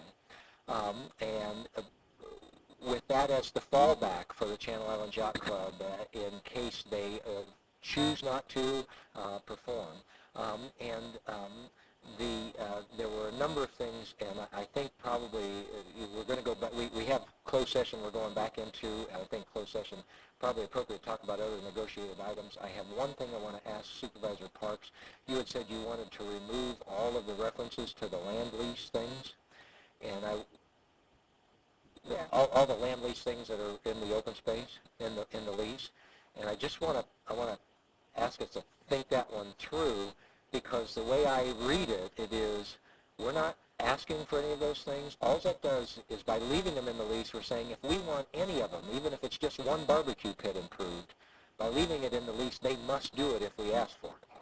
But if we take it out, they no longer must do it if we ask for it. And so I'm having trouble with why we would want to take it all the way. I mean, I appreciate that we don't want to create the impression that we're trying to slide a fitness center through here on this. But I think there could be some ways we can come up with a language that says, in no way are we trying to do this. All we're saying is, since you put this as part of your proposal, if we want any part of this stuff, we can pick it off, and they're still liable. So I just want us to be creative to protect the county in case we do want some of those things. And barbecue pits don't bother me. It's building development in the park area. That's the concern. So if we can put that in the lease, that's fine with me. Hopefully we can work that. Out. So anyway, with that, it would be my motion. And this was going to have to be negotiated. And again, hopefully this all can happen quickly, because I don't think we're talking about substantive, major, real difficult kind of things to work out. So that's my motion. Okay, I have a motion and a second. Yes, ma'am. I just wanted to see if the motion includes no rent increase for the yacht club during the interim period while they're working out splitting off if they can. And it does include the rent increase cap if they can't split off. Yes, Okay. it includes no rent increase during this period that we're giving them to try to work this out, and then a cap after the rent will be increased if Vintage is the one that's going to have to pay for the capital improvements, right? So the cap would then be after Vintage makes their initial increase. And then the other item is, would you be willing to include what I heard stated here today from Vintage that would require a minimum 25% of the slips to be 30 feet or smaller, and that they indicated that they could do that. That was in their plans. I would like to see that because I think it is important that I heard it's 25 to 30%. I'd be happy if 25% could be kept at 30 feet or less, and that was something that I heard Vintage say today. I believe that they have already submitted a proposal that has that. Is that correct? I believe they already have, but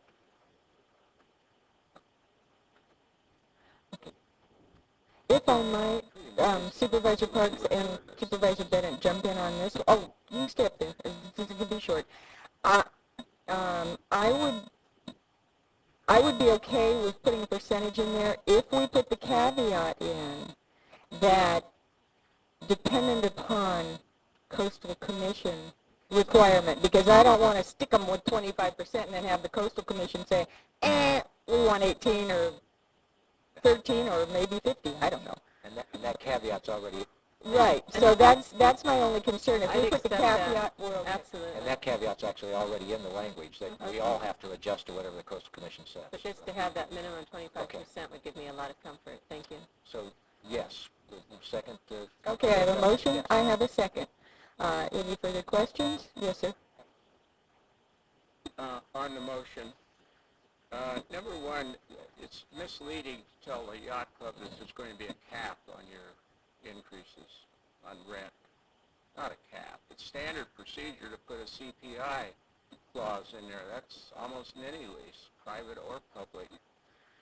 And there's not much deviation from that. It's true that a CPI is relatively low, but it's still an increase.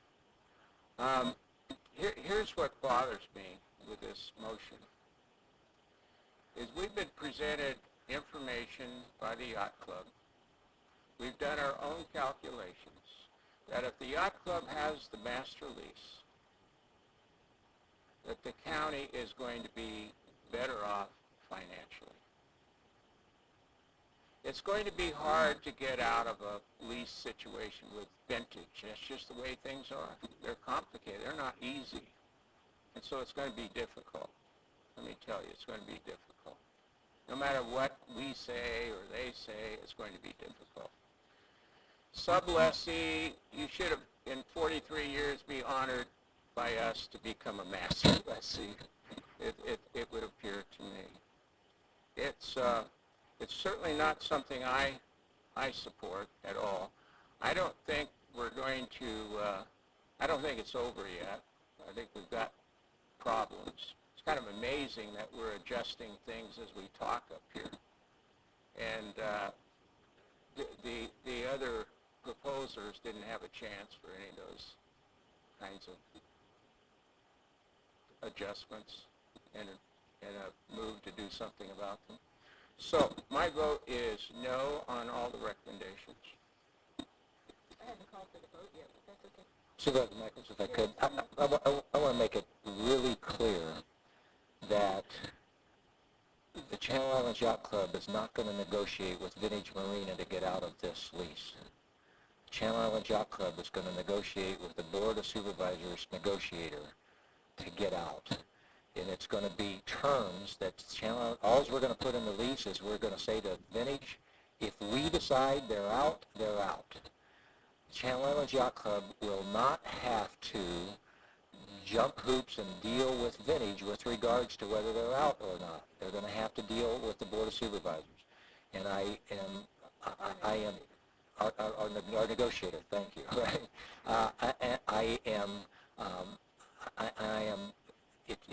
It is, I think, difficult to hear people say, when you get in that lease with Vintage, you won't get out, implying that Vintage is going to trap you in there. You're going to get out based on performance, on what you negotiate with the Board of Supervisors. I think with our negotiator, I think we are trying to make a good faith effort to make that happen. I think it's a very interesting thing to suggest that we are proposing modifications now. On the one hand, we get criticized for sitting back and being not doing anything and supposedly letting our negotiators do everything. I actually heard Supervisor Flynn propose that we ought to change the fee, the initial payment fee. That's somebody proposing something at this point in time. So I think the board is doing exactly what it should be doing, and that is, as we now have had time to digest everything, we're talking about those tweaks in the lease that we think are important and appropriate for us to ask for at this point in time. So I'm out there with the motion. I think we have agreement on the modifications from Supervisor Parks with the second. I'm looking forward to all of us moving forward quickly on this. Okay, are there any further no votes? I'm calling for the vote. It's 5 minutes after 5. Are there any further no votes? Can we vote more than once? No. You can vote once, and you just did, honey. Okay, so I have 5 in favor and 1 opposed. 1 opposed. 1 opposed. 4 in favor of being exclusive with Vintage and making the arrangements to do the option at some point in time. To those who were not selected, thank you. We still look forward to being partners in the harbor. With that, the board is going to take a quick 5-minute break while those who are not interested in the rest of the meeting can get up and move around, and we will be back and finish the rest of the agenda.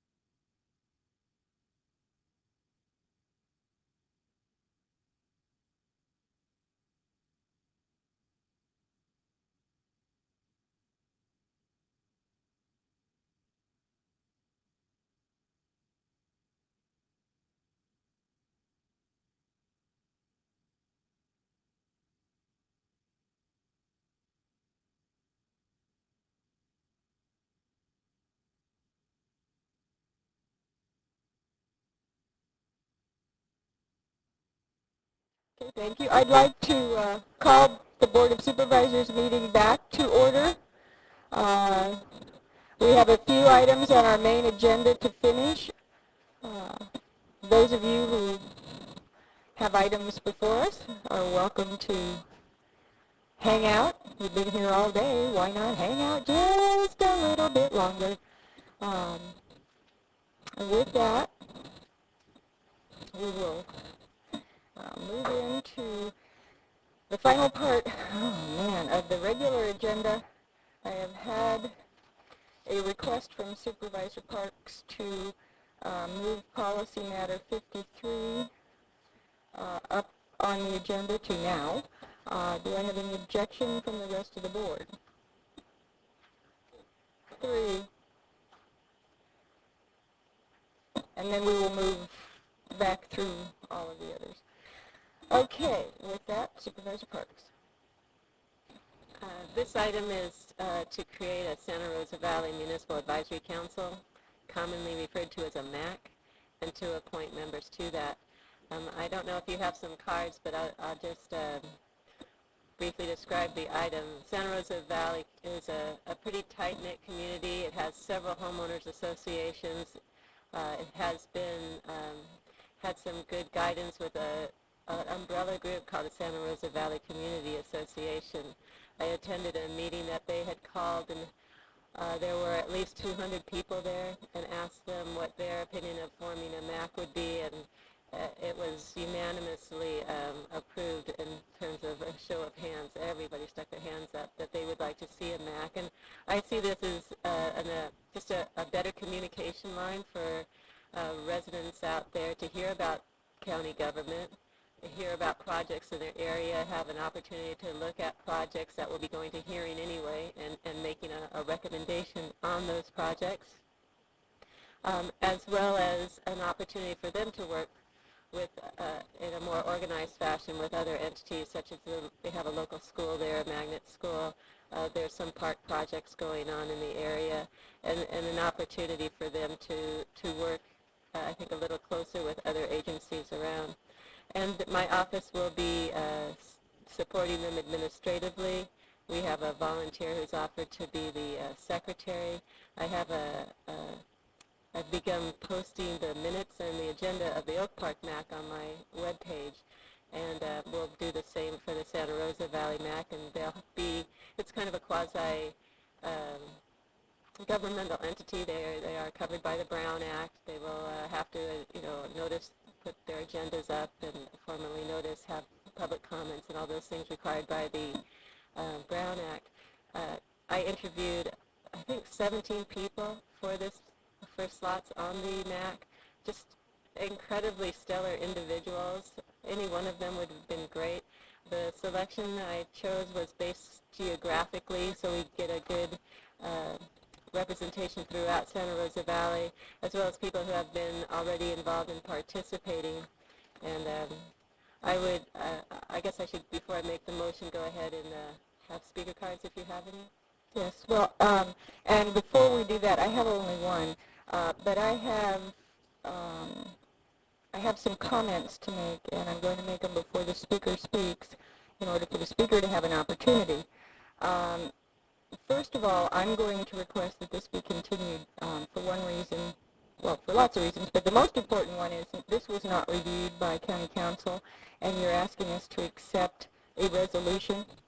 And I don't think that the board should do that. There's always that thing about unintended consequences because the word's in the wrong place or whatever. And also to give a little background on this type of organization. The board took action several years ago, actually more than one action, to limit the number of committees, streamline the requirements on staff and staff resources by these types of groups. And my feeling is, and the reason I want to get this out there before you speak is so that you have an opportunity to answer back. My feeling is that the Santa Rosa Valley Community Association has done a tremendous job of advocating with this board and the Planning Commission and everyone on its own. I don't see anything virtually that you have brought forward that's ever been ignored. There's been a lot of work done out in the valley at no cost, quite frankly, to the taxpayers, either in staff time or staff dollars. And at this point in time, I made this comment on a couple of items earlier today. At this point in time, I don't think it's wise to start new situations which could impact county department budgets. Once there is a MAC formed, there's the requirement for support from some of the county departments, not just your person keep doing the administrative, which was why we got rid of a lot of these before. The board went through and did that and said, you know, if there's adequate representation elsewhere, this would be done. The other big concern, not the technical stuff with getting it back for review by the CEO and county council, is the map and who's involved and who isn't. It looks like only the residential neighborhoods in the valley are included. The map wasn't real clear, and so I would hope that we can bring this back at least so I can see, because I would hate to have a map that excludes property owners and residents just because they're not in one of these communities. So if you can respond to that when you speak, that's fine. Otherwise, that was for the supervisor's information, and she can... Now I lost the card. But I think going in, we need to know that, and you can respond. Rosemary Allison. It's the only card that I have. And while you're coming up, County Council, you can come up. Because this is just an advisory group, would be just an advisory group if it's formed, although it's more in a way than an advisory group. Would these people who serve be required not only to do the Brown Act, but do a Form 700, or because there's no money involved, monetary decisions, they don't have to do that? I was never clear on how those committees work. Yeah, I'm sorry. For purposes of the Fair Political Practices Act, they are not county officers for purposes of filing those forms, to the best of my knowledge. They would be subject to the Brown Act, and that is so provided in their organic articles. And I should mention that Linda Ash from my office did work, in fact, with Supervisor Parks on this matter, so it has been reviewed in that sense, and we participated in the creation of the articles. Okay, that's fine, except it just didn't state on the letter, and there's no fiscal impact statement, and because it would maybe have to be shared out of the board budget, we have to have that discussion. Yes, ma'am. Okay. My name is Rosemary Allison, and I'm one of the nominees. Currently, I'm the president of the Santa Rosa Valley Community Association. I want to address immediately the issue regarding the map. If you look at the map, it's not just the white areas, and I think that's what you had thought. It's the area of interest. If you read the text. I saw area of interest, but it's not clearly delineated. Correct. Anyway, the area of interest is just everything east of the grant line here. So yes, it does include all of the residents, farms, and homeowners in this area. What is, well, never mind. I'll ask that question of staff later. Go right ahead. Okay. Anyway, first of all, we're very fortunate that the Board of Supervisors is willing to consider the formation of a Municipal Advisory Council for Santa Rosa Valley. And we look forward to working in concert with you to make the area safer and better for everyone, and not just the residents of Santa Rosa Valley. The nominees for the Municipal Advisory Council and myself publicly, in our words and privately in our hearts, vow to work together with the Ventura County Board of Supervisors, as we must all work together to adequately protect the special essence that we all feel is unique, a unique characteristic of life in Ventura County. Our goals with the formation of this MAC are twofold, and I think the first one is going to come very close to your heart in your concerns. Our goal is to provide the County Board of Supervisors through Supervisor Parks' office information and recommendations based on the representation of the homeowners in Santa Rosa Valley. Hopefully, this will enable you to have less congestion in emails and letters when a sensitive issue is before the board, and your office and staff will not be deluged with as much correspondence that you've had to handle in the past, since there wasn't a recognized entity that would speak on behalf of the residents. I think that's one of your concerns is, obviously, Santa Rosa Valley Community Association has been very active, but because we haven't been a recognized entity that, we felt kind of had a lone voice in itself, we've put together letter campaigns, email campaigns, and our goal is to basically funnel that, use less of your resources, less of your staff, and have it come through an entity such as the MAC, through Supervisor Park's office, so that you won't get deluged like that in the future. Number 2, the Municipal Advisory Council would help bridge the communication gaps between Santa Rosa Valley residents, the Board of Supervisors, and the commuters. We understand that. We understand that we are an advisory position only. What we'd like to do is just be able to give you recommendations. We understand we have no voting rights whatsoever. Again, this is just to be a conduit, and that's what we're trying to do. And we're honestly, after listening to what you guys just went through, I have to say I have so much appreciation for what your job is and how hard you guys work at it. Our goal is to work with you, in concert with you. In recognition for all that you do, I'd like to reaffirm my own personal commitment to work with all of you in our goals for the common good of Ventura County. Does that answer the questions that you have? Are there any questions that anybody else would like to ask? Any questions? Okay, thank you very much. And I see Mark out there. Mark has worked extremely hard over the years for the Valley as well. Are there any other comments? I think I basically made mine. I'm not going to be supportive at this time.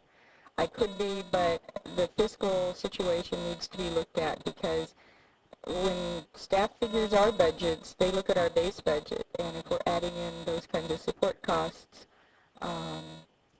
then there could be an expansion that I'm not prepared to make. The other thing is, if it's an official MAC, who's going to pay for the staff time for meeting attendance and for questions and all of that stuff? I would feel more comfortable if we brought it back in January and had the discussion. Huh?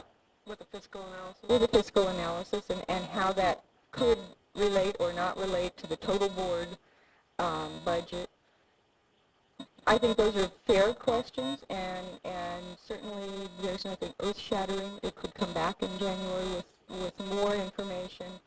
I'd also like to get with planning and know exactly what the sphere of influence is by a map, because I represent the Ridgeline and Moore Park, and Supervisor Long comes into the Valley in her district. So, I just think we need to be real clear, and I don't think it's unfair. I don't think it's demeaning to the people in Santa Rosa.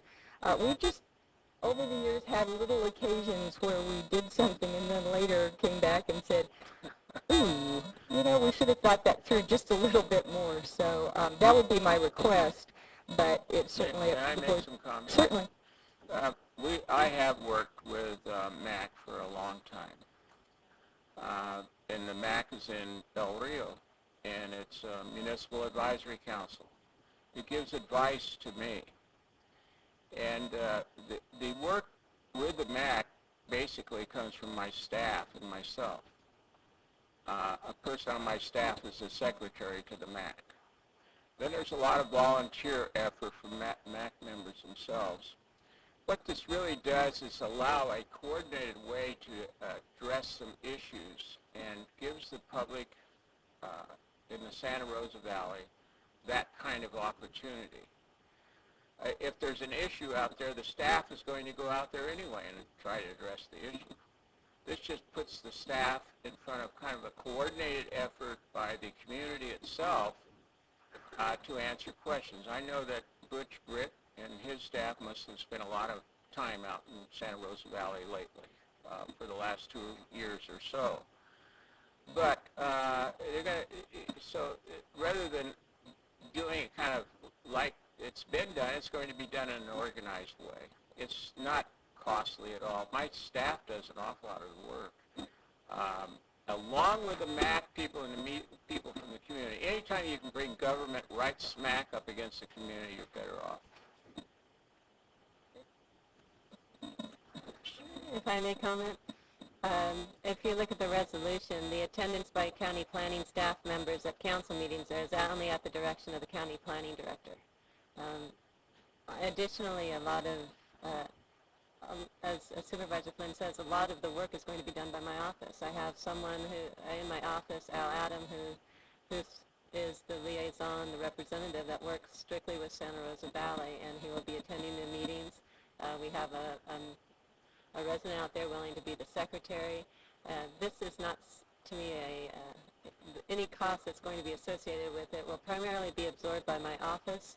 And yes, there will be times when a staff member will have to come out to a meeting, and that has been happening already. And I don't think that should be reason that we should not go forward with the MAC. So the only leftover reason that I can see is the concern about the technical issue of does this map clearly show who's represented by the MAC. It really is an advisory council, and I would welcome anybody who lives in Santa Rosa Valley who has concerns to be able to come forward and give that input, even if they're not within that area, but they still want the MAC to hear their issues. It is just another way for the residents out there to have an opportunity to participate in their government. I'm one of those that's very much in favor of neighborhood councils, and this is just, to me, similar to a neighborhood council. It gives a little bit more formal recognition, and I can't see any downside to this. And I'm not really sure why we would have to continue. The first concern, it wasn't run by the county council, it was concern about costs. I have been working with the Oak Park MAC, and we have been providing all of the administration. They had funds for a secretary, and instead of using that, I have a staff person doing that. So we've actually reduced the costs associated with the Oak Park MAC. So I really don't see the reasoning behind waiting. Okay, well, I will... I'm not opposed to it, but I don't understand the reason. Well, first of all, it's in a way process. I hate to do that. And that is that the board letter didn't have a fiscal analysis, and your staff costs money, even though it's within your budget. There is a cost. You don't do anything in this world without a cost. And so, we've all been required to, have some sort of an analysis. It doesn't state that county council reviewed it. I don't believe the CEO reviewed it. I have that basic, and I brought it up this morning, and I'm willing to go ahead if it came back with a true, fiscal analysis. But I'm really concerned about what's going to happen starting in January and how many new things that we're going to be doing and starting and et cetera. But basically, I think the most important reason to bring it back is not that it won't happen. It might. The map needs to be clear. And the reason I say that is if it's not clear, who can be considered by you for appointment? And believe me, it'll come up because I've been through it. And somebody says, well, the line goes like right here, so they're not inside the area and they can't do it. And especially if there's a conflict within the community over people. So I just think it's cleaner to bring it back, have some discussion of, yes, your staff hours are this much money, that this is the map, and go from there. I can't support it because I'm the one that's always been tough on fiscal statements, and there is a cost. The other thing is I would like to see a discussion if this is absorbed within your budget. Is there a chance at some point, if there's a big deal out there, to take more staff hours, which may be comp time, overtime, whatever, is that an inordinate hit on your budget? And what does that mean to everybody else is at the end of the year when we start balancing things out. That's all I'm asking for is a discussion of that. And, if I may, What's the MAC is District 2, Santa Rosa Valley, and I can ask County Council if that map isn't sufficient. I'm quite honestly, I use the same template for my board letter as another member of the board in a similar item. So I can understand the concerns, the fiscal. Yeah. You too. I can understand the fiscal concerns. It doesn't stop me from being a representative. I go to the Oak Park MAC every chance I get, and I have probably gone to 98% of their meetings. I might have missed one. It's not going to stop my staff from going to these homeowner association board meetings. So it isn't going to stop me. If I have to get my budget cut, I'm still not going to stop going out there to the community. I think that's my primary responsibility is to be a representative of the people, and we're going to be going out there. And I don't see that fiscal issue affecting my office because it's going to happen at any rate. And then again, it just gets down to the occasional staff person that's going to have to come to a meeting. And if we should deny having a MAC because we're concerned about having a staff person show up at a meeting every couple of 2-3 months, and I don't think that's sufficient reason to deny forming a MAC. It all sounds so simple in the beginning. Okay, we're ready. Let's go, because we got to... wants to talk here. Huh? Do you have something to say? I said some questions. Oh, go right ahead. I'd like to move the item. Wait a minute. Mr. Bennett had the floor first, and then you can move the item. Question, Supervisor. You're willing to commit your budget to doing the mailing and those kind of things also? Are you doing the mailing? Right. Okay, because that's how we're doing it in our MAC and stuff. So you're committing that kind of stuff out of your budget. What are your thoughts on Supervisor Michael's request for a delay? I'm not clear what you're saying. I think it's all coming down to, is this map sufficient? It's a technical reason, and then also the financial one. I don't think that it will stop the MAC from forming, and it shouldn't. We're still going to represent that area. We're still going to go to the meetings that they have. These are going to be MAC meetings. So what's your response? You're willing to delay or not willing to delay? In my heart, I don't see a purpose for the delay. Out of consideration, if the other supervisor feels this is really important and we shouldn't move on it until we get this information, and I can do it for that reason. I just don't see. I'm just not feeling strongly that there is a reason. But you're willing to do it so my question for Supervisor Michaels, are you asking for a 1-week delay or a 1-month delay? If it can be done in a week, that's fine. It's just next week is the second board meeting from hell. Right. And I was thinking it just wasn't that critical an issue. It could come back in January. If you want to do it for a week, that's fine. If it's continued and I'm comfortable, I can vote yes for it. If it's not, if it's voted on today, it's a no vote. I'm almost always supportive of a 1-week delay, but I wouldn't be. Overall, I'm supportive of forming the MAC, and I'm going to vote for it whenever we have to do that. Generally, if it's a 1-week thing to get a map cleaned up or whatever, then it works for you. That strikes me as the prudent thing for us to do at this point in time. But if it doesn't, then we'll have to make a decision. So anyway, that'd be my suggestion. And maybe County Council can tell us whether the map is adequate.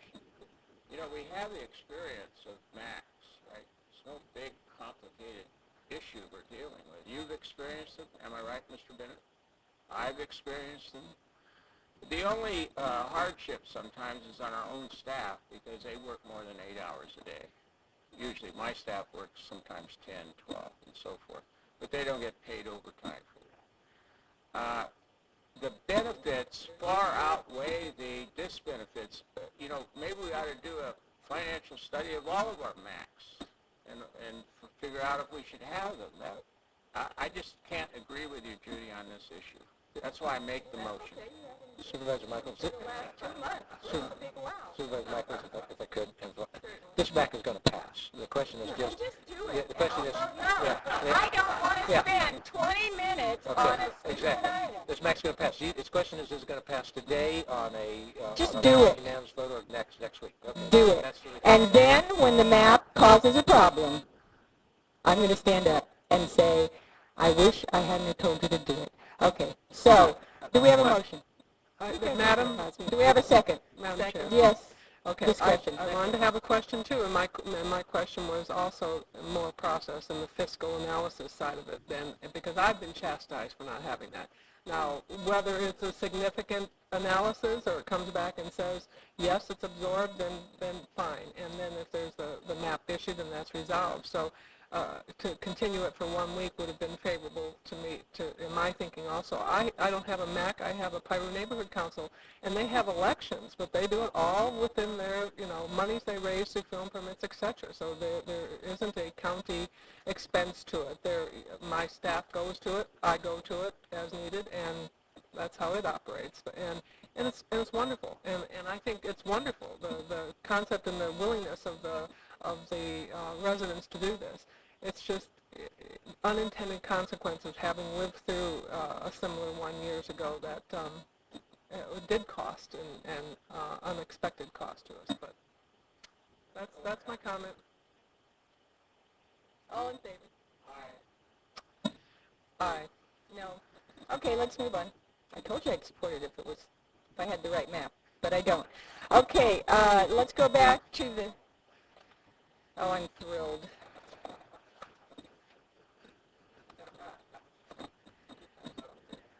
Okay, we are back at item.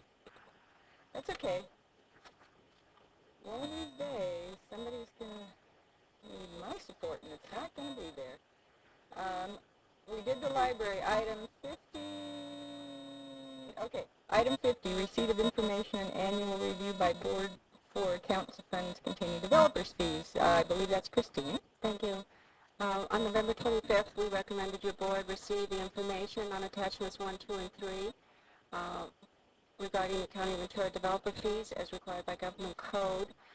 Today, we're recommending you complete your annual review, that you find the fees and purposes behind the attachment 1, that there's reasonable relationship between the fees and the purpose for which they're committed, and that you find that anticipated funding sources, amounts, and dates of receipt for funding to complete projects and the date of construction commencement are identified and designated as required by the government code sections.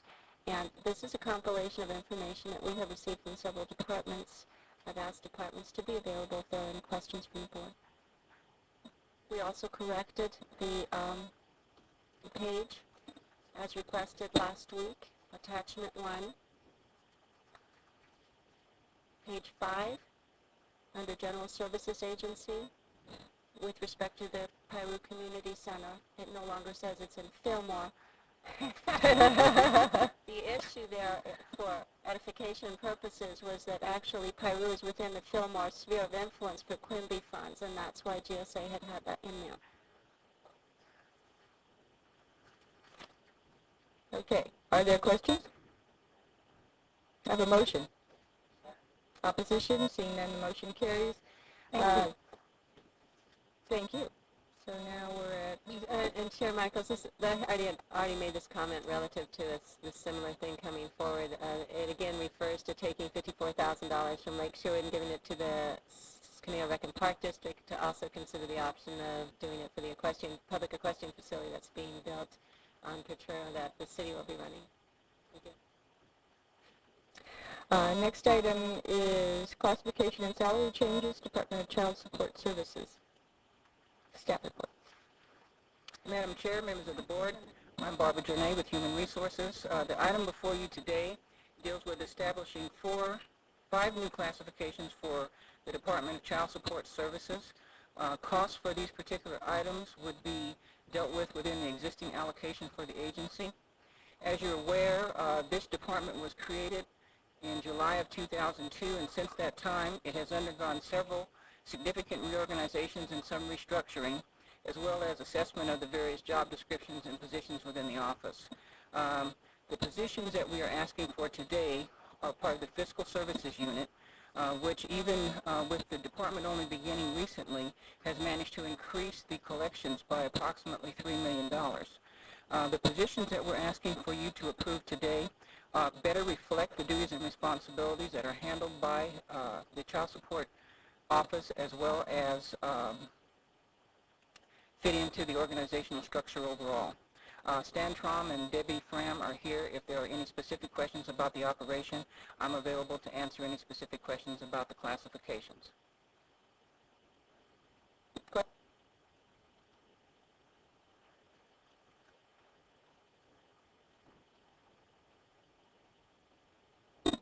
What's the percentage, kind of average percentage increase in these salary ranges? 8 to 10%. So that's 8 to 10% on top of anything that's happened already? Yes.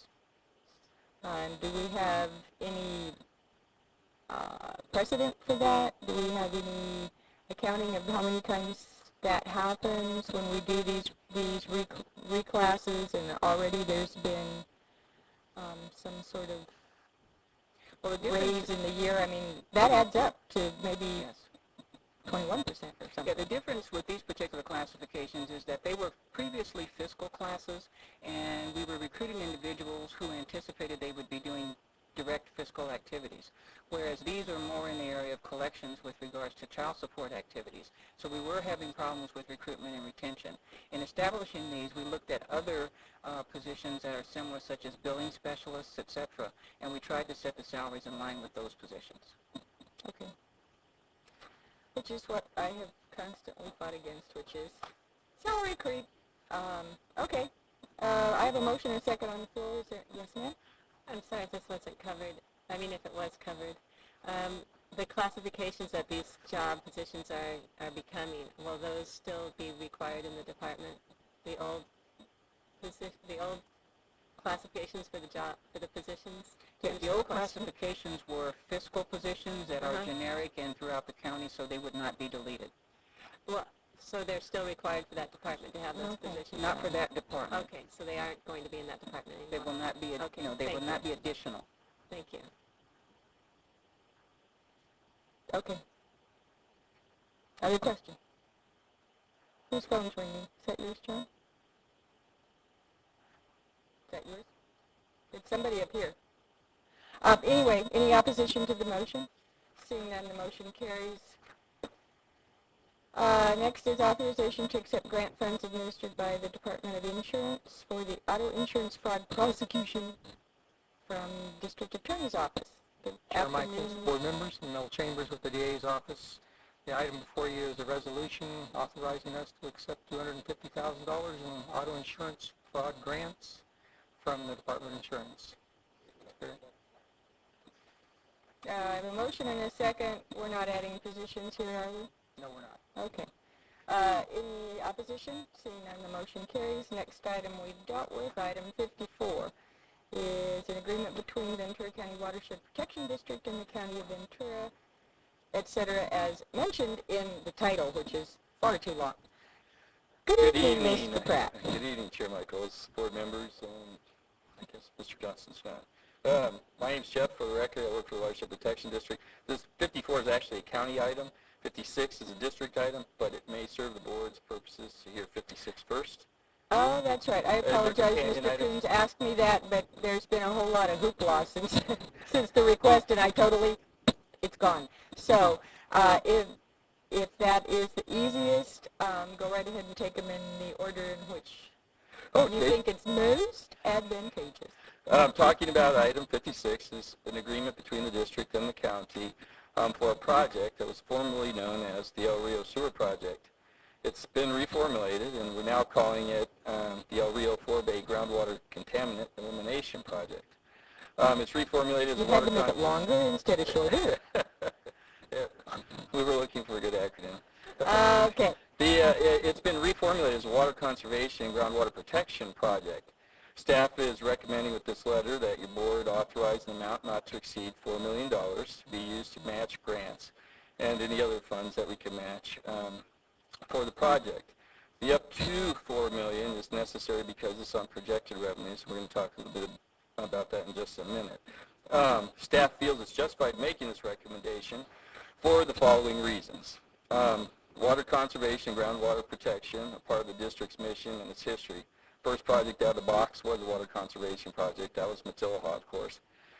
We participated in Freeman diversion and in saltwater intrusion abatement and other things I'm probably not aware of. Another reason is the 4-Bay is in one of two areas which are highly sensitive and which might allow surface and subsurface contamination to enter the Oxnard Aquifer. The aquifer is regionally significant. It supports about 200,000 people.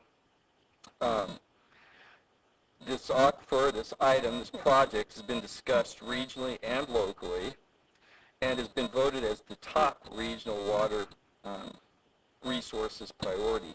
And this was voted by a group of what we're calling the Prop 50 stakeholders, the people who got together to try and figure out where to divide the Prop 50 money. They divided the pot into four categories, one in each of the watersheds, the three major watersheds, and one called regional projects. And of the regional projects, they ranked this project the highest. It's our best data point for the community's feeling. That group includes cities, the county, special districts, and all three major water suppliers. And I believe some of the regulatory agencies run on that, like the Regional Water Quality Board. Project reformulation opens other potential pots of money. The district also possesses the expertise to maximize outside funding sources. Those are the reasons why the staff feels justified in recommending this project. Two important points to note before we go to questions. The board's approval of this item does not affect the current capital improvement plan or the integrated watershed facilities plan as it's been presented to the many zone subcommittees and to many of the board members.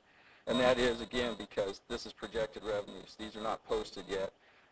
These revenues come from the proceeds of sale of a piece of land to the River Park Company, and they will be posted in future years. The other important thing to realize is that this letter authorizes only $50,000. Any future expenditures, because we're saying this is matching funds, have to come before the board because we have to come before the board to ask for acceptance of grants, etc. But realize that implicitly approving this says to staff, you can go chase money, and that costs money. So there will be expenditures outside of the grant match proper. And with that, I'm happy to answer any questions you might have. Question, Supervisor Bennett. How can we create assurances that the only time this is going to be dipped into, and it should be dipped into, I mean, it's designed to be matching funds, but you're saying it could be dipped into to go out and try to pursue grants. Yes. How can we be sure that that will be the only reason it's dipped into? Because we have such a big problem there, we've got to make sure that we maximize as much of this money as possible for matching the grants. I believe the board letter is written that way. It's probably not done well enough, but we can rewrite that if necessary, or bring it back to your board. I think we just, so if we make it part of our motion today, then that'll give you the clear enough direction. It will. But that, yeah. So we should be able to track this money and say how much of it has been spent pursuing grants, how much of it has been spent matching grants, and when we're done, we ought to have a real good ratio there. Knock on wood. Right. And hopefully we don't spend any of it. What I'm worried about is it getting in there and getting frittered away, going some other places. So I would want some good tracking and accountability of this. Okay, great, thank you.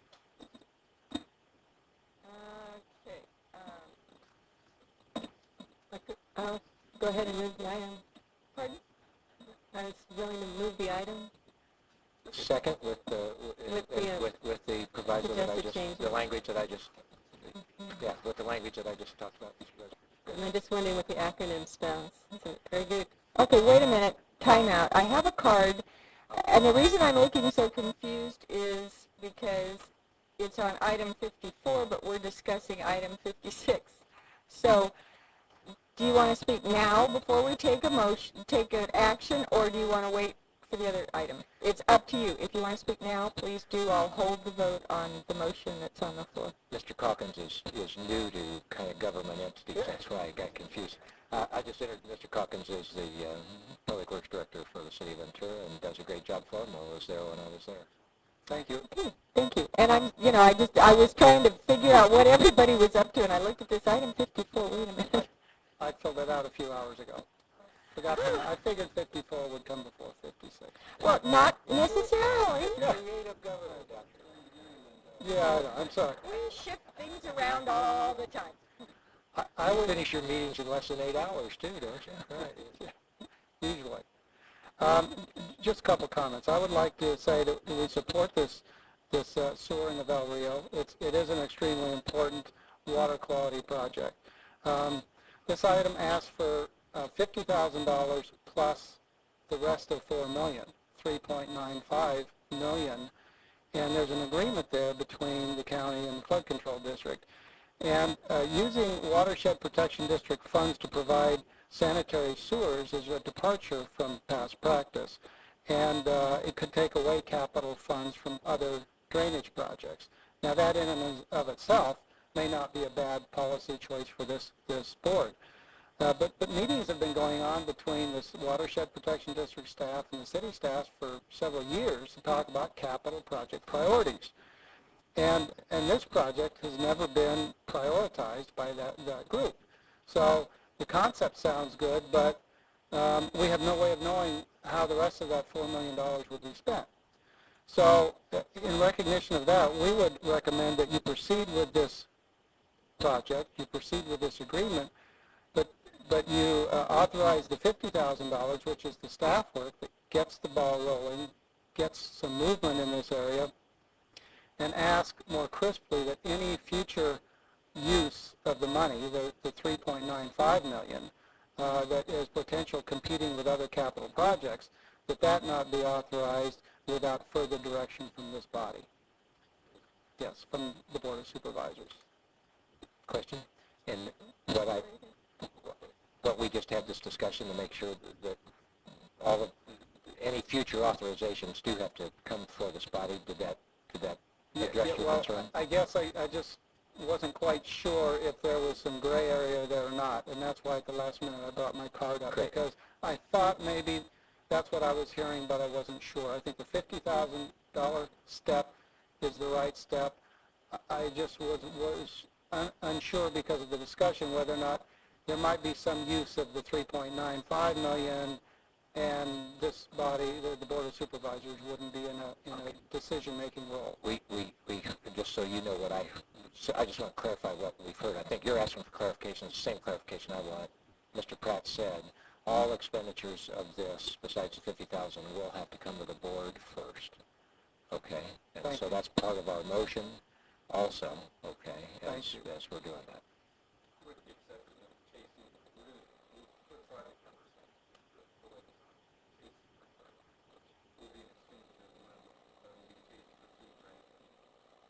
And that will come to the board first? You're pursuing grants. Don't you normally come to the board to pursue grants? Oh, yeah. But grant preparation and then coming to the board, that costs the city. That doesn't go into overhead. We charge you off the project. It's just implicit. Have a reaction, Mr. Coe? I'm sorry. I think I'm a little... Don't understand what we're doing here with the issue. I want to get Mr. Cochran's reaction to that. I apologize. Everything we do gets charged out to a project number to the extent that we can do that. We want to keep the overhead rates down. When we go after a grant, we post a project number for the specific purposes of chasing that grant.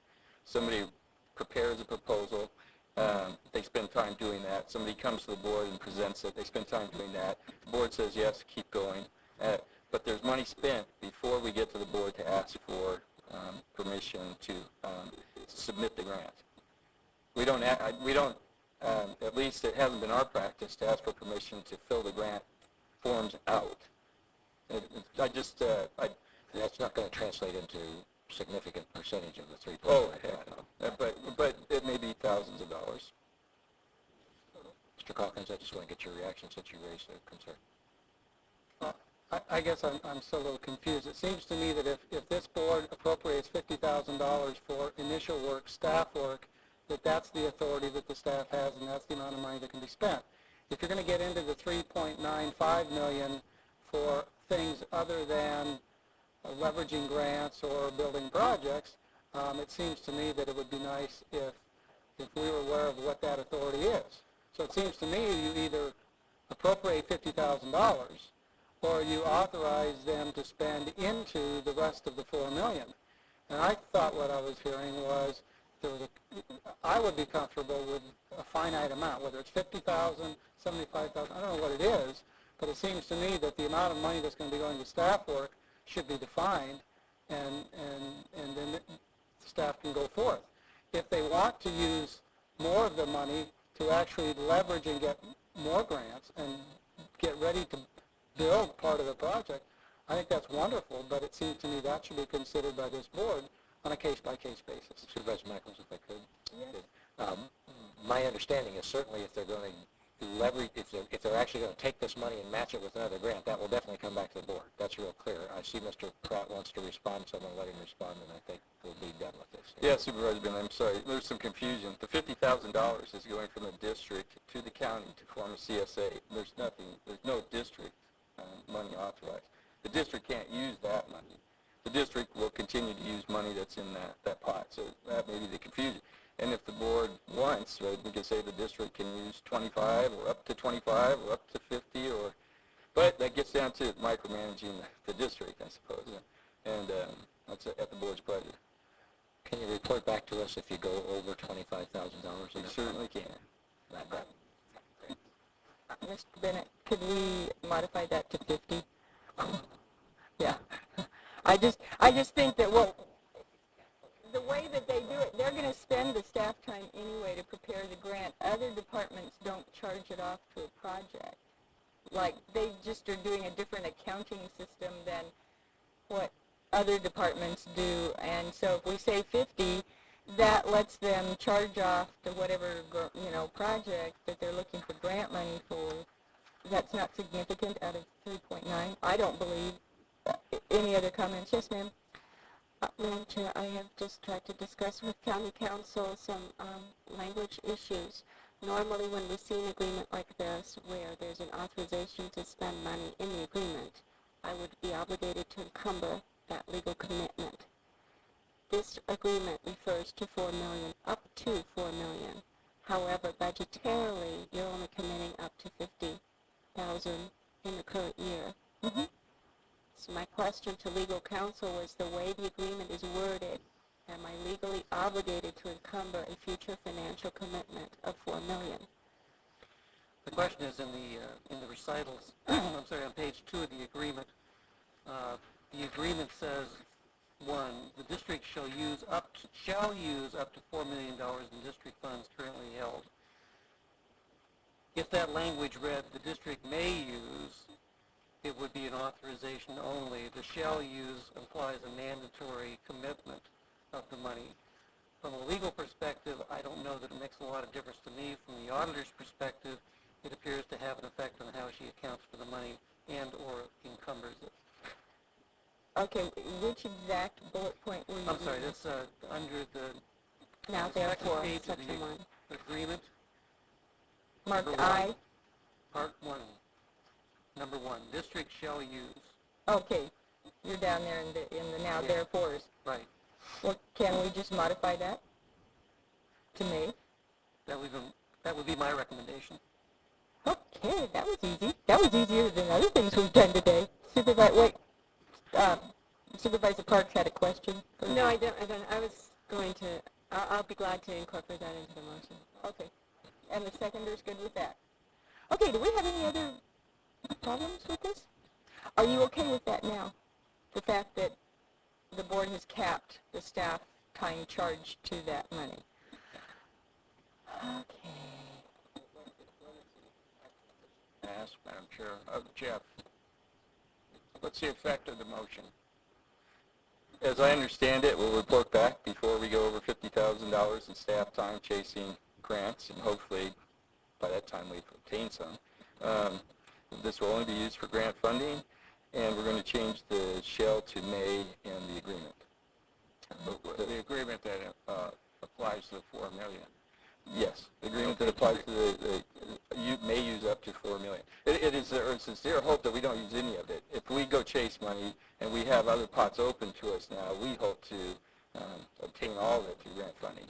That may be naive or overly optimistic. So we're not appropriating. Is that it? Only the 50,000. But all but 50,000. But that wasn't your recommendation. That is not your recommendation. The motion changes your recommendation. Yes, sir, it does. And if I may, it's 100,000, 50,000 for the county service area, and 50,000 for the district to use in the pursuit of grants. It's difficult for me to understand totally the Ventura City's recommendation. It almost brings up memories of the Freeman diversion when the city of Ventura sued over that. The city does use some of the Fox Canyon water, and there's always the ability for some of this to get down into the Fox Canyon aquifer. We're really into a major issue here. There's a time limit here on when this project when this project has to be completed. And I just don't know what your motivations are, Mr. Bennett. If I might, I believe, and the City of Ventura can correct me, I think the City of Ventura's concern is using too much of the money on strictly administration and not using it on the project, and that was the request, to make sure that we make sure that the administration cost is held down. I thought that was the only, am I correct? You just don't want all of this money frittered away on administration.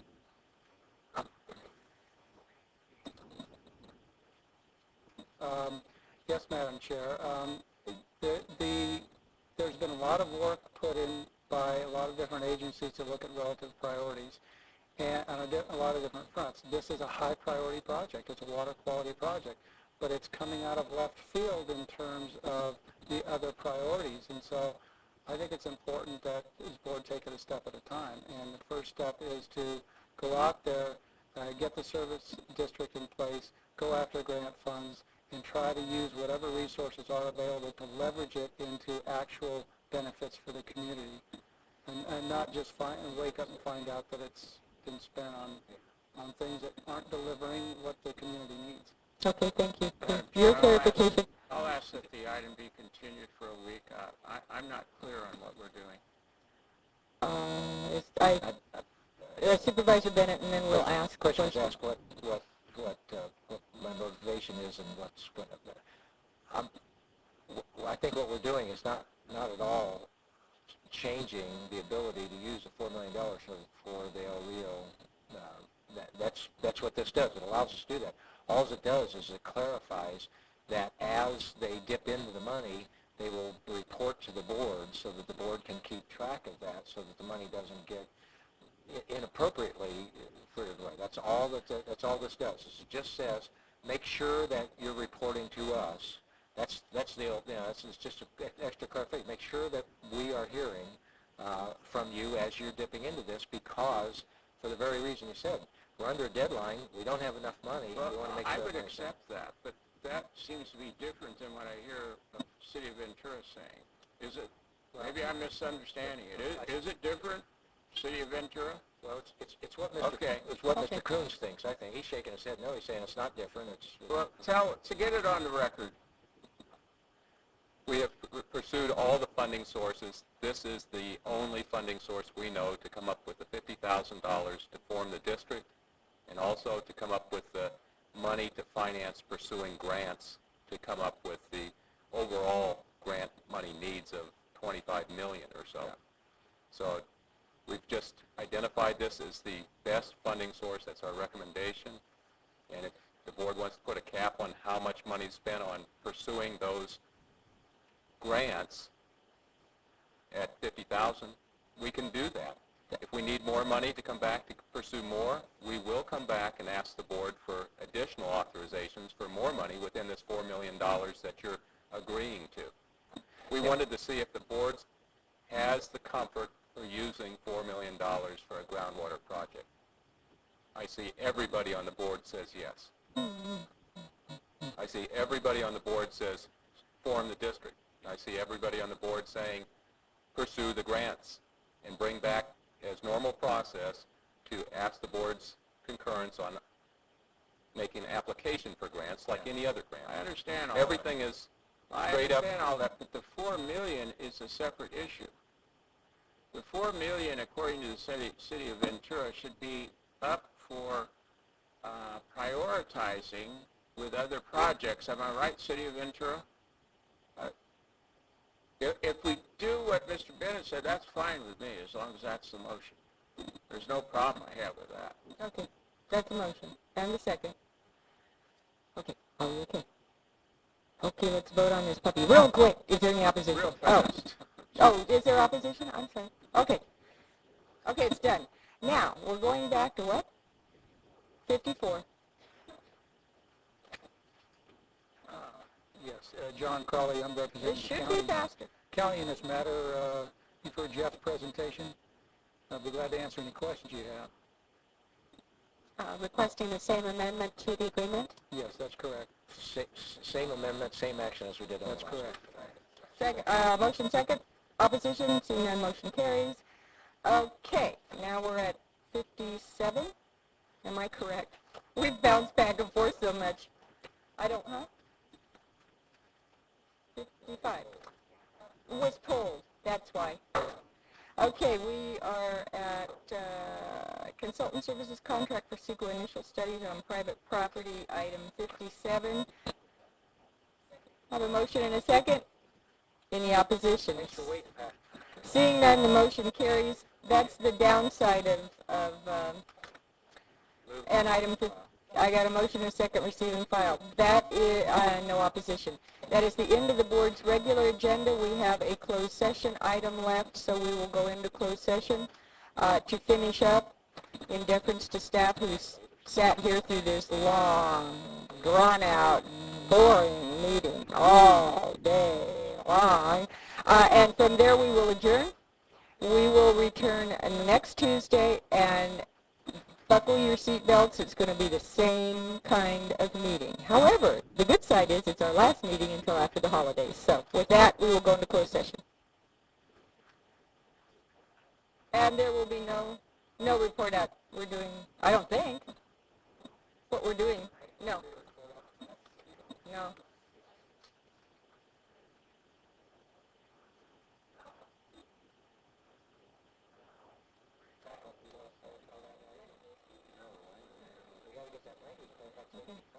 We won't do Harbor this time. We're just going to finish up with labor.